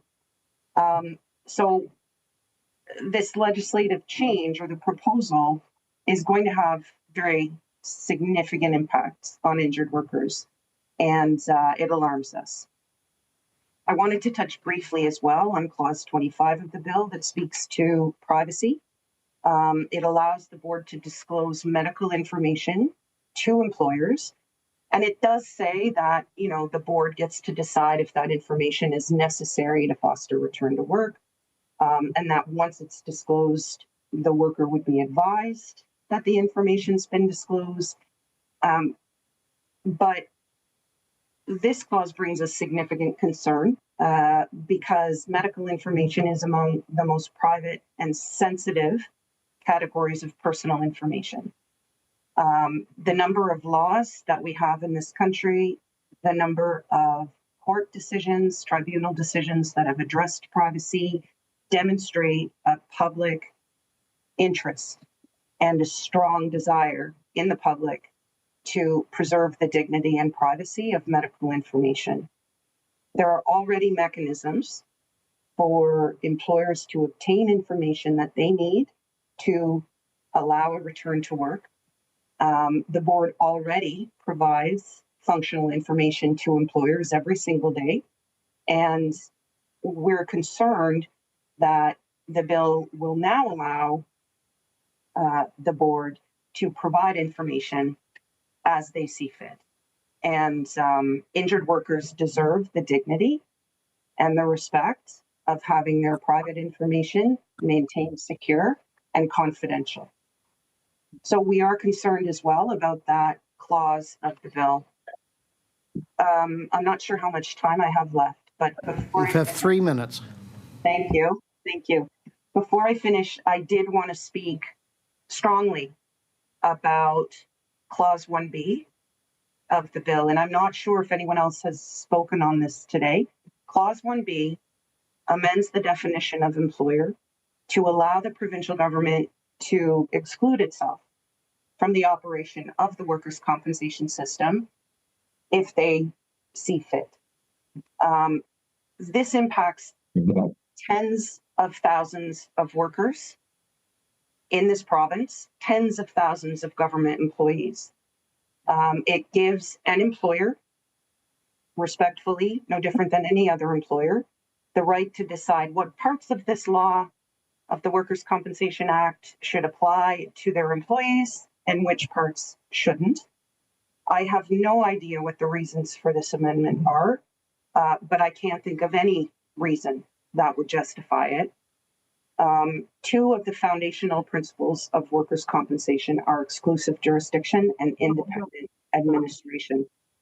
And by allowing any employer, even the government, to exclude themselves from the Act or certain sections of the Act, it's undermining that system. Moreover, to me, it seems disingenuous for the government to say this Act applies to every other employer in the province, but it does not apply to us if we don't want it to. And at a time when universal coverage has also been recommended, it further seems problematic that the provincial government would be looking to exclude itself from the actions of the Act. And I can't state this strongly enough. There can be a 1 minute reason for this, and I don't understand what it could be. I strongly feel that this not only reflects badly on the Act itself, but it reflects poorly on the provincial government as an employer. And it appears to fundamentally impact the rights of tens of thousands of government employees in this province. Thank you. That's my presentation. And now I'm happy to take any questions. Thank you. Thank you very much for your comments, and I'm going to see if we have any questions here. We do. From MLA Wozni, we have 5 minutes now for questions. Go ahead. Thank you for appearing to speak on this bill.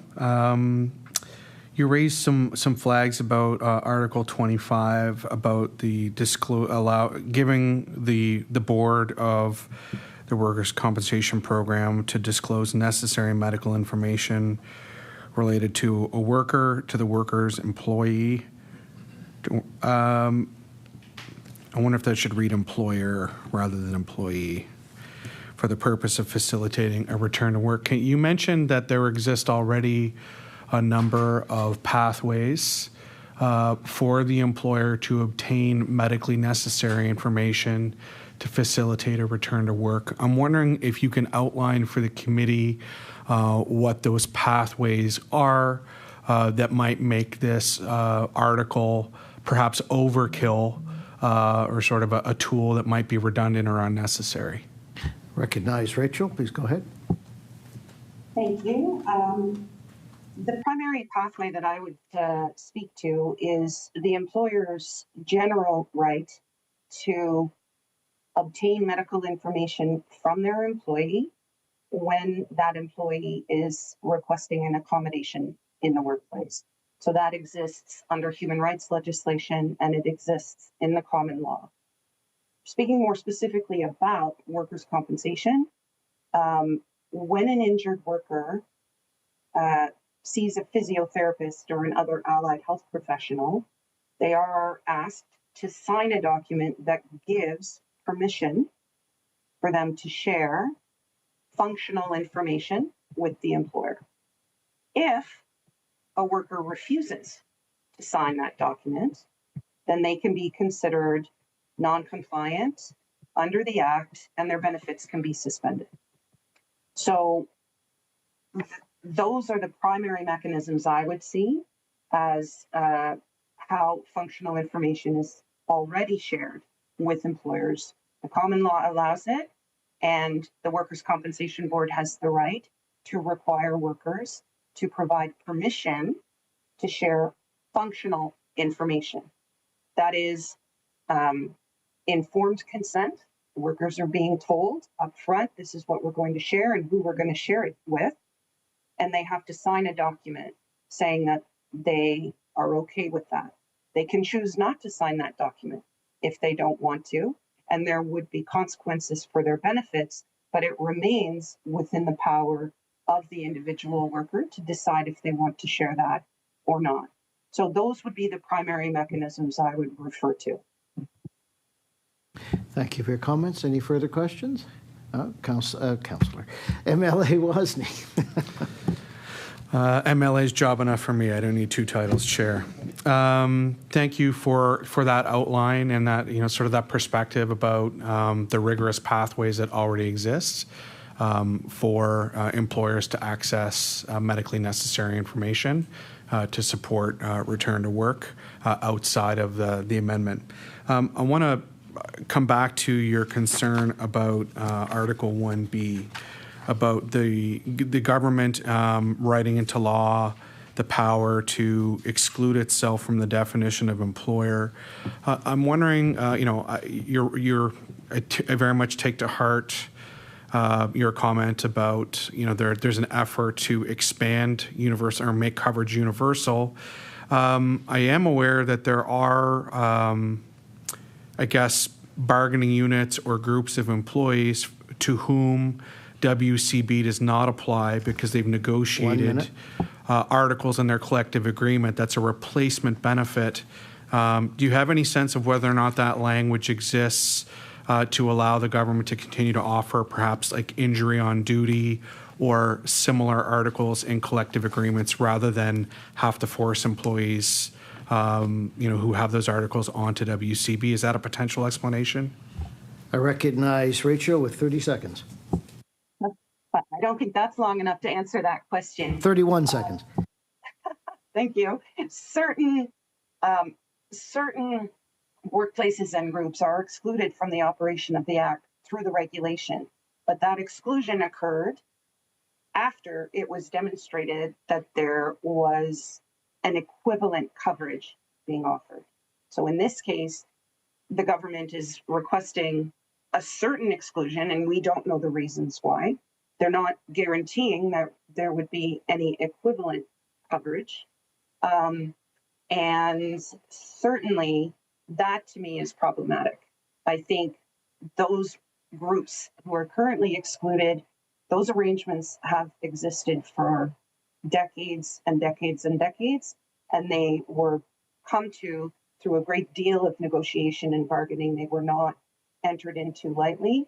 This legislation concerns me because there is no explanation for it, and there is nothing to suggest that anything workers lose because their employer takes it away. I'm going to have to end now, Rachel, but thank you very much for being with us today and for your comments. Greatly appreciated. I sincerely thank you for the opportunity. Pleasure. Bye-bye.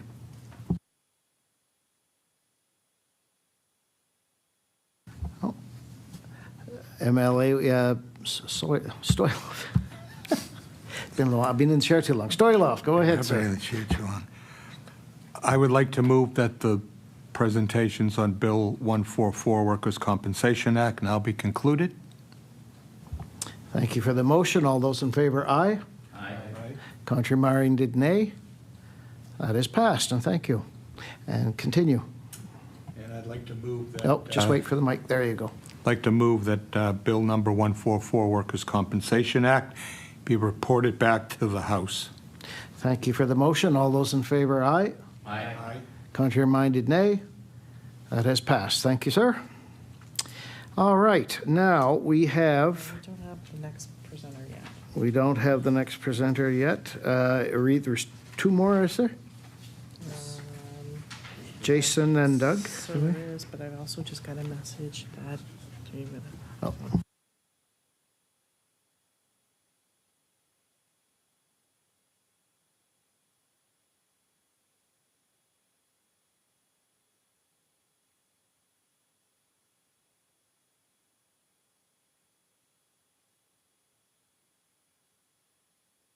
All right, we're waiting to see if either of our two virtuals are here, so just stand by.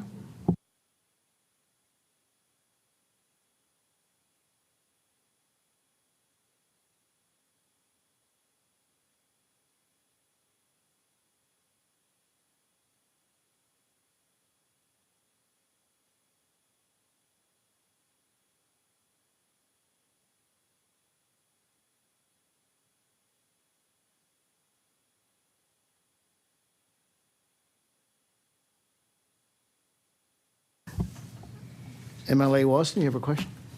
Chair, I guess a question of clarification on process.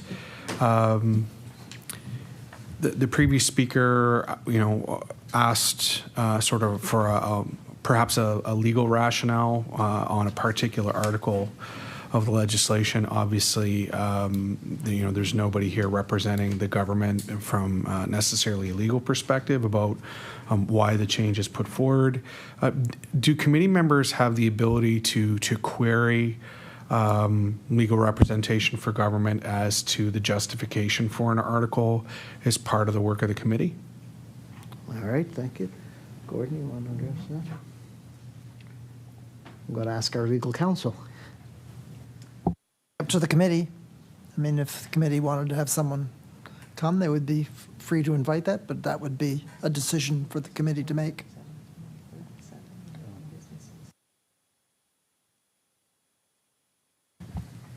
Sorry, I was distracted for a moment. What was that? Could I ask the clerk, the solicitor, to repeat that?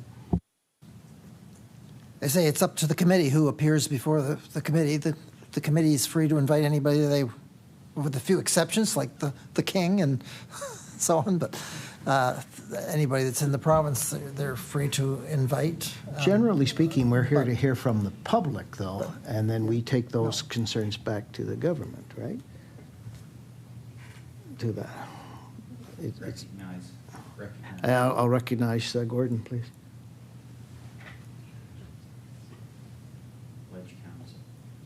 Recognize Ledge Council. Thank you.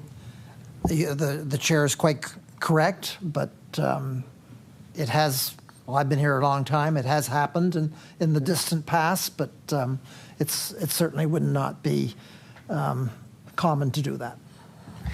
Perhaps we can have this discussion offline or with the chair when she's back as well. But I just, at the moment, it just seems a little strange to me. But go ahead, MLA Wasney. Yeah, I guess I asked the question because a witness before this committee has basically inquired as to it's not clear to what a rationale for the government's move to include language in legislation is. I certainly I'm not proposing that government has any malicious intent, but in the absence of an answer to that question, it's difficult for this committee to sort of report back on that question. So if a motion were in order, I'd be prepared to move a motion to request that legal representation for the government, familiar with Bill 144 as proposed, Bill 144 as proposed, appear before the committee to answer a question about the rationale for a proposed amendment. Yeah, I don't think that is reasonable based on our time constraints today, but former Chair MLA Johns. Thank you very much, Mr. Chair, and I would suggest that as the solicitor pointed out, that would be unusual for this committee to do. Normally, those questions would be raised during Committee of the Whole House or at third reading once a member has done the consultation, they would then bring that forward. Yeah, that makes sense to me. Thank you. Thanks. Go ahead, MLA Jones. I'm sorry. I think there's a motion on the floor, so. Oh, correct. Yes. Did you want to speak to the motion, MLA Coombs? Yes. Go ahead. First, I just want to say,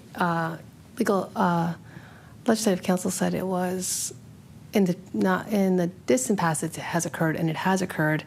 As for the time constraints, this is really the only time that we can hear from the public, and then the public, if the public has questions, I believe those questions should be answered. And we don't have to close the bill today. We don't have to report it back. There's nothing in the rules that say we have to close the bill today and report it back today.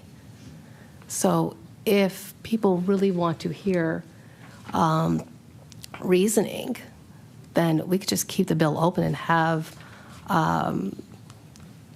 that person come before us at a later date, if that is within order. And I'd ask that to Legislative Council. Yes. All right, and so the person who asked the question, but it was Bill 144, correct? And that bill has actually closed now as well, so it's done. I do agree with you that the folks deserve answers, and I hope that that will be handled during the debate in the legislature. Thank you. All right, do we have anybody waiting to talk to us virtually? In the meantime, MLA Johns. I would move that we recess for 10 minutes until come back and see if we have those speakers. All right, I think I can allow that. Thank you.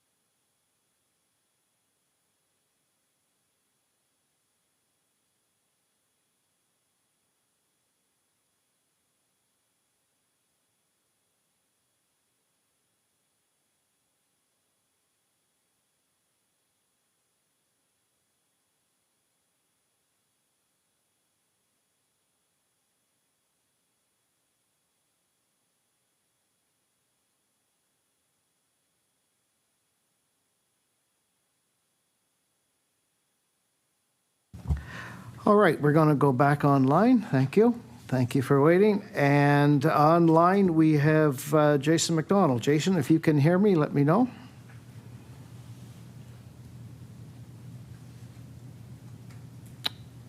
Jason, can you hear me? Here he is. Okay, I can see you. Can you test to see if I can hear you? He can hear you. There, can you hear me now? I can hear you now. Thank you. Thank you for being with us. Please introduce yourself. Let us know how you would like me to refer to you, and if you're representing yourself or any organization. Go ahead. All right, thank you. My name is Jason McDonald, and I'm representing myself and our queer community, as well as our disabled community of Cape Breton. So Cape Breton deserves its Okay, fair hang share. on, hang on. So I'm going to refer to you as Jason then. Is that okay? That is correct, yes. My All right. pronouns are he, him. All right, and sorry, I am going to start your time now. You have 10 minutes. Please go ahead. Okay, perfect. Thank you. Cape Breton deserves its fair share with no more peanuts. Quay, bonjour, hello. Madam Speaker, honorable members, and distinguished guests. I rise today to sound the alarm. Clause 30 of the proposed Municipal Modernization Act of 2025 is a threat to our fairness, transparency, and the very viability of our municipality.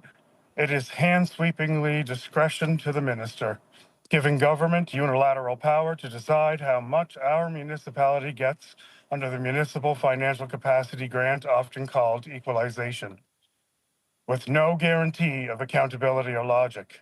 This, of course, is unacceptable. Cape Breton, especially the Cape Breton Regional Municipality, is not a charity case. We're a community with real costs, real needs, and real potential. Yet under the current system, we are forced to beg for crumbs while the rest of Nova Scotia accelerates. This clause could allow the province to tighten our belt even further, exacerbate more inequality, and entrench a system of control and dependency. I ask you, do you believe it is just or sustainable to allow one manual override to wipe out decades of municipal planning, investment, and debt servicing? Do you believe it's right to subject the residents of Cape Breton to political will? Why Cape Breton must get its fair share? Here I'm going to share 4 core arguments. We bear higher costs and lower revenue capacity. CBRM is composed of multiple former towns and rural communities merged together with infrastructure inherited, aging systems, and dispersed populations. Our assessment is based per capita. Lower than that, wealthier municipalities, we have fewer empty surplus zones or high-value developments from which to extract revenue. We must maintain roads, water systems, fire protection, waste and social services, our rugged terrain, older systems, and declining populations. Every kilometer of the road servicing our stormwater system carries more cost per resident than dense urban centers. Number 2, the existing equalization regime already undercompensates us. We currently receive a modest 15 billion or similar figure in municipal equalization, a finance grant, but our formatic entitlements, fair per capita distribution will put that number considerably higher.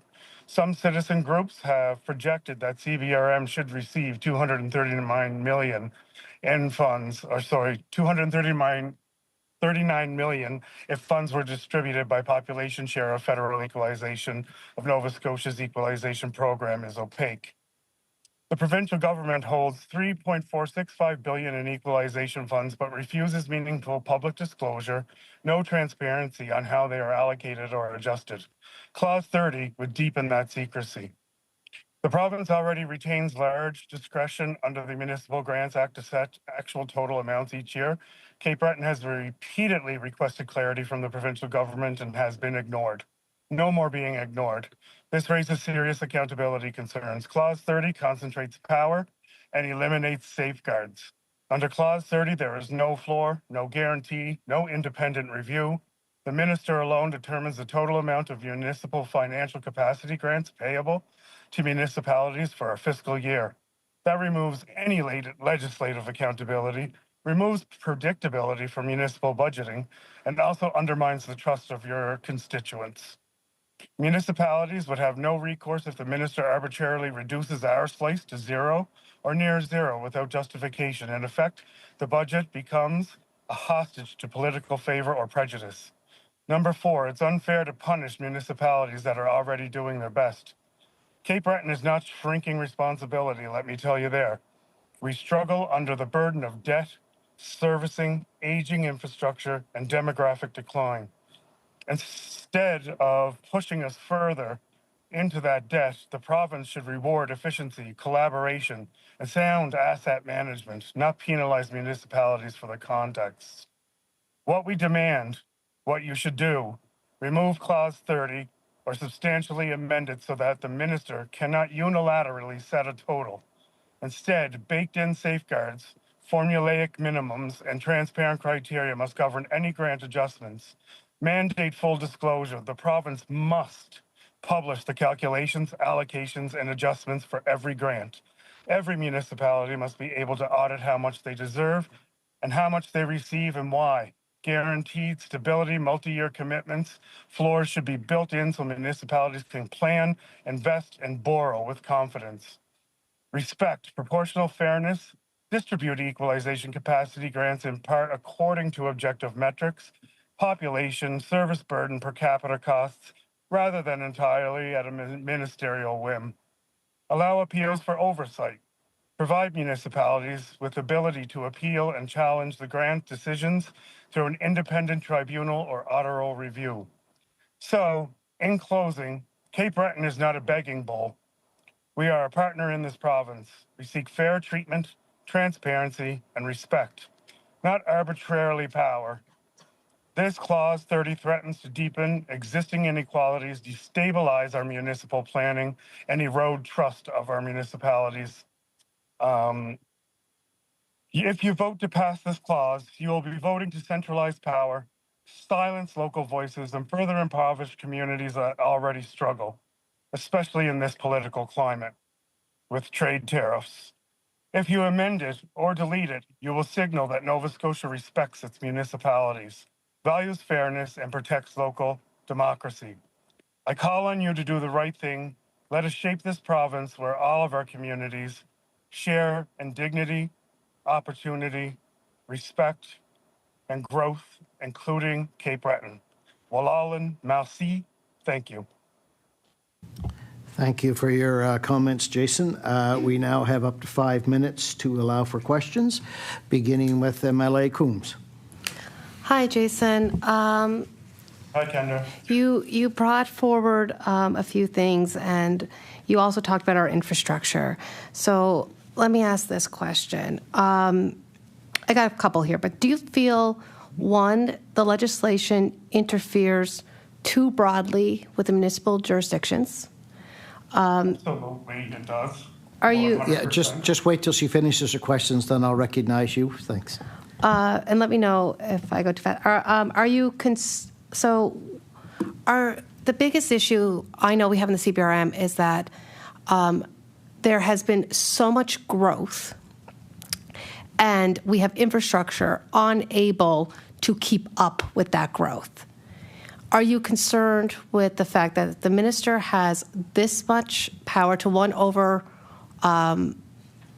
overrule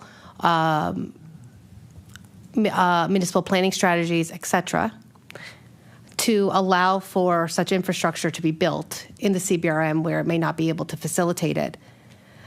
Is it your concern that we do not have the funding capacity to deal with that infrastructures and the pressure of those infrastructures? Recognize you, Jason. Yes, Kendra, I completely agree. I think that the unilateral power of being able to whim a number, and especially since Cape Breton is economically booming, but is being held back by the fact that we're not getting the fair amount that we deserve.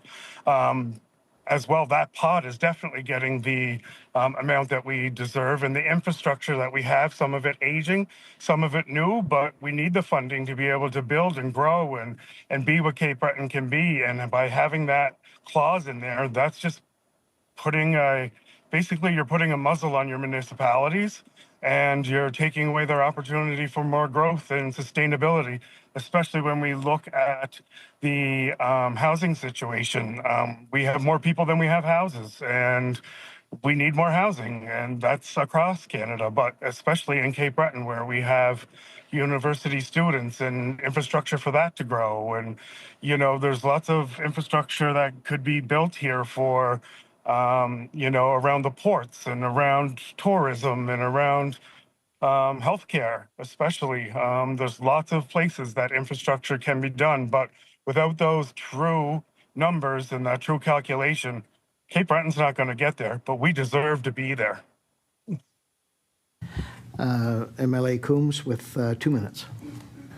Thank you. And Jason, I'm wondering, does your concern come out the fact that CBR may not receive enough funding come out of what occurred with Bill 340 over almost 2 years ago now, with CBRM is potentially going to be losing more money in the new formula that that the government has created? Is that the biggest concern here with putting with clause 30? Recognize Jason. Sorry, thank you. Yeah, definitely. Like that clause 30 is certainly, if we're looking at the 15 million that we received prior, I don't understand how Kendra or how Cecil Clark or how anybody is going to be able to continue to do their job for the economic growth of Cape Breton if the formula is certainly going to decrease our municipal funding from the equalization fairness. So how is that even being fair when we're at a disadvantage already and continue to be at a disadvantage by continuing to receive less and less and less? And I would like to see the comparison of what we actually give compared to what we get.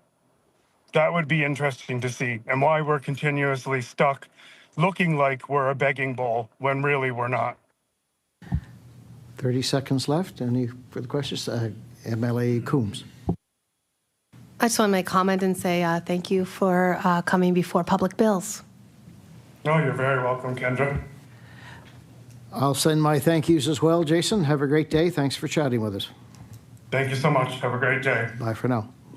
Bye-bye.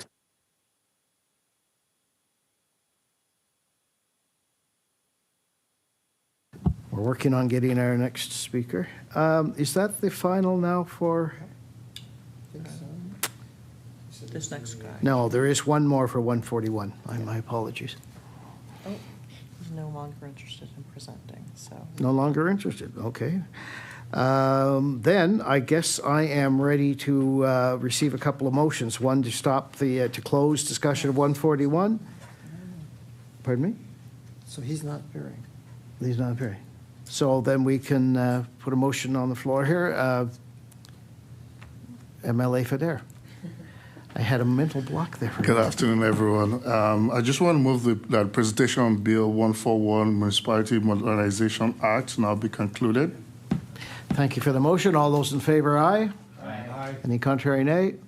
That's passed. Thank you. And again. MLA Federe again. Thank you, Mr. Chair. I want to move a motion. I move that Bill number 141, Municipality Modernization Act, be reported back to the House. Thank you. Motion. All those in favor, aye. Aye. Any contrary, nay? That motion has passed. Thank you. Is that it? Have we done? Have we motions for everything to go back to the House now? Have we missed anything, Gordon? I don't think so.